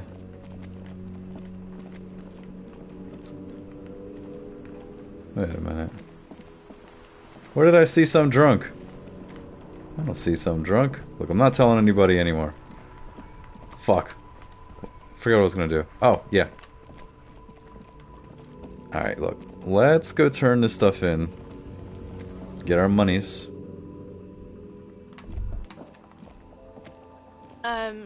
Is this about the questions again? Because I don't really know.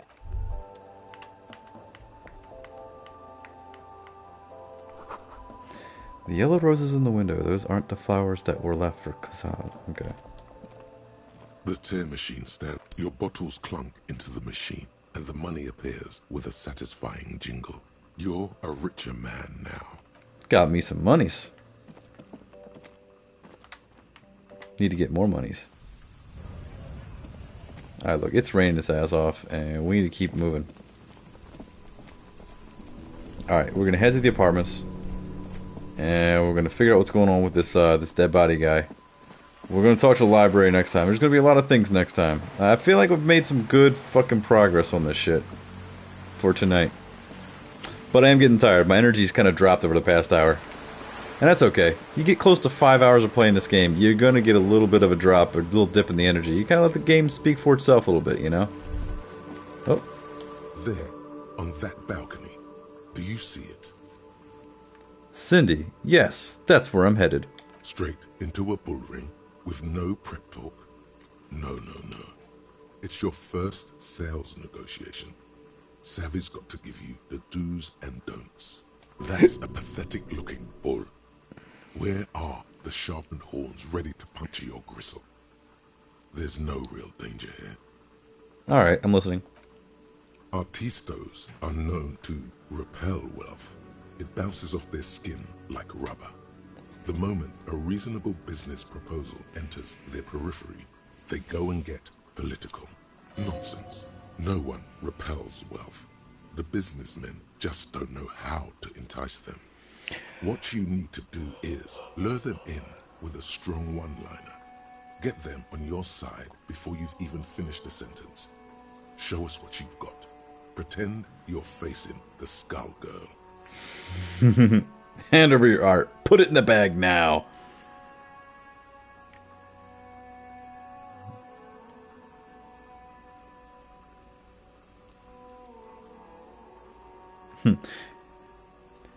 Let's do it like this.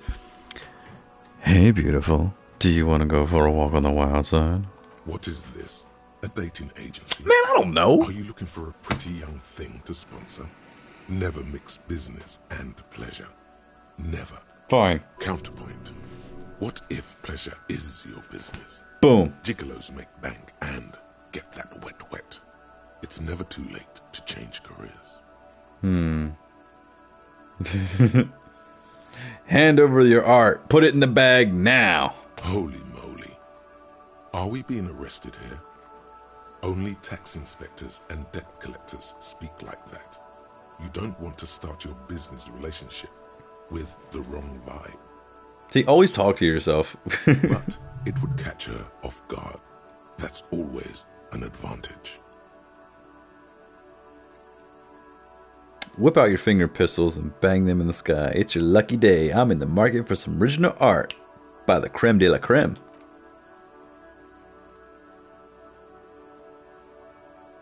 Mamma mia, if this isn't the top seller in La Delta. Everyone knew you'd eventually get it right. Thank you. Okay then, off you go. Let's see what you've got. Look, I gotta talk this. I gotta blah blah. Hold on. No, it's not that one.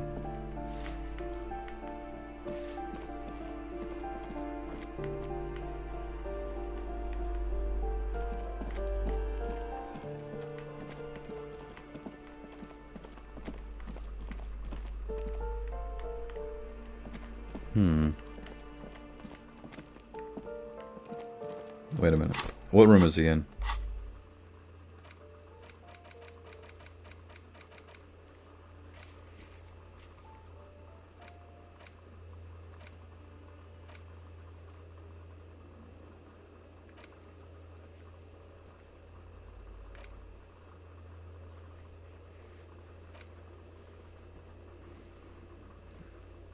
It's in the apartment buildings in the North Marnez. Apartment number 20.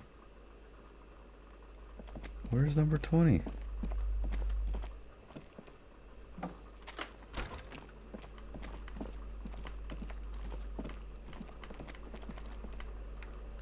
Wait a minute, come on now.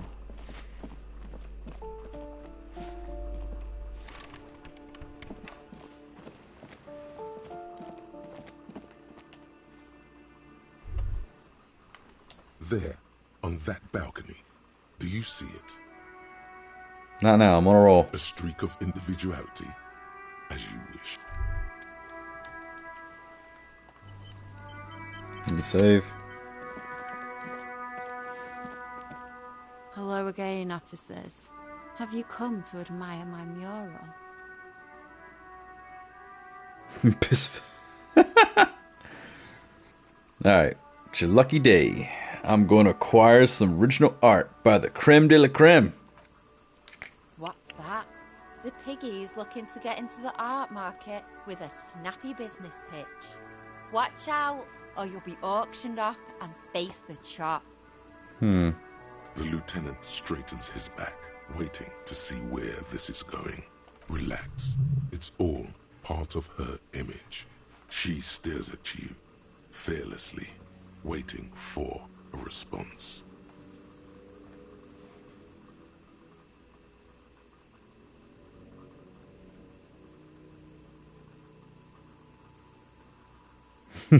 Pretend you're a pig stuck in a cage. Help, let me out. I don't want to die. Whoa! Calm it with that shit, cop. I don't have any art you can buy. Jeez. The whole point of graffitio being on the street is so everyone can see it. No charge. Expression for all. There has to be a way to convince her. Yes. Everyone has a price. I bet it's all about the scene for her. Tell her you can introduce her to some artsy jet-setters in Saint-Baptiste. Maybe do some lines together in the powder room.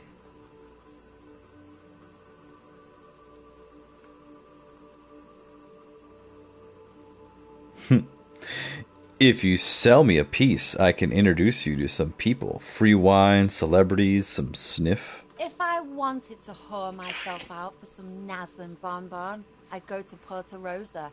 Or better yet, I'd take you with me and pimp you out to some friends of mine.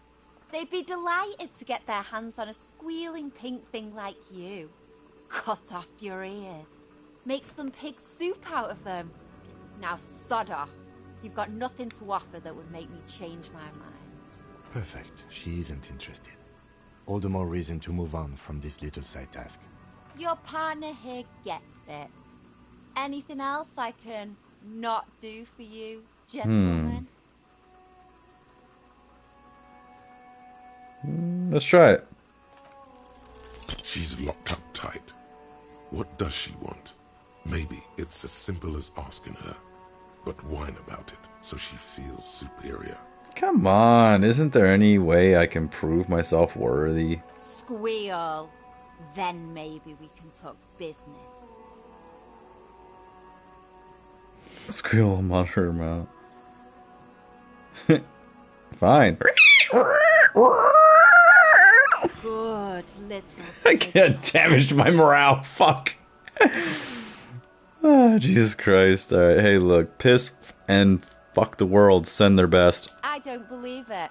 I've never known those boys to have manners. They seem to hold you in high esteem. They'll never be skulls, but their hearts are in the right place. Skulls are cool. Can I be a skull? Fat chance. But you can still do your part to revitalize the neighborhood. But I really want to be a skull. She throws you a conspiratorial glance, then presses her finger to her lips and squints up at the sky, as though straining to hear something in the distance. Have you noticed the quiet? Every so often, you might hear a gunshot pierce the air somewhere in Jamrock. But in Martinez, no gunshots, no sirens. The people are languishing in boredom and complacency. This place is a sepulchre. We'll paint it red. We bring the raucous. You bring the sirens. I'll bring the motherfucking ruckus. What is it with these skulls and cooperation? They have to be the nicest violent street gang in Rivershore West. Catch you later, Cindy. There, right in front of you. That's a pathetic looking bull. A streak of... Still there.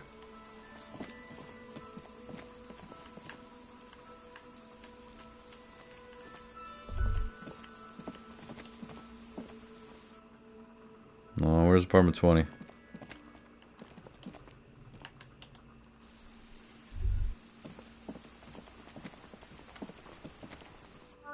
Where is apartment 20? Hey, you. Give me a moment. Looking for Billy McGean. Do you know where he lives? It's about She lives? Victor, isn't it? It's always about Victor with her. You'll find the Maisons in apartment 20 upstairs. It's one of those doors on the balcony. Thanks, I'm off.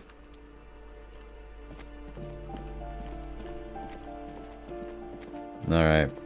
We're going to conclude this evening after we speak with them. There's a lot of things to turn in, too.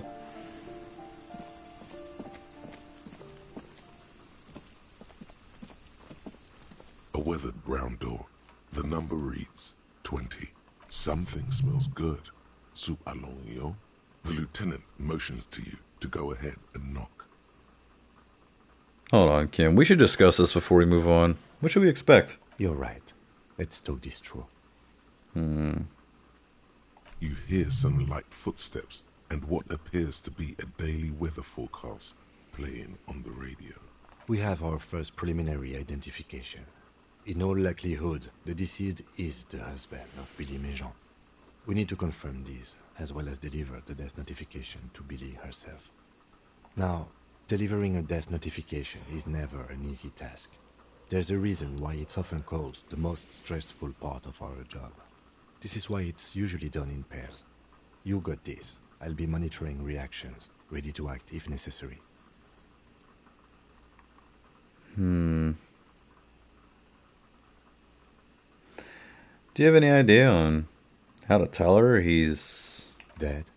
Just don't say that you know how they feel. You don't. What if I don't want to do this? Yes, it's hard. But there is no easy way to handle this information. It just has to happen, as soon as possible. Alright, I think I'm ready. The lieutenant motions towards the door. Before we do this, should I take some stuff? Well, we can level one up, but hold on. We need a new thought in our catalog. So what are we gonna do?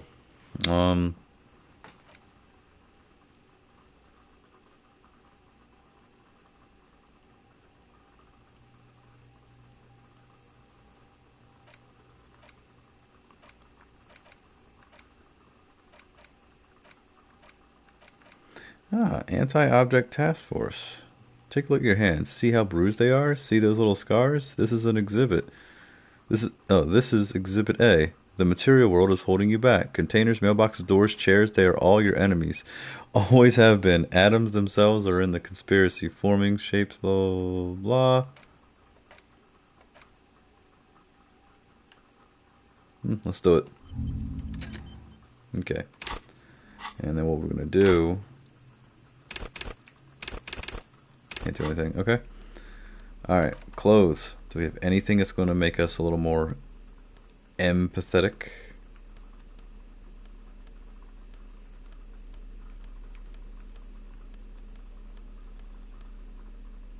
These shoes give me empathy.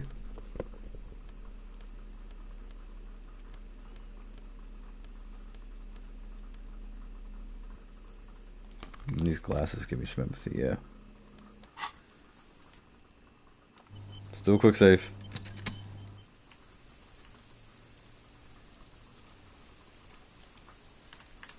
A weathered brown something. The lieutenant motion. Hello? Who is it? And someone turns down the radio. Is this Billy McGene's home? This is the police. Please open the door. The police? A moment, please give us a moment. You're shuffling inside. Tidying up. Nervously. Come in, the door is open.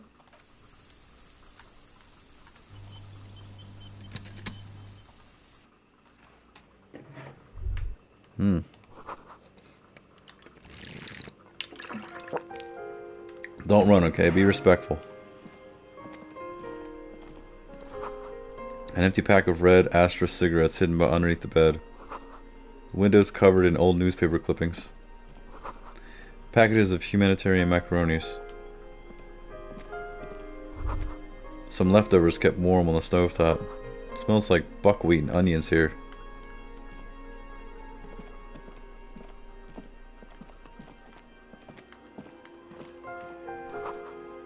A chalk-drawn height chart for children's growth over the years. This is going to be depressing. We're going to end the night with a depressing ass shit. A textbook for high school mathematics, trigonometry mostly. The clock is ticking away with an odd cheerfulness. Posters of contemporary pop stars adorn the walls. Yeah, this is kids' room. Boy. It's you from the book stand. Did you come to bring my cockatoo back? She smiles nervously before the smile vanishes from her face. I don't think I introduced myself properly. I'm Billy.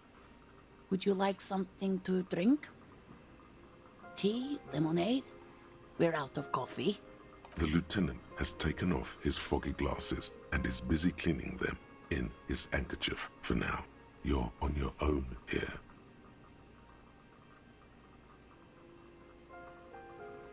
Thanks, but I'm alright. Is this about Victor, my husband? Is he in some kind of trouble again? I can come pick him up in the station if that's what. Keep it together. You don't want your body language to tell her the news. Sorry, I'm rambling. It's just that Victor often gets into all kinds of trouble. So, how can I help you? Definitely no small talk. This isn't the time or place. Empathy. Impossible. Tell her about the dead body. Oh boy. The red trick cannot even be replied. Let's just try it. I don't want to. Wait, what? There has been enough pain. But we have to. I don't want to do this. Force yourself. Slap yourself. Oof.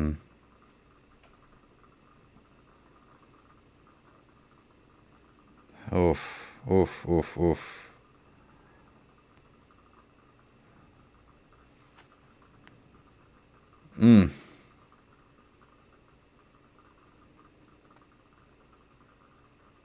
It seems like there's a part of me that refuses to do this. Do what? Officer. The lieutenant warns you. Too late. You ruined it. Just say it now. Your husband's dead.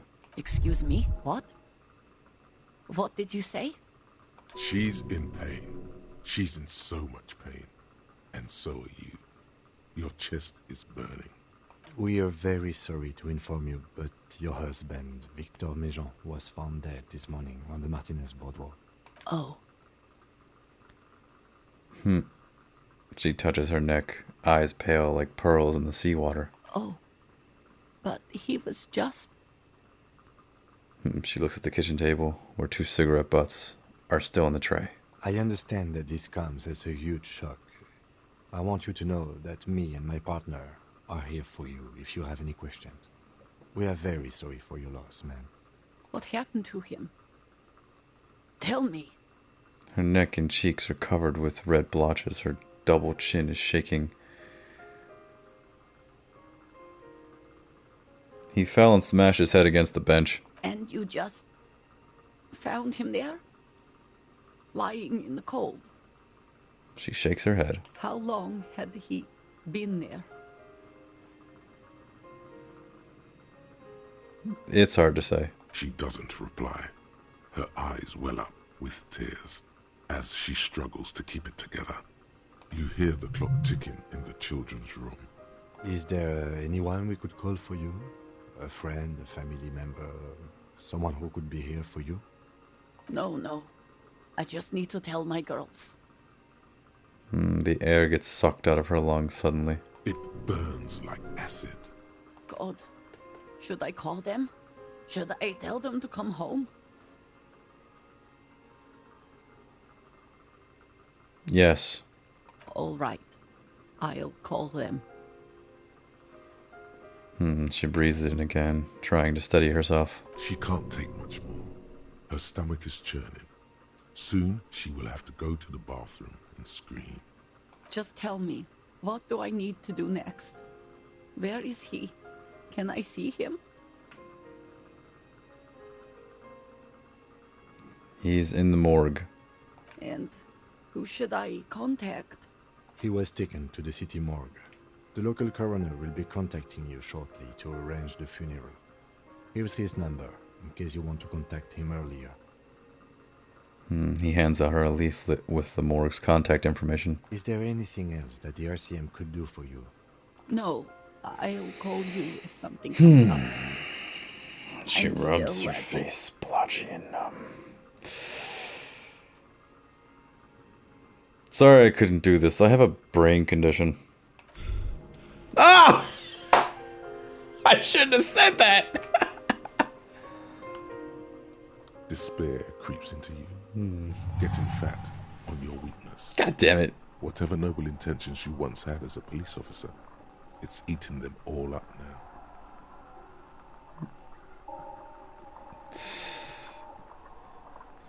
I'm done. No one even likes cops. Yes, it can be difficult to be on the receiving end of so much distrust and outright hatred. Nothing you can say would make you feel any better now. Cop gives up the detective genre for social realism. Another police officer resigned from the... Yikes. Oof. Well, you know what? Ugh, I don't want to do that again next time. I might just want to do it again now. Fuck it. I just want to get it over with. I'm going to skip through it and just, make sure I don't fuck it up entirely. Oof, oof, oof, oof, oof, oof. You know what? And actually, hold on. I need something that gives me more composure, right? Pain threshold, composure, right? Yeah. Give me a second here, because... come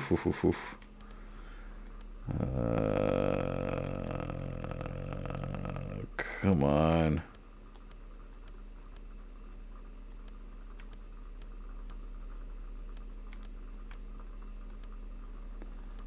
Come on, pain threshold.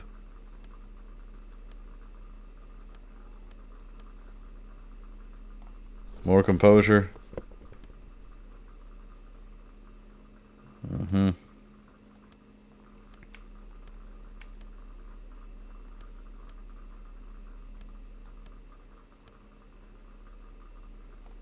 Pain threshold, yep. Fine. Alright.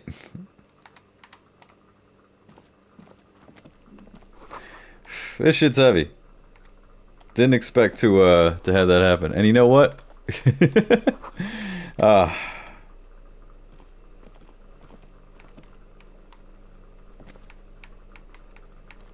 Where's the macaronis to explore, huh?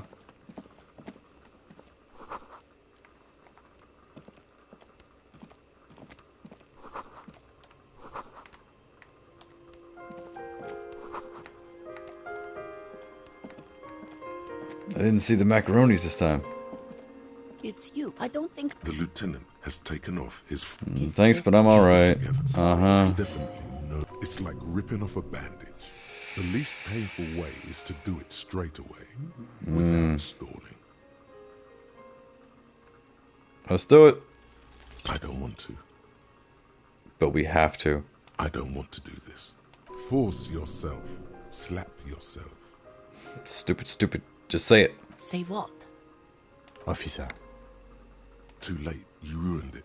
Just say it now. Your husband's dead. Excuse me? What? Damaged health. We are... Oh. I understand. What happened to him?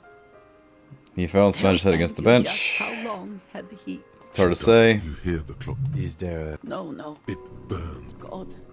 Should I... All right. Yes. She can't. Just tell me. What do I need to do? He's in the morgue. Is there any... No. This is too heavy. If something comes up.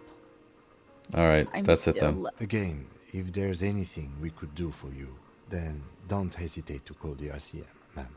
She just nods, distant and inconsolable. The bed springs rattle beneath her as she begins to shake. These are her last reserves of strength. Her muscles will give in soon to a scream. I'll take it from here. Thank you. We should step outside and talk.